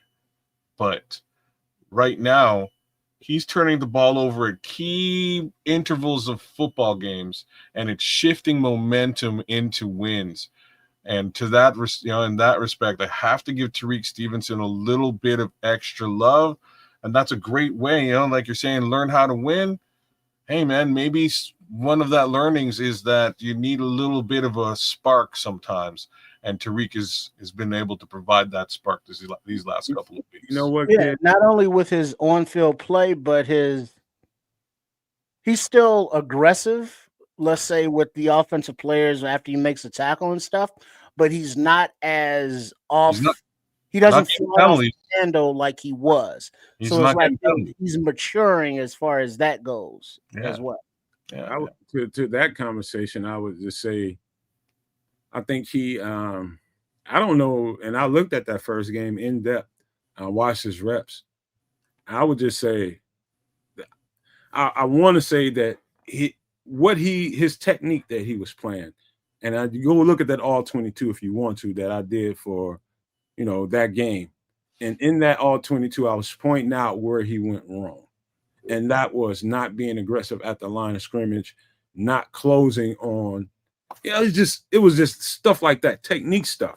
And I wondered to myself, was he just being a little safe, or were the coaches telling him, this is how I want you to play this technique on this down? And to this day, I still don't know. And all I know is from that game, that week, that first week, and moving forward, he played it completely different. He's on you, he's physical, he's aggressive, and he's not giving a whole lot of cushion. That's the difference to me. I don't think it had anything to do with confidence at all. I think it was how he was asked to play that game. Maybe the coaches made a mistake in asking him to play it a certain way, or it was Tyreek. I don't know. But that being put to the side, I know this. During the game, if you was dialed into what we were doing on the channel, listening to the Trips teleplay and listening to the commentary going forward, one thing you would have to say is these motherfuckers are dialed in. Because we did absolutely tell you that there's a problem, that the defense of the Raiders, they're picking on the right side of the offensive line. It's like a jailbreak over there. They're just taking turns getting after it. And we said it, that they're going to have to make a change at that position. I said it at halftime, maybe, but it happened before then. I said, once they do that, I think everything will start settling down. And I think that you go out in the second half and you start dialing up some half-field plays and get Caleb into a rhythm. And I think the offense will start getting to where it needs to go. Is that not exactly what the fuck we just saw? And we ended up with a win. And so there's a lot of people running around here beating their chests about how good they are and knowing football and all this kind of stuff. I know football better than most people, but I don't need to go around telling people that. Just listen and pay attention to what we do and say. And that's all the proof you need. We were dialed in during this game. So if you ever want a reason why you want to subscribe to a channel, like what a channel, whatever show that they're doing, if you want a reason to become a member of some kind of channel regarding the Bears, we just gave you every reason to do that during this game. Did we not, Triple R? Indeed. That's why you should become a member of the Nomad Network. And there are extra bonuses that will be in store for those super nomaniacs. So not only are you supporting because of the entertainment, the football knowledge and acumen, but because of those little extra bonuses for those that support, and all that good football and Bears and otherwise programming. So become a first tier Nomaniac member for 99 cents, under $1. And that second tier is $4.99. So, little under what is that? A little under $5. Little under $5 there. And I'm trying to think the QR code is on the screen for you. So the easy way to find it is hold up your phone device. Take a picture, use your little QR code reader, and you go to that link and you support the network because you're here now, you're supporting, you're sharing, you're liking, you're commenting, you're supporting. So if you want to do it financially, that's how you do it. Much appreciated. And before we move on, Ben Johnson on the Bears overcoming struggles throughout the game. Quote, "It's easy to get frustrated, but we don't panic. That's not who we are. That's not what we do." End quote. So just a little 2 senses. So Braxton Jones came out on that kick. That final field goal we took. That being said, he was benched. He was on the sidelines with his helmet for the better part of the game. Did he give up like a lot of pressure in the first half that I missed because I was so focused on Maxx? He gave up a couple that I noticed. We can't. I was paying more attention to the other side because that was the side with Maxx Crosby on it. You know what I'm saying? Like that's where I was focused on. So I can't really say myself what his play looked like today. I really was not watching. He gave up a couple of bull rushes that stick out to me. I know that I saw him go down with the shoulder, and I don't know. I don't know about that shit. You said and you thought that you saw some level of injury to him. Yeah. What I'm telling you is he came back after that and played. And did he play on as a starting left tackle at tackle, or did he play special teams? Yeah, I don't see. That's why I don't. No, I think. I mean, but if he's not healthy enough to play left tackle, he's not healthy enough to play special teams. You definitely wouldn't want to, as the offensive line, as leaky as it was during that first half of this game. You already got one problem on one side. Why in the fuck would you multiply it by sitting Braxton Jones in the middle of a game you're struggling on offense? But didn't it look better after? I wouldn't say that. I don't. I mean, but no, you just said that. You said that once they brought Ozzie in and moved Theo to the left side, that solidified that line. I said that Theo looked better on the left side than he did on the right. That's what I said. Right, and the line looked better after Braxton Jones was out. Is what I'm saying. I ain't gonna say all that. Why not? But it was better though, wasn't it? I'm not saying all that. Why not? Because I need to look at tape because I can't say that right now as I sit here talking to you all. I can't say that. Well, from somebody who doesn't look at tape like that watched the game, the offensive line was better when Theo was on the left side, Ozzie was on the right, and Braxton wasn't in. I almost can guarantee you, Trips, I can find as many or more times that Theo got screwed over during those plays than Braxton did. And I guarantee you, he probably trust me. I think we being a creature of the moment right now. Well, but I mean, it was just better. If you'd have saw how because it was definitely Ozzie was definitely better against Crosby than Theo was. And Theo was. That goes without saying. Yeah, of course. I think what it told me is Theo Benedict, he's better on the left side than he's better as a left tackle. Yes. That doesn't mean that. And then they put him in at left tackle. It's not like they took Theo out and put Ozzie in and left Braxton at left tackle. I think in sequence, I'm telling you, I saw Braxton go down on. He was trying to block number 33. I forget his name. He was a strong safety with Seattle last year, but he was trying to block him on a blitz, and it kind of whiffed, and he drove his arm his shoulder into the ground. I'm not saying that they did not bench Braxton Jones, but I'm telling you, in the sequence of what I saw, he was laying on the field for a minute. Kids, you remember that? Trips, you remember that too? And I think that was more. I never saw who was down before they went to break. I didn't see Jones stay on the ground for a while, but he ended up getting up.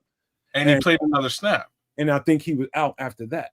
Well, no, he played another snap. And then if he was down, they would have to take him out.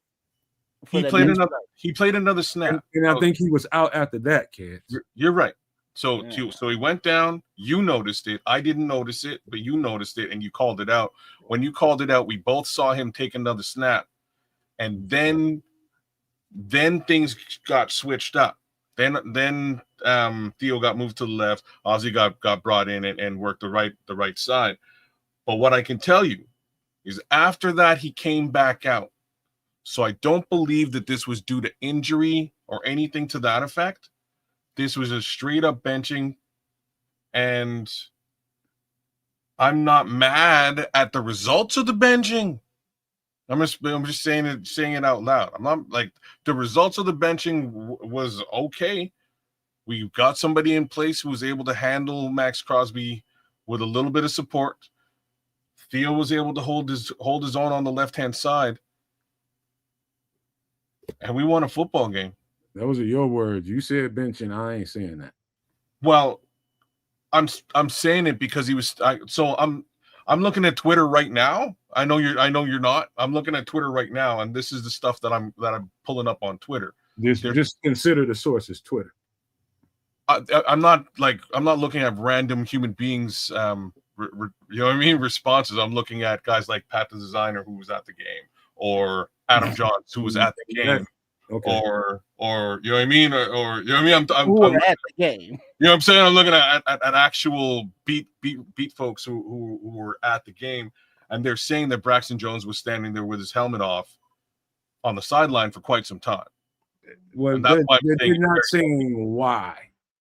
And so Well, because somebody he is wasn't in the blue tent, he wasn't in the locker room, he wasn't being attended to by the training staff, kind of thing. How much you want to bet? How much you guys want to bet? I'll give you both of you guys, whether it's PayPal to you kids or Triple R to you and Cash App. I'll bet you money he shows up on the injury report this week.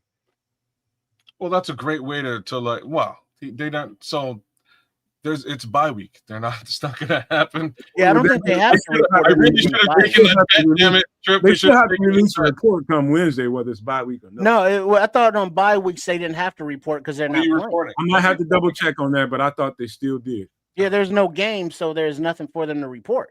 Yeah, the reporting has everything to do with gambling and whether folks can gamble on your players and or team. All right, Cloud Chasers is saying y'all are right. Okay, we're gonna see. We're gonna see. Wait, what does he say? Ben Johnson said in his presser, no one came out hurt. Braxton was benched. Shut the fuck up, Nomad.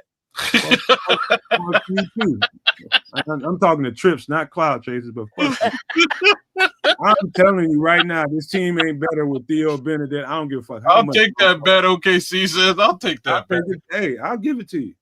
No, but I mean, it was when that change came because we were all focused on Maxx as he should have been because he was mad out there. But when Ozzy came in, I was like, okay, we got Maxx settled down. Oh, look at that. Theo's in at left tackle. All right, well, hey, we can run a little bit more. The pass protection, their pockets a little bit better. Braxton Jones. Look at that. Theo's outplaying you? Is that what's happening right now? Now, Theo wasn't perfect at left tackle, but it seems as though he was better than Braxton. So there's that going forward. I can't wait to watch the tape. That's all I can say. Well, like I say, it's tape. There's tape to be watched, I'm sure. Yeah. But at the end of the day, from what I'm reading out there, he came out and played another snap after when we thought he was hurt, which made me speculate it's a benching more so than an injury case scenario because he played. And we also saw him play the following snap as well, right? So I'm heavily under the impression that he was benched today. Yeah, and then he was out there for special teams, and that's a very crucial thing, a kick. So it's not like you're gonna put somebody out there who's dinged up. But he was good enough to go on special teams. So it's like, all right, maybe not at left tackle, but at left tackle on special teams. I don't know. But it's interesting and it's curious, and it's going to be, a topic of conversation for the next 2 weeks. But another good thing that we overlooked coming out of this game that Cloud Chasers kind of backhandedly brought up, getting out of the game with no new injuries. Which is a nice thing. So now the off week can be used to heal up the guys that are already dinged up and get them back. I'm laughing at Cloud. Clearly, shout out to Cloud Chasers. Clearly, he was watching the whole show, right? He was watching the whole episode because he's like, what was he saying here? He said, Braxton can be a great swing tackle for a year.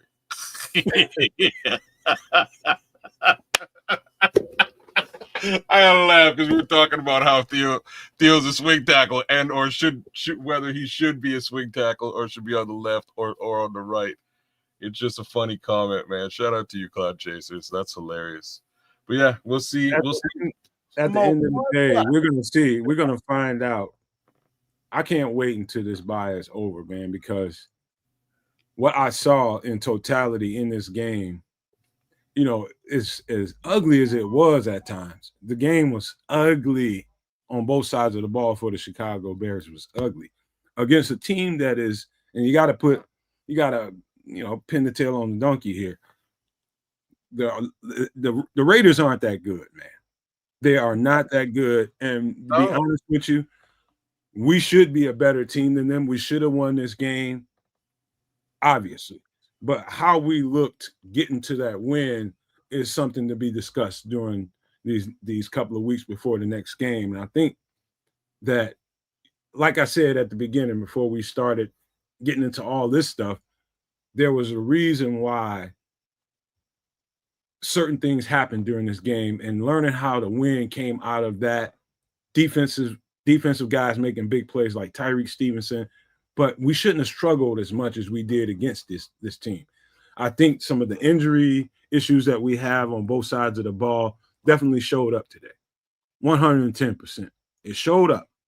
But how they scrapped together and manufactured a win out of that, and most of the chat, you guys was watching this shit, y'all was involved in it.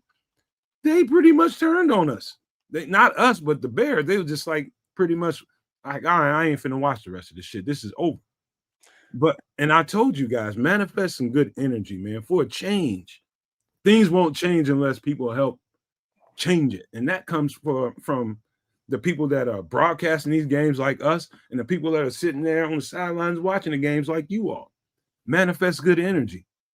Nothing can happen with bad energy, man. So I'm just glad we found some people that can manifest good energy during the chat, during the show, and in the chat. I'm just glad it got to that point because I think we needed it, man. All that negativity and waiting to complain about this, that, or the third, that really drives my ass berserk.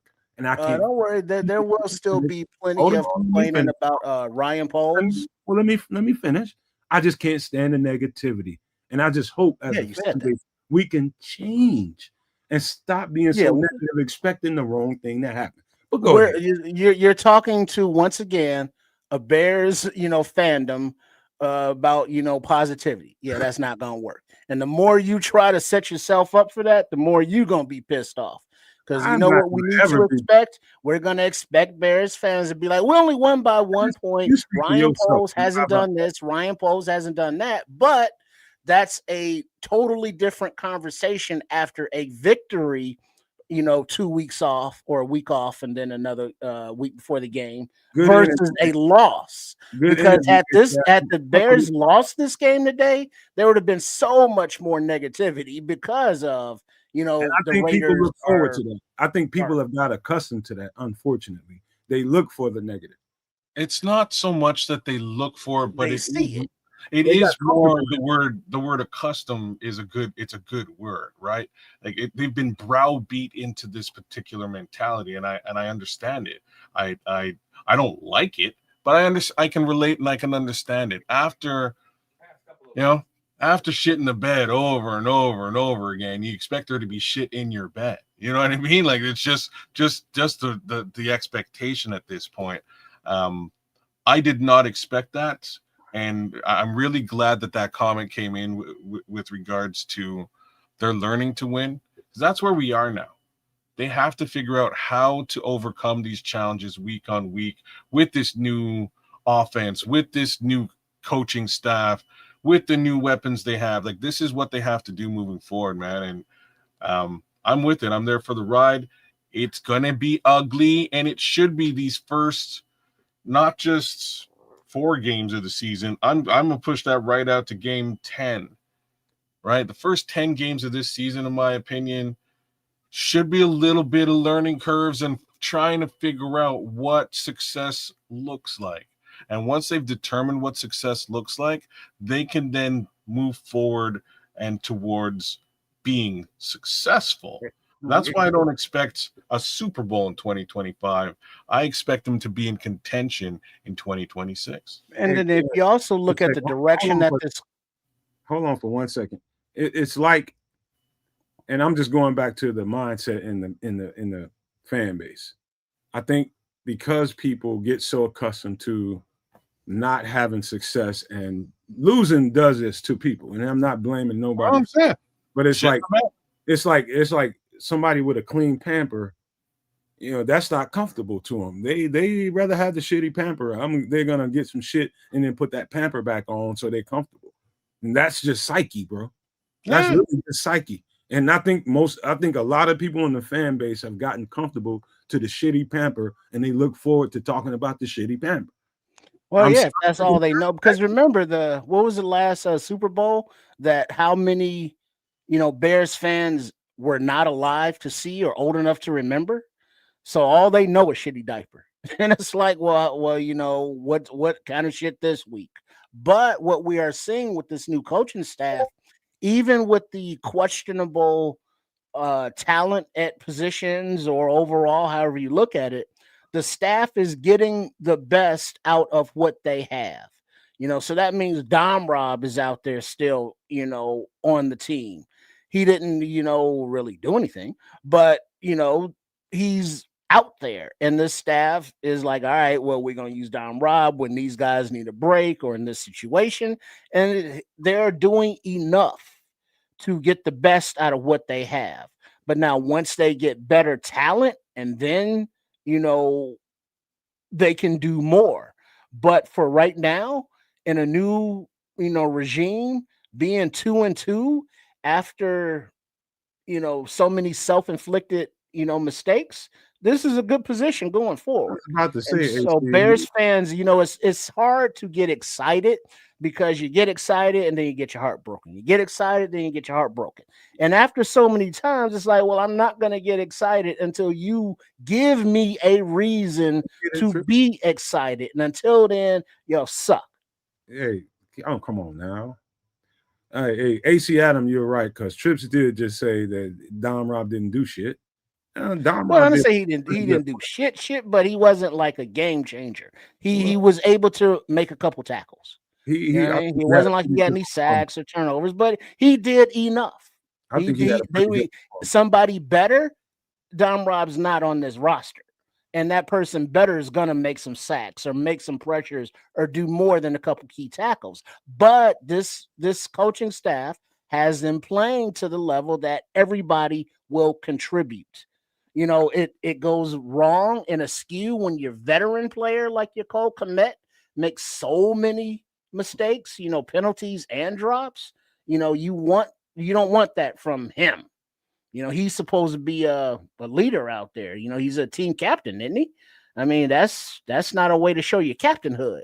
Well, so I mean, from who's supposed to be good wasn't, from who's not supposed to be good is. I mean, that's coaching. Coaching matters.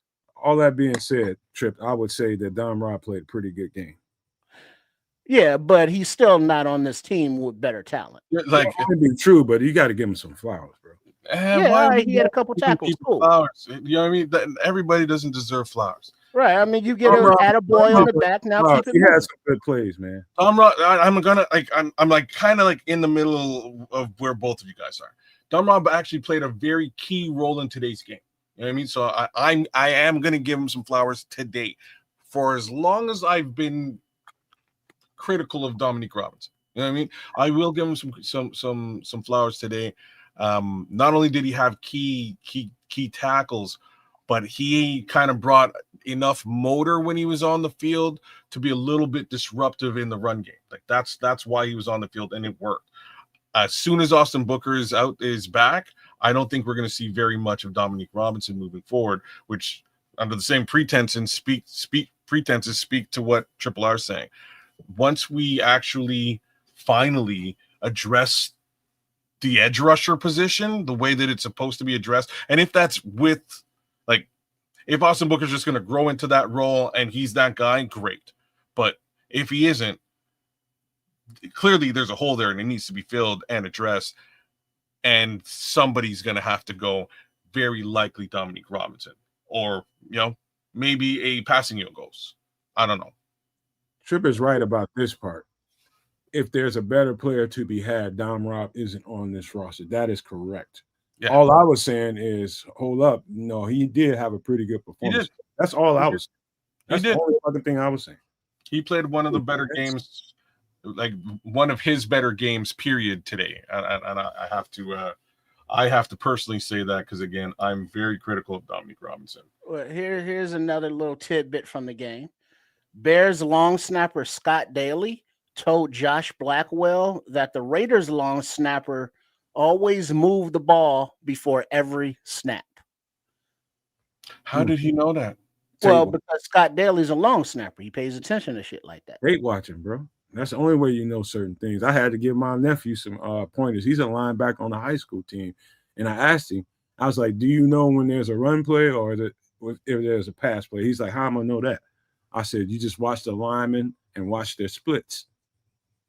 Tendencies. So if the linemen are split out wide, they're obviously fanning out for, this is high school. they're obviously fanning out to set up pass protection. When they're tight, they're trying to set up a run blocking play.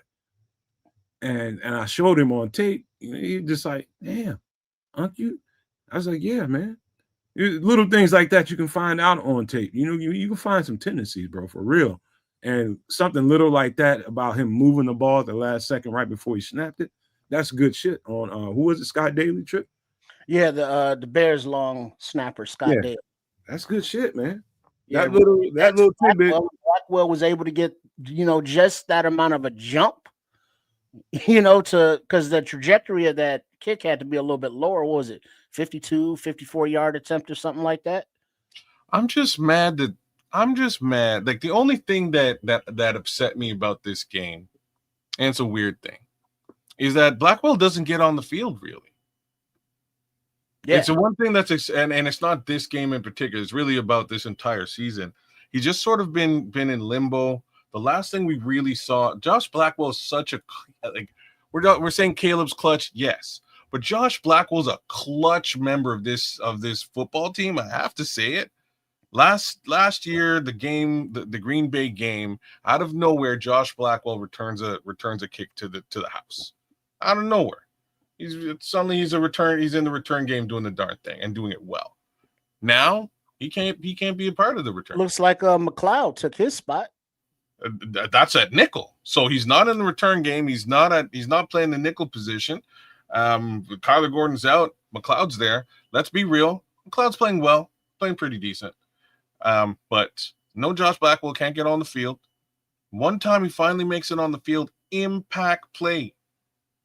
Yeah, go to show you how you had a different system in here with Flus, and which we love. Josh Blackwell, his own base system, and obviously with Dennis Allen in here playing more man to man, something must be going on in practice where he wasn't as comfortable with Josh Blackwell in this setting as he was with Nick McLeod. I ain't gonna say that Nick McLeod's a better player than Josh Blackwell, but obviously they think more of Nick McLeod, maybe because they're the one that helped make that acquisition happen, and they want to make true that Nick McLeod played a good game as well. And so I mean, I think it's a matter of, this is just their choice. Then I think it has less to do with how good a player Josh Blackwell. I think it's just their choice. They put money on Nick McLeod to come in here and do what he's doing right now. And they did re-sign Josh Blackwell as some insurance. I just think they just give the prerogative to Nick McLeod right now. I don't think it's because Josh Blackwell ain't that good. I think he's a dog. I'm just saying, I would like to see the homie Josh Blackwell on the field more frequently. That's all I'm saying. He is a key contributor for the most part. Whenever he's on the field, he makes plays. Yeah. He makes plays, man. That's all I'm saying. I'm not mad that Nick McLeod's out there and that he makes plays, because he's doing a great job as well, especially at the nickel position. You know who else played well for us but ain't seeing the field, and he was healthy this week? Jalen Johnson. Not Jalen Johnson, but Jalen Jones. Jalen Jones. Yeah.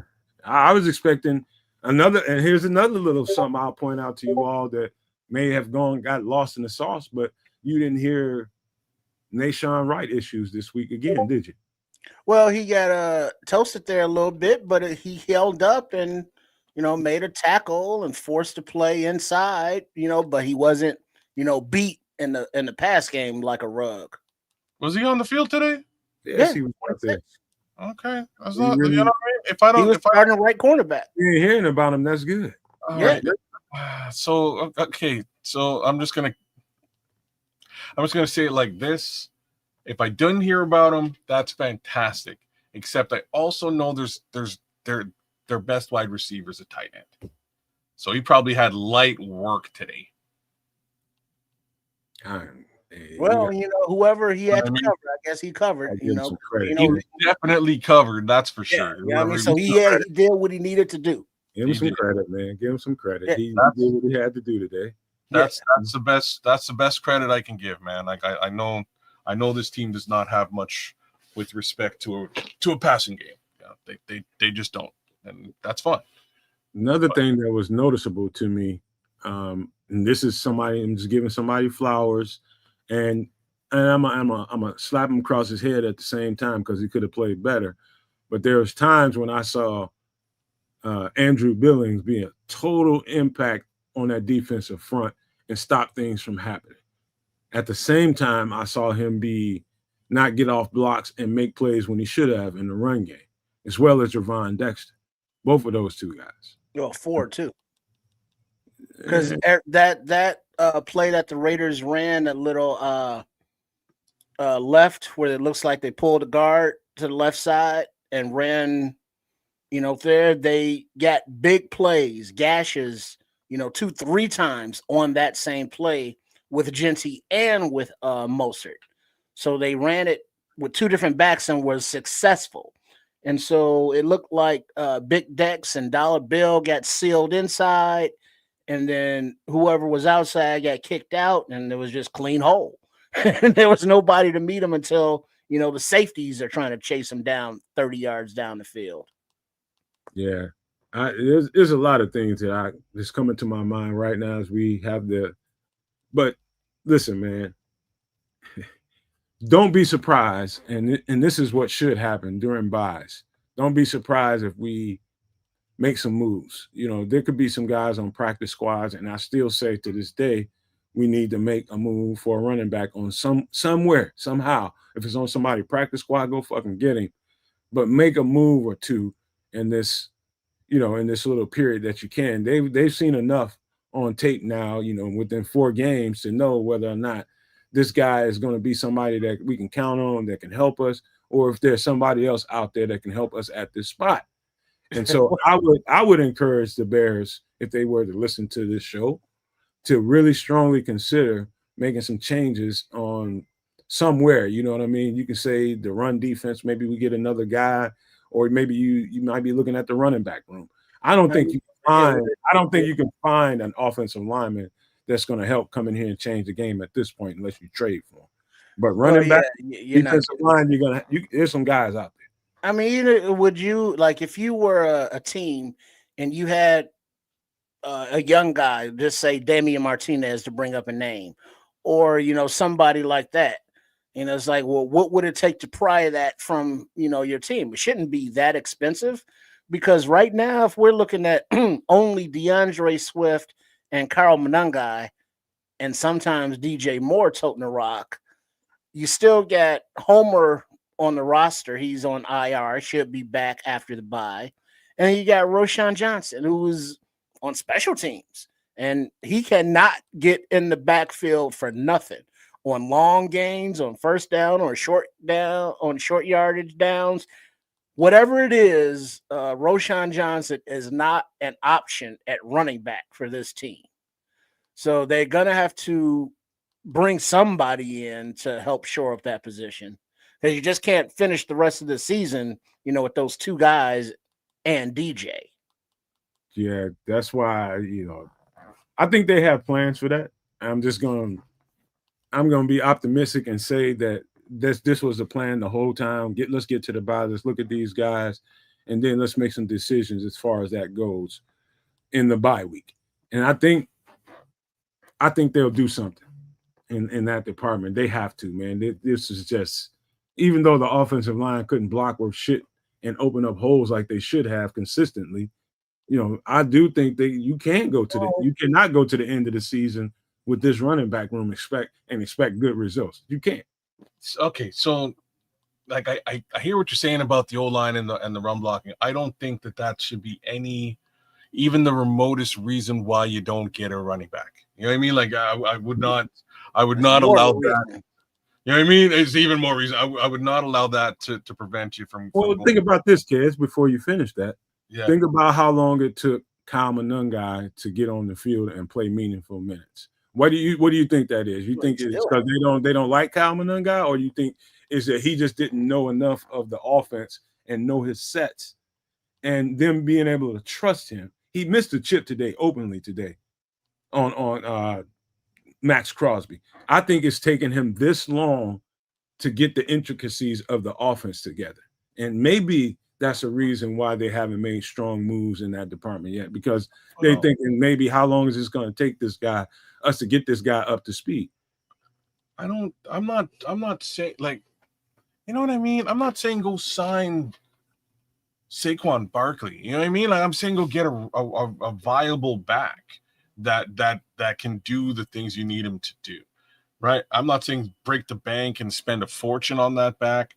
Running backs are relatively cost effective, like, to say it the best way I can. They're not extremely expensive unless you're really trying to replace DeAndre Swift. I wouldn't really suggest you do that either. Just get a good complimentary back at regular cost. If it costs you a 5th round pick, a 4th round pick, trade for him. You know what I mean? Like, that's what I'm trying to say here. I agree with what you're saying. Is Kaminanga maybe a 7th round rookie? Well, he actually is. You know what I mean? Like, maybe he's not ready to be the lead back in this system, and that's fine by me. I would still go and get a Tyler Algier. I would throw a 4th rounder for him. I would go get a Dameon Pierce and throw a 5th rounder for him, maybe a 6. You know what I mean? Like, just this, they're amassing somewhere around 50 yards on the ground game on game. And this is the Chicago Bears we're talking about. You know what I mean? Yeah, it's kind of embarrassing. Kind of an embarrassing stat. It's and again, not to say it's all DeAndre Swift fault. That's not what I'm saying. But regardless, you got to do something. I would say, man, there's reason to do it for sure. There's all kinds of reasons to do it, but I'm just thinking how coaches think. You know what I mean? It's like I think most people just think you just grab a guy and you plug him in and you play him. He's a running back. What you gonna do? You gonna give him the ball? When you're not giving him the ball, you tell him to block somebody. He's got to know his checks, his hots. There's all kinds of stuff to it. Let's just say they brought in somebody in the bye week. And I guarantee you he won't be up and ready for that game by week 5. I guarantee it'll be another week or 2 before you really see him on the field. Because unless he's this uber extra, he's got some kind of extra intellect where he can really learn stuff a whole lot faster than normal people and he just gets it, then you can play him. But other than that, it's still a learning process to it. You can't just plug people and say, I need you to go out here and do this and do that. It don't work like that. You got to learn some shit. Well, I would be fine with that too, because like what I'm trying to say here is really simple though. Like, Roschon Johnson is not making it on the field whatsoever in running back capacity. He's the 3rd back. I don't see Travis Homer suddenly making it on the field when he returns. There was never any plans to play him at the running back position. You're still at a deficit in that room. The 2 guys who are in the room are producing 50 yards a game maximum. Something has to be done. You need a solid 100 yards split up between 2, if not 3 people, to make other people actually respect the threat of the run game. And that's what's missing with this team right now. More so than anything else. I feel like the defense, once these guys are healthy and they're back, minus Jalen Johnson, because he won't be back until next year.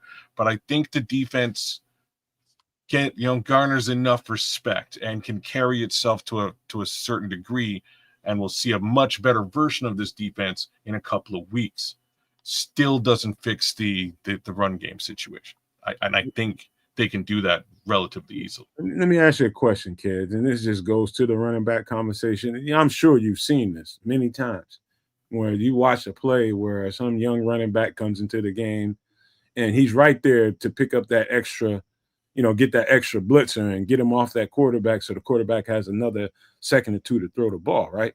And he completely whiffs. It's like he didn't even see the guy coming because his eyes were looking somewhere else. Let's just say he was there to pick up the middle blitzer, but the coach told him right before to go in, hey, if you hear the quarterback say this, your hot read is to pick up and help out on the left edge. So you help the left tackle. So if that guy gets a little bit past the left tackle, that's your job to pick up That guy. And so he's totally staring over here to see if he needs to help that left tackle. And the blitz is coming right down the pipe, right past him. And he sees it at the last second, but just barely gets to touch him. And you wonder, like, this guy doesn't know what he's doing. That's the difference between bringing somebody off the street and having somebody that's been in your camp the entire offseason. It's just, or a veteran that really knows how to play and plays with his instincts. And you know, I hear what you're saying, and I respect it. The fact is, the guys who are in the room who have that level of understanding they aren't cutting it. And not only are they not cutting it, the other two guys behind them can't sort of step in to help backfill it. There's a gap there, right? If that gap requires a couple, like you said, if it requires a couple of extra weeks of learning and knowledge to understand, you know, your responsibilities with respect to the cadence, I get it. I won't be mad if it takes Tyler Algier a couple of weeks to get on the field in Chicago if he winds up here. I'm just, throwing names out now, but you know what I'm saying? Like, but something, they need to do something. It ain't working. Ain't no fucking question about it. They do need to do something. It ain't working. I'm just, man, you know what I mean? I just wish they'd have done something a whole lot earlier, like we've been saying all off season. Me too, dog, for sure. It was clear and obvious, to this layman that's talking to you right now that don't know shit, that this offensive line room is incomplete. I mean, this running back room is incomplete. We need some help there. This ain't gonna make it for the season. And let's just see how long they think they can prolong this shit, because they know it's something that needs to be done. They know it. They fucking know it. Man. Yeah, well, they have now, made it to the bye week, 500. I'm sure that they are, I guess, happy, satisfied with that. Were they expecting to go 4-0 or 3-1? But, they have been able to pull out some games, well, a couple games now, one ugly, one, a decent victory. So as they put it all together and increase the talent level, the arrow is on the rise for this team, but they're going to have to keep showing and proving for more and more fans to buy in. And we will be here with you all season, Nomad Network. So make sure you're with us, subscribed, become a member, all that fun stuff. Make sure you are at Keds the Canuck for your super flex fantasy football programming on, what is that, Tuesdays?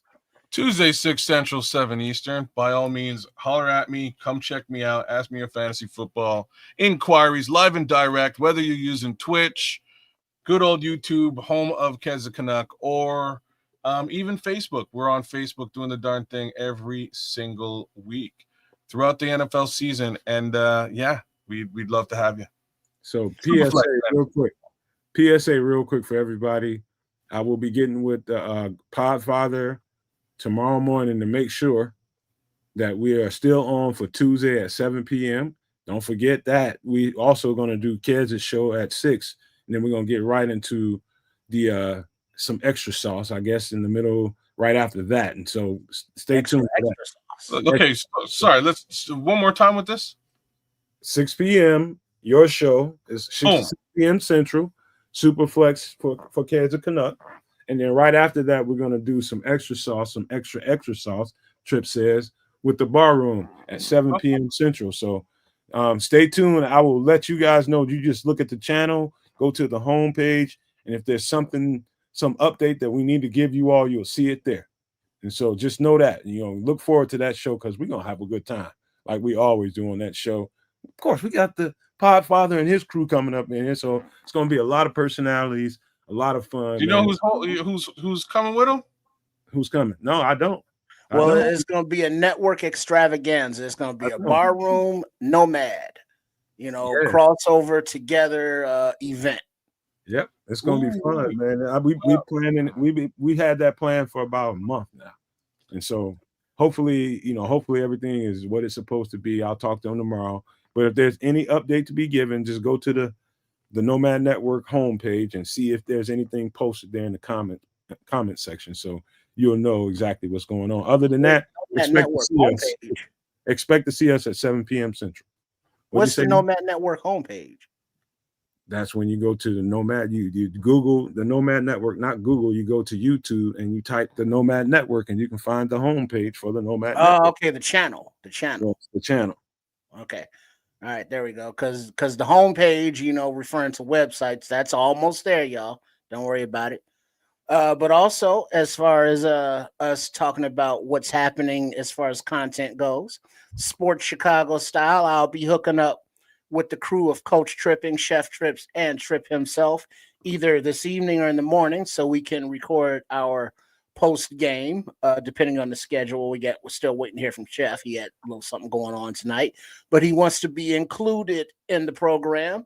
So if you have not seen the previous videos, we've been doing them all, last season, off season, and this season, the pregame and postgame wrap-ups of the week. So we have the happy postgame wrap-up that will be coming up for On Sports Chicago Style. Make sure you are subscribed, and we look forward to seeing you there. Another thing too, man, and I'm just a little bit proud of us. I'm gonna gloat a little bit, man. I want to share 16 seconds of video. Can I do that before you gloat? Is it somebody else's video? Is it monetized video? What do you got? I don't like giving blind shit. It's 16 seconds. No, I don't like blind shit. What is it, bro? It's awesome. Well, I believe that. Just don't play it, man. You gotta tell me more than that, because this is 5 hours worth of content. I don't want to just get demonetized for 16 fucking seconds. I don't think you will for 16 seconds. I feel like tell me what it is, then, bro. It's Caleb Williams loving the fact that they just won this game. Whose content is it? It is probably like the Chicago Bears content. Yeah, from Chicago Bears. What is it like? Is it on Twitter or something? It is on Twitter, yes. So share your screen on Twitter, and then play it. That's what I was gonna do. And that's the best thing to do. That's the best thing to do. Look, shout out to Chicago Bears. Big ups to whoever posted this content, and I just want to share this with the world. And this is your quarterback.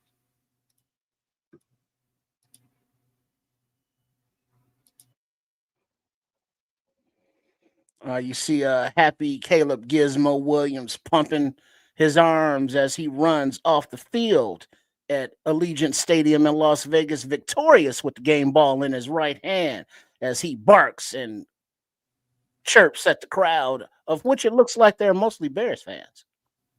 And I decidedly did not utilize the sound, and it was basically just yeah, let's effing go, yeah. Yeah. The fuck is that? Loosely quoted, right? So that's somebody on the field showing that emotion after the 1-point victory.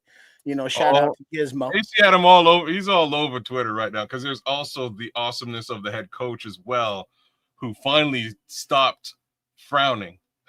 Oh, well, AC Adam, he has a comment. He said the commentators were on dirt, and BJ gave old girl the look. Oh, I didn't see that. Okay. Wait, did somebody ask a side question in the presser? Oh, maybe we're talking about. I said after halftime, the interview. I didn't see that. I didn't see that either. I'll have to check that out. But like I'm saying, in the end, there's a Bears-worthy photo of Ben Johnson just effing loving it. So I really like this head coach. I really like this staff. I'm starting to love the way that this team is, like the way this team's coming together.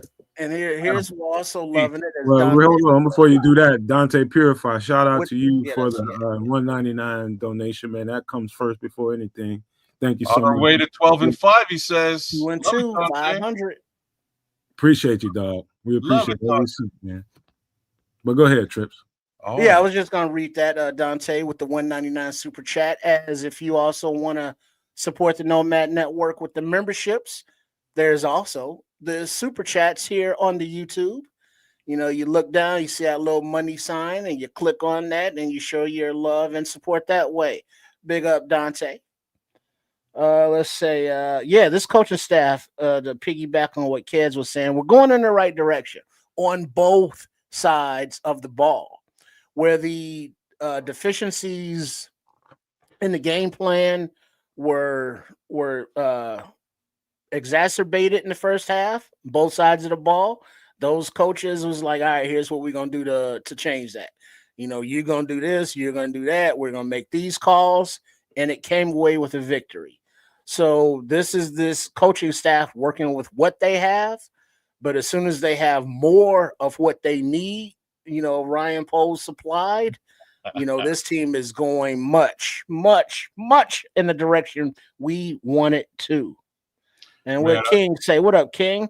I'm laughing at King Book World, man. Already more road wins on a Sunday than the last coach. Nice. What days is football played on again? But I got to give a shout out to King Buka. I saw him over there. What was it? The BCP?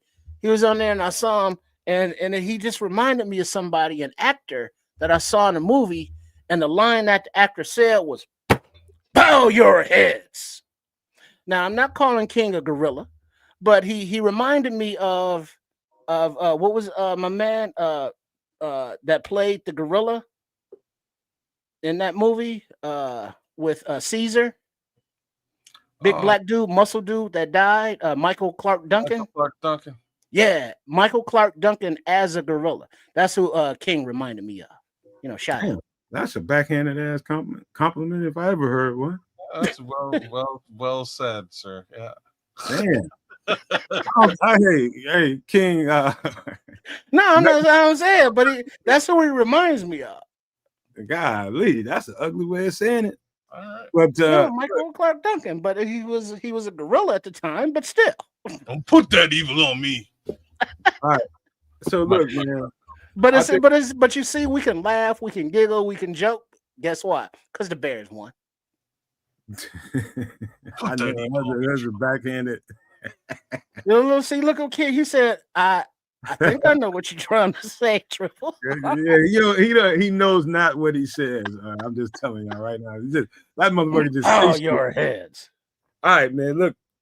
Overall, this is what I would say, and I don't think this should get lost in any part of this conversation. And we were talking about somebody talking about in the chat, talking about the team just learning how to win. We're at that stage in the development of what we have going on. I always thought we had the horses. I always thought we had the players that we needed to do what we needed to do. The jail part of it, I knew it was going to take some time on the offensive side and the defensive side of the ball. And I still think that's happening. When we get through talking shit, I think the jail is still happening. I mean, we're not the same team. We're not the team now that we're going to be in week 12, let's just say. We're going to be a different team by that point.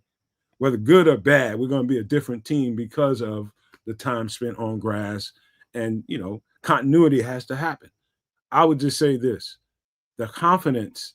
Looking at that little video that kids just found with the quarterback, I don't want anything to be lost on him, but I want to say I'm talking about overall as a team. I think I'm starting to see some stuff where it's just like you'll find guys that will make plays when you need to make plays more often now versus what we've been used to dealing with in the past, where people will find ways to give up plays. You know what I mean? So I think the change in tone and tenor on the team, I think is starting to pay dividends, man. I don't think coaching has anything to do with that. I don't think coaches has anything to do with that. That's just players deciding we're going to be the difference in this game. Individually or as a collective, the players are deciding this ain't finna keep going on here in Chicago. We're here on this team. We're dog players, and we're going to play like dog players. Well, point to be made about Tyreek Stevenson. That was a dog play. And so the confidence that I'm seeing, I'm telling you guys right now, it's a breath of fresh air. Just telling you guys right now. But where did that confidence come from? Not the coaches, granted, but it came from individual. The motivation, I would think, is Grady Jarrett. when he gave that locker room speech to, look at yourselves in the mirror kind of thing, the testicular fortitude, pride, respect the game, respect yourselves kind of thing. After that second loss, this has been a totally different mindset of players, to your point, to a man, except for Cole Kmet maybe. But on the defense, everybody has stepped up their game individually as players. Now, they may not still be in the right position at all times on defense, or they still get beat on defense, but they have increased their football IQ, their attitude, their cohesiveness, whatever adjective. That happened after, Grady Jarrett took the bull by the horns and was like, hey, we're going to have to make some changes up in here.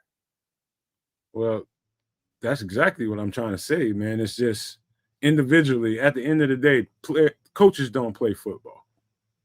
When we get through talking about we need better coaches here, we need better coaches there, that might be true in a lot of cases.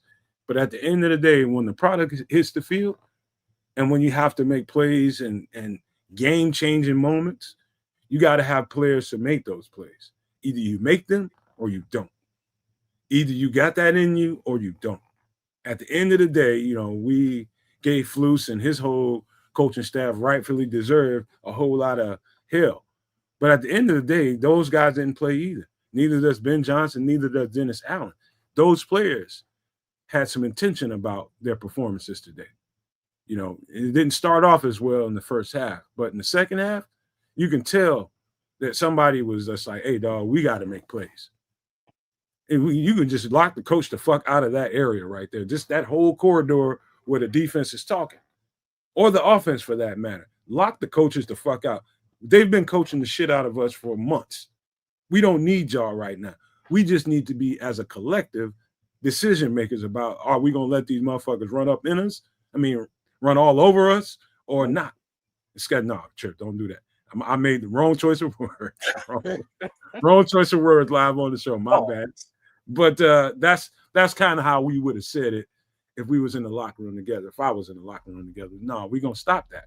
Individually, you have to make plays. And I can see that right away in the second half with the way Tyreek made that play. That was just we got to be dogs out here. We say we dogs, we got to be dogs. And that was a dog play. What do you think is going through Tyreek's mind, knowing he's going back to Washington to face the commies? Nothing. Scary Terry. What is that? Brendan in the chat put that post up there. What is this? I can't see it. What did it say? Before Red Baron's pause. It says, check it out. Scary Terry may be on IR, and everybody getting hurt this week. We getting healthy and go out and shock the world versus the Redskins. Jaden Daniels been hurt for a little bit too, man. Who's to say he'll be back ready to go? Maybe he will be, maybe he won't. Regardless, I'm just happy that the rest of this defense will be ready to rock. I'm hoping that by then, perhaps they'll have shaken out and figured out really what this offensive line is supposed to look like. As per Relentless Mikey, he says front four got to be better, running backs got to be better, and Ozzie and Theo, new starting tackles. And maybe that's what this thing starts to look like. Maybe they get themselves a running back over the course of the next week-ish so that they can hit the ground running perhaps in week 5. But that's yet to be seen. I have a heck of a lot more confidence in this team going into Washington now, and I think Tariq Stevenson should start to recognize who he is for this team. And what I mean by that is what I said earlier. Tariq Stevenson is an emotional leader of this squad. That's why everything died last season with the Fail Mary. All right? He was an emotional leader then. He's an emotional leader now. So he needs to get out there and galvanize his team and make sure that we bring back that piece of us we left in Washington a year ago. Also, let me mention this because we talked about a lot. We haven't really given somebody the flowers that he deserves. Yes, I know Ashton Genty broke through his waist tackle on the sideline and ran it in for a touchdown, but Kevin Byard has stepped up his. I mean, I notice it. It's big. Kevin Byard he's walking it like he's talking it. I don't know if he's stepped anything up. He has, bro. You think so? Because I just think he's just like that. Like I think he's one of the baddest safeties in the game, period. And we could call him old if you want to, Trip, but I think he is so much better than a lot of the safeties that we could have brought to this team. Top 3 safety in the league. I think so. Nobody said. I'm with that. Yeah, I mean he's good, but that doesn't make him any younger. Yeah, it doesn't turn back the hands of time. But he's old, right? Yeah, he is old. It's not but he is old. Get it off your chest. I'm just trying to let you get it he's off. old. Yeah. But is he a dog? Is he a dog? Yeah, he's a dog. Okay. I'm not saying when did I ever say he wasn't a dog? I just said he's an old dog. In the discussion, he's a dog. He's an old dog. You give a fuck what kind of dog he is. All the adjectives, but he's a dog. All I'm saying for me personally is I appreciated what Eddie Jackson brought to the table, but there was a big question mark around that tackling, around that want to. And I don't see. He did not want to. He did not attempt to tackle. This is what I'm trying to say. My man Kevin Byard will be in there. He's been putting fools on their ass for 2 years now. When he's coming to hit you, he's putting you on the ground, right? And like today, we watched this man chase down a 20-year-old running back, fresh out of college. Rookie running back. You're chasing 21. Him down. Okay, all right, Kevin, at 30. But you know what was funny looking at the disparities between these teams? You got the Raiders who have, a plus running back, A plus defensive end, but we're still able to be beat. Even though this team, the Bears team, gave up, huge gashes in the run game to that, Genty. Gave up, pressures to Crosby, but were able to overcome with, let's say, less quote unquote talent at those positions. Hey, Don, too bad Kirby Joseph got hurt today, right? Oh, Kitty Cat Don Burr up in here? Yeah, he had to bust chops. He came in here to bust chops about safeties, saying that they got. I thought he came in to congratulate us on the win. Thanks, no, he wouldn't. He wouldn't do something like that now, would he? But I would. It's unfortunate that Kirby went down today. I want to say this, and I want to see what the Aegis has to say on here. Let's see what he has to say. You know what? Y'all can take this however y'all want to. But Kevin Byard is going to get and will deserve an extension this year for more money. I'm not like I don't really have any kind of a problem with that. Like it is a lot of the time I would sit down and say, you know what? He's old. You probably want younger blood, but we don't have younger blood. Well, isn't it the same situation that Tooney's in? Tooney's old, but he can still play, and he got a 2-3 year extension. Right. Not complain about that. Right, not a huge amount of money, so it's like I can see him extending Byard for what would you if you're in his position? Do you want to go for a 1-year deal or 2-year deal? I'm gonna give him a whole 3 years, and with the third year having an option, I'm gonna give him 2 years. I'm gonna guarantee him for 2 years. I'm gonna guarantee. What would you guarantee, or how many years would you give him, kids? I'm giving him 2 years. With an option to get out of it if he wants to or we want to. I got no money bags around, man. I got no match. I mean, he would definitely be worth the return. Because we didn't see Hicks like at all, really. Owens is good, in his role, and then Brisker, was okay, but not a real standout. But these are the only 4 safeties, under contract, none beyond this year. So if they were to extend Byard for 2 years or 3 years with the 3rd year option, team option, I wouldn't be mad at it.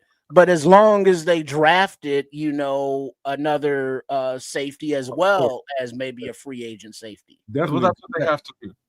We need safety. We need safety depth, but we can't sacrifice the safety position and then go and get depth that requires development and rely on them to be the safety. You know what I mean? Don't cut off your nose to spite your face. You pay Kevin Byard, man. Like I'm so with you, Nomad. I would not pay him for a 3-year deal. I'd pay him for 2. I'd go into the draft. I would draft a safety and develop him behind Kevin Byard. Have Kevin Byard more or less help develop this young man, and eventually he's going to take the spot. Reason why I brought this up, kids and Trips, is because I don't know that in recent memory we've ever been this safe at safety. We ain't giving up big huge plays in bulk. In that first game, that was first and second game, that was just learning shit in my opinion. But the last 2 games told me a whole lot about what the safety room is. You talking about, and Trips brought this up, the difference between Kevin Byard and who was it, Eddie Jackson? Stark difference, man. Somebody who's not he's not afraid to get nosy down there in the run game, wrap your ass up and tackle you, as opposed to Eddie. I'm telling you, that guy, and the way Jaquan Brisker is playing recently too, is reason to hang your hat there, man. It's what doesn't happen during the game that makes me happy more than anything else, because it could have been bombs away if you had bad safety play. But we got pretty good goddamn safety play right now, and I think Kevin Byard is the flagship ruler of that. I'm just telling you. It's funny because that was the other position that we had heavily speculated we would draft at this year, and we did not. So here's the hope, and Ryan Poles actually drafts the positions of need this time around. That'd be awesome. But I think that's going to be heavily influenced by Dennis Allen and Ben Johnson saying, "Hey, we need XYZ on our offseason player shopping list. Whether it be free agents, and or drafts. This is what we need to make our individual systems operate at the highest that they can." I'm with you, and at the same point, at this point, I'd like to think that their assessment has led them to the understanding that they require those 4 specific positions. You know what I mean? Like it's obvious as it's plain as day. If somehow they think differently, I don't know what to tell you. I mean, it's obvious that they are not happy with the left tackle position. Boom. It's obvious that they got 2 running backs basically on the roster. And defensive end getting pressure, who's doing that? Boom. Maybe Austin Booker comes back and does it. Yeah. And interior, who's stopping the run on this defensive line? I would not go on the defensive line. Okay. Hey, well, edge. Yes. Yeah. All right. So interior, let them, work it out. It's just because they've paid for an interior guy. He's here for a little while. They've already drafted 3 interior guys. Well, I mean, Pickens ain't here no more. Grady was out this week with a knee, so that left the interior. Well, Williams was out as well, so that left Ford, Dollar Bill, and Turner. And it looks like they all get ate up in there. Time to time. They're gonna move on D tackle, whether it's this year in the draft. They're definitely gonna keep drafting those, and they're gonna make moves to get them if they feel they need to. So you might well wrap your mind around that. Look, I'm not really averted to beefing up the defensive line. Don't get me wrong. Because beyond this year, between Dollar Bill and Chris Williams, they're basically both done after this year, right? Contract wise, kinda. Yeah. And then Ford's a 1-year kind of guy deal. I mean those 3 right there. I mean, so you got to replace at least 2 of them, I would think. Let me speak to Cornell Bryant's comment. He says, "Hey, no man, crazy. It's a buy. It's the buy. Move right to the left and keep Ozzie on the right." Isn't that what I said the entire offseason? Isn't that what I said? Well, that in addition to, can we at least see Darnell Wright at left tackle? Granted, he hasn't played it in a long time. That's not maybe his best position. But if Ozzie is better at right tackle and you have a question mark at left tackle, let's see, give Wright a few reps, see what it looks like. Maybe they did that in practice and he didn't look right there. So he's back on the right side. And hopefully his injury, though, isn't serious as well, because we want those guys healed up and we want the best players to play. And Wright is still better at right than Ozzy. Let me just say, if there's a gear shift to be made in that department, to your point, Cornell, the bye week is the week to do it. Yep. If they're gonna do something and make a major move like that, and I think it is a major move, because when you do that, that means, yeah, this is what it's gonna be. You know what I mean? This is it. And this is the week to get that week of practice in. The bad thing about it is whatever's going on with Darnell Wright may prevent that, if they had that in mind anyway.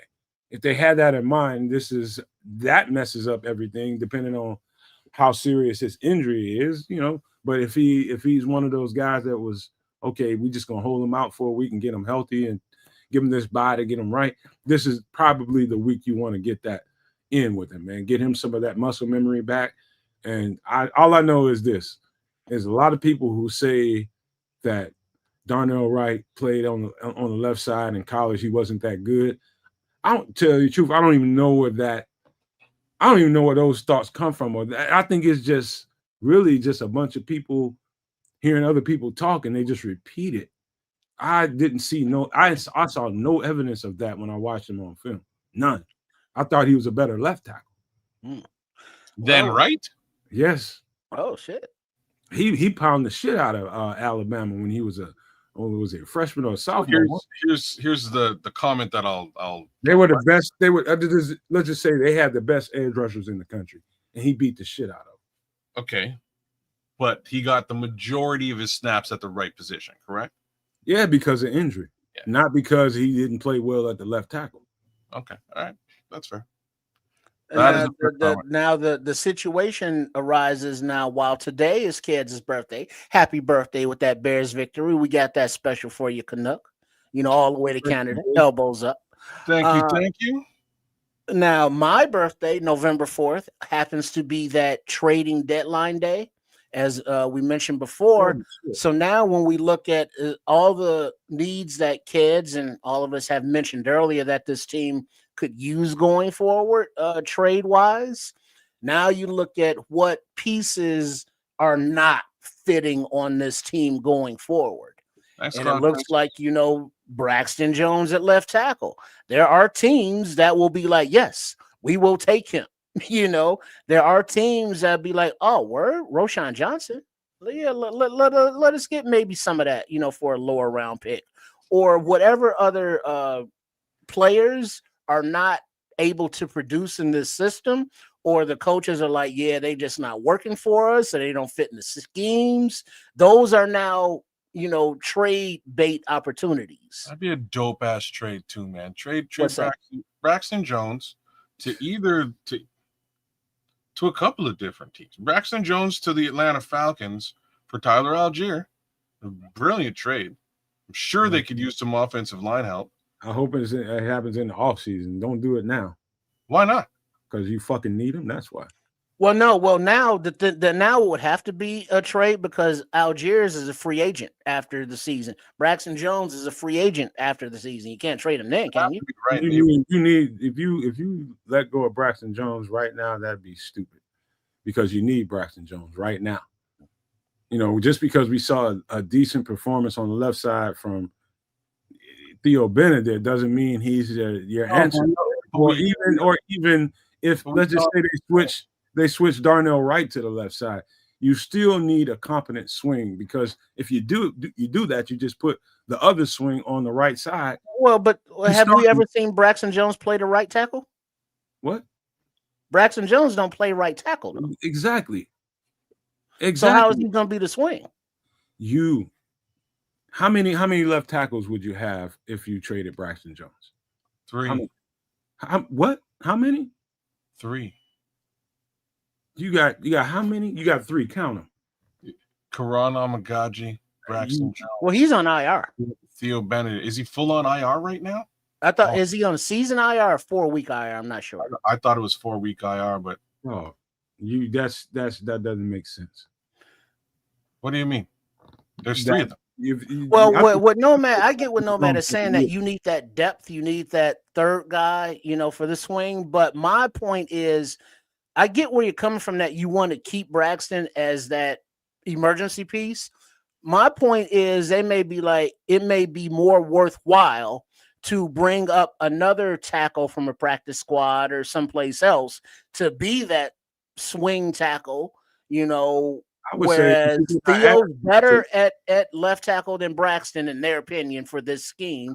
So it's like, all right, let's trade Braxton and bring in whoever. Let's just say Algiers, and we'll figure out swing tackle from there.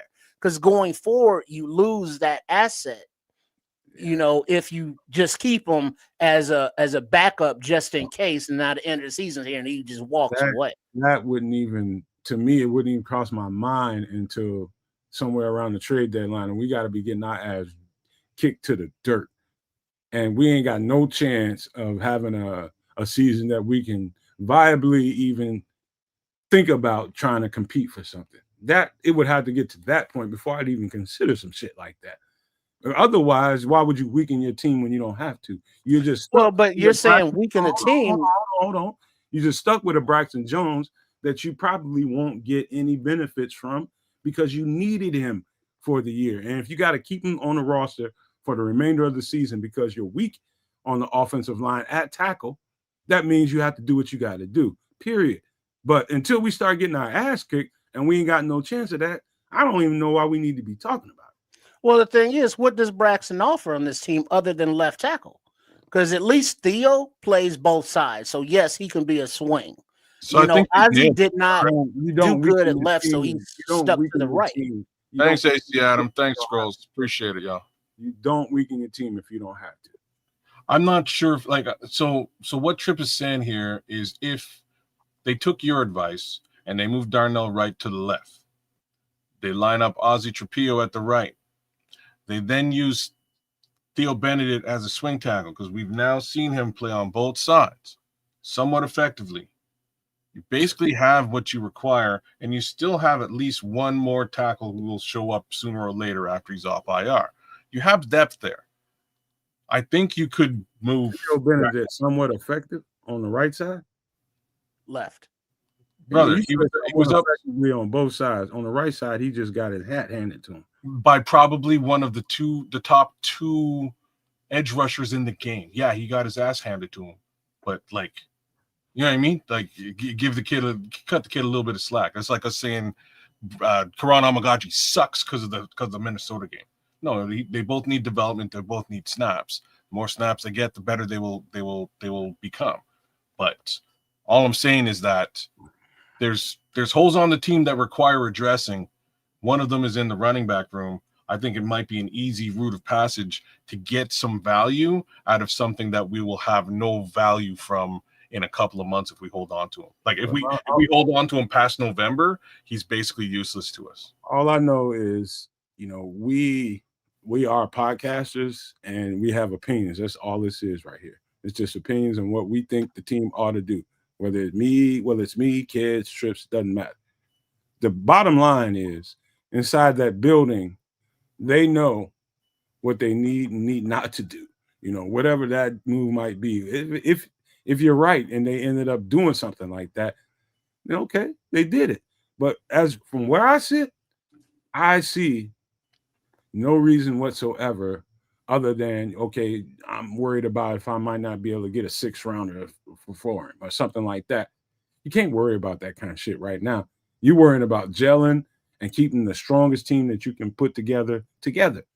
And that's where we are. I think you take Braxton Jones out of that mix just because you want to try to get some kind of asset for him.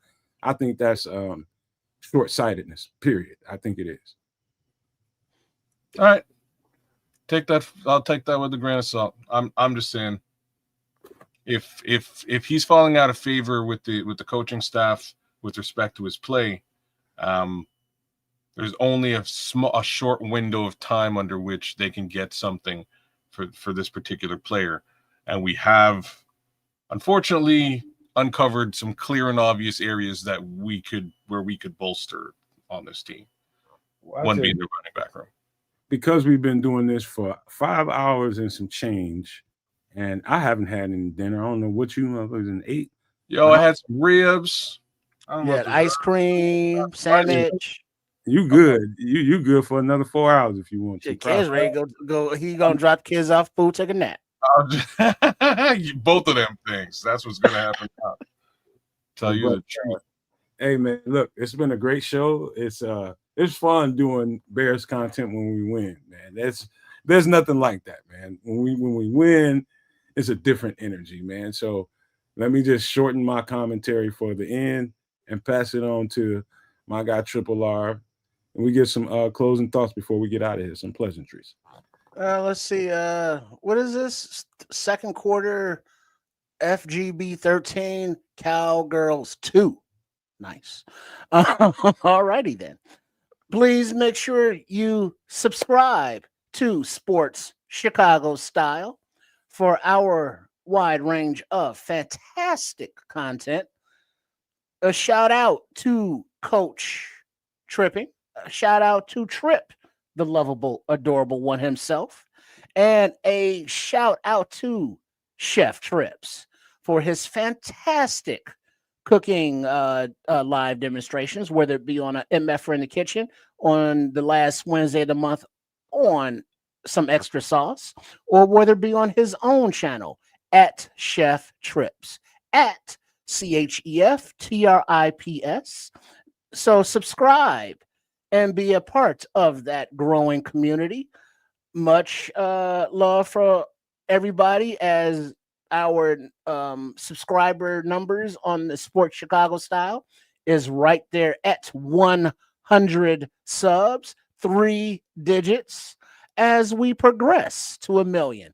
Or, well, let's start with 150, you know what I'm saying? Or 200 before we get that far. But yeah, big up to everybody who is, part of that community, and keep it going, because obviously if you enjoy the content, if you enjoy what we're doing, you want to see more of it. So make sure you are subscribed and get those noties on. Much appreciated. Kids, tell them about Superflex and that Kids, Canucks and all that fun stuff, birthday boy. Yo, Superflex Fantasy Football Show, 6 p.m. Central, 7 Eastern. Come hang out. Ask me your fantasy football questions. We'll chop it up with respect to the NFL. Go through, the trends, etc. And hopefully your roster will be better off for it. Hey, look at that sexy bastard. I hear it's his birthday. Thank you all in the chat for giving me a little bit of love on my birthday. But the best love is Bears love. Bears win. Praying for it. It happened. We are good, man. So that being said, man, I'm super happy. I don't really need anything else for my birthday. I'm good. Man, sit your ass down. I can't even be happy about a goddamn Bears win around here. It's terrible. Hey man, this is fun doing the show. I'm bubbly. I'm feeling good for sure. I just want to say this, man. Process. Just know where we are. Just know that everything that you see, there's still a process to be had moving forward. I'm so glad, and this might have sounded like the craziest thing in the world before we got this bye, but thank God for this bye, because we need to get some dudes healthy, number one. We may have some decision making that needs to be had, number two. And, whatever those things are, we all, had thoughts and ideas about what they should do. Me, I'm thinking running back, and I'm thinking that's basically where my mind is. Running back, and maybe if you need to move a piece or two around on the offensive line, you do that. But those are just where that thought right there will probably permeate my mind for the next couple of weeks until we see Bears football again, or until they make some decisions about what they want to do. But I do think now's the time to do any of those two things, in my opinion. You do it now, because you got the rest of your season. And this is the beautiful thing about it is we got this partially cooked meal going on, and it's nowhere near done. And it's a whole lot more cooking to do. And so what can come out of the oven at the end of the day could be the greatest thing in the world. And, I'm just thinking more optimistic than most people probably would be right now.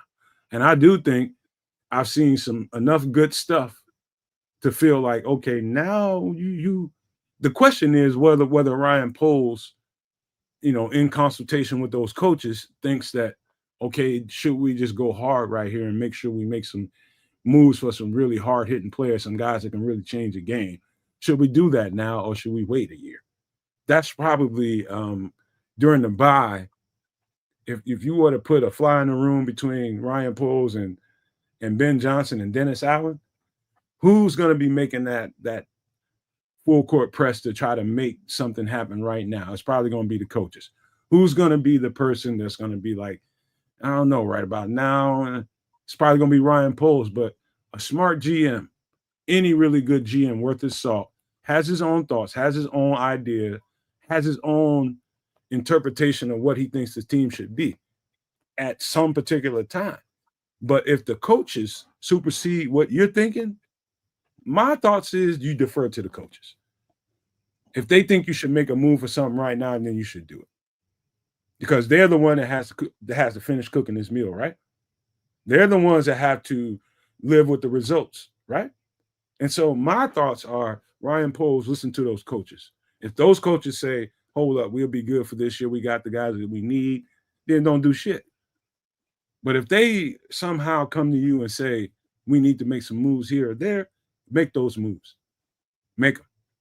That's just what I would say to that. And I think we're going to have some revelation in the next couple of weeks about all of that stuff we just got through talking about. So we'll see, man. So I just wanted to say thank you guys for being here. Don't forget, Tuesday at 7 p.m. Central, we got the Bar Room and the Nomad Network together on a show. But don't forget, before that, we got Superflex on Kedz's channel, on Kedz's Canucks channel. We'll do that. And right after that, we'll jump into some extra sauce with the Bar Room. And so don't forget that. That's going to be a good freaking show. I'll just tell you guys that right now. Us and all those crew, that's going to be a good time. You just wouldn't want to be anywhere else. I would just say that. Any other thoughts before we get out of here, Trips? I see your face. Oh, I'm just happy, looking forward to, the network mashup between Nomad and Bar Room, and looking forward to, the conversations of the what ifs. What should we do for the off week? But guess what? There's a smile on the face because the Bears won. So that conversation for the next 2 weeks is going to be, a happier one because of the victory. So it's like, winning ugly is ugly, but it's still winning. And this team is learning how to do that. So winning ugly, winning beautifully, whatever the case may be, as long as the winning's going on, let's fucking go. Bear down. All I know is it's better than Bears fans being at each other's throats about minimalistic things. So don't worry about that. I just love it. But we got to leave here, and I got to leave you guys all the time with these famous words. If you can think it and you can see it, there's no reason in the world why you cannot absolutely manifest it. Do not, and I repeat, do not be a prisoner of your own mind. But with that being said, we are out. Go Bears!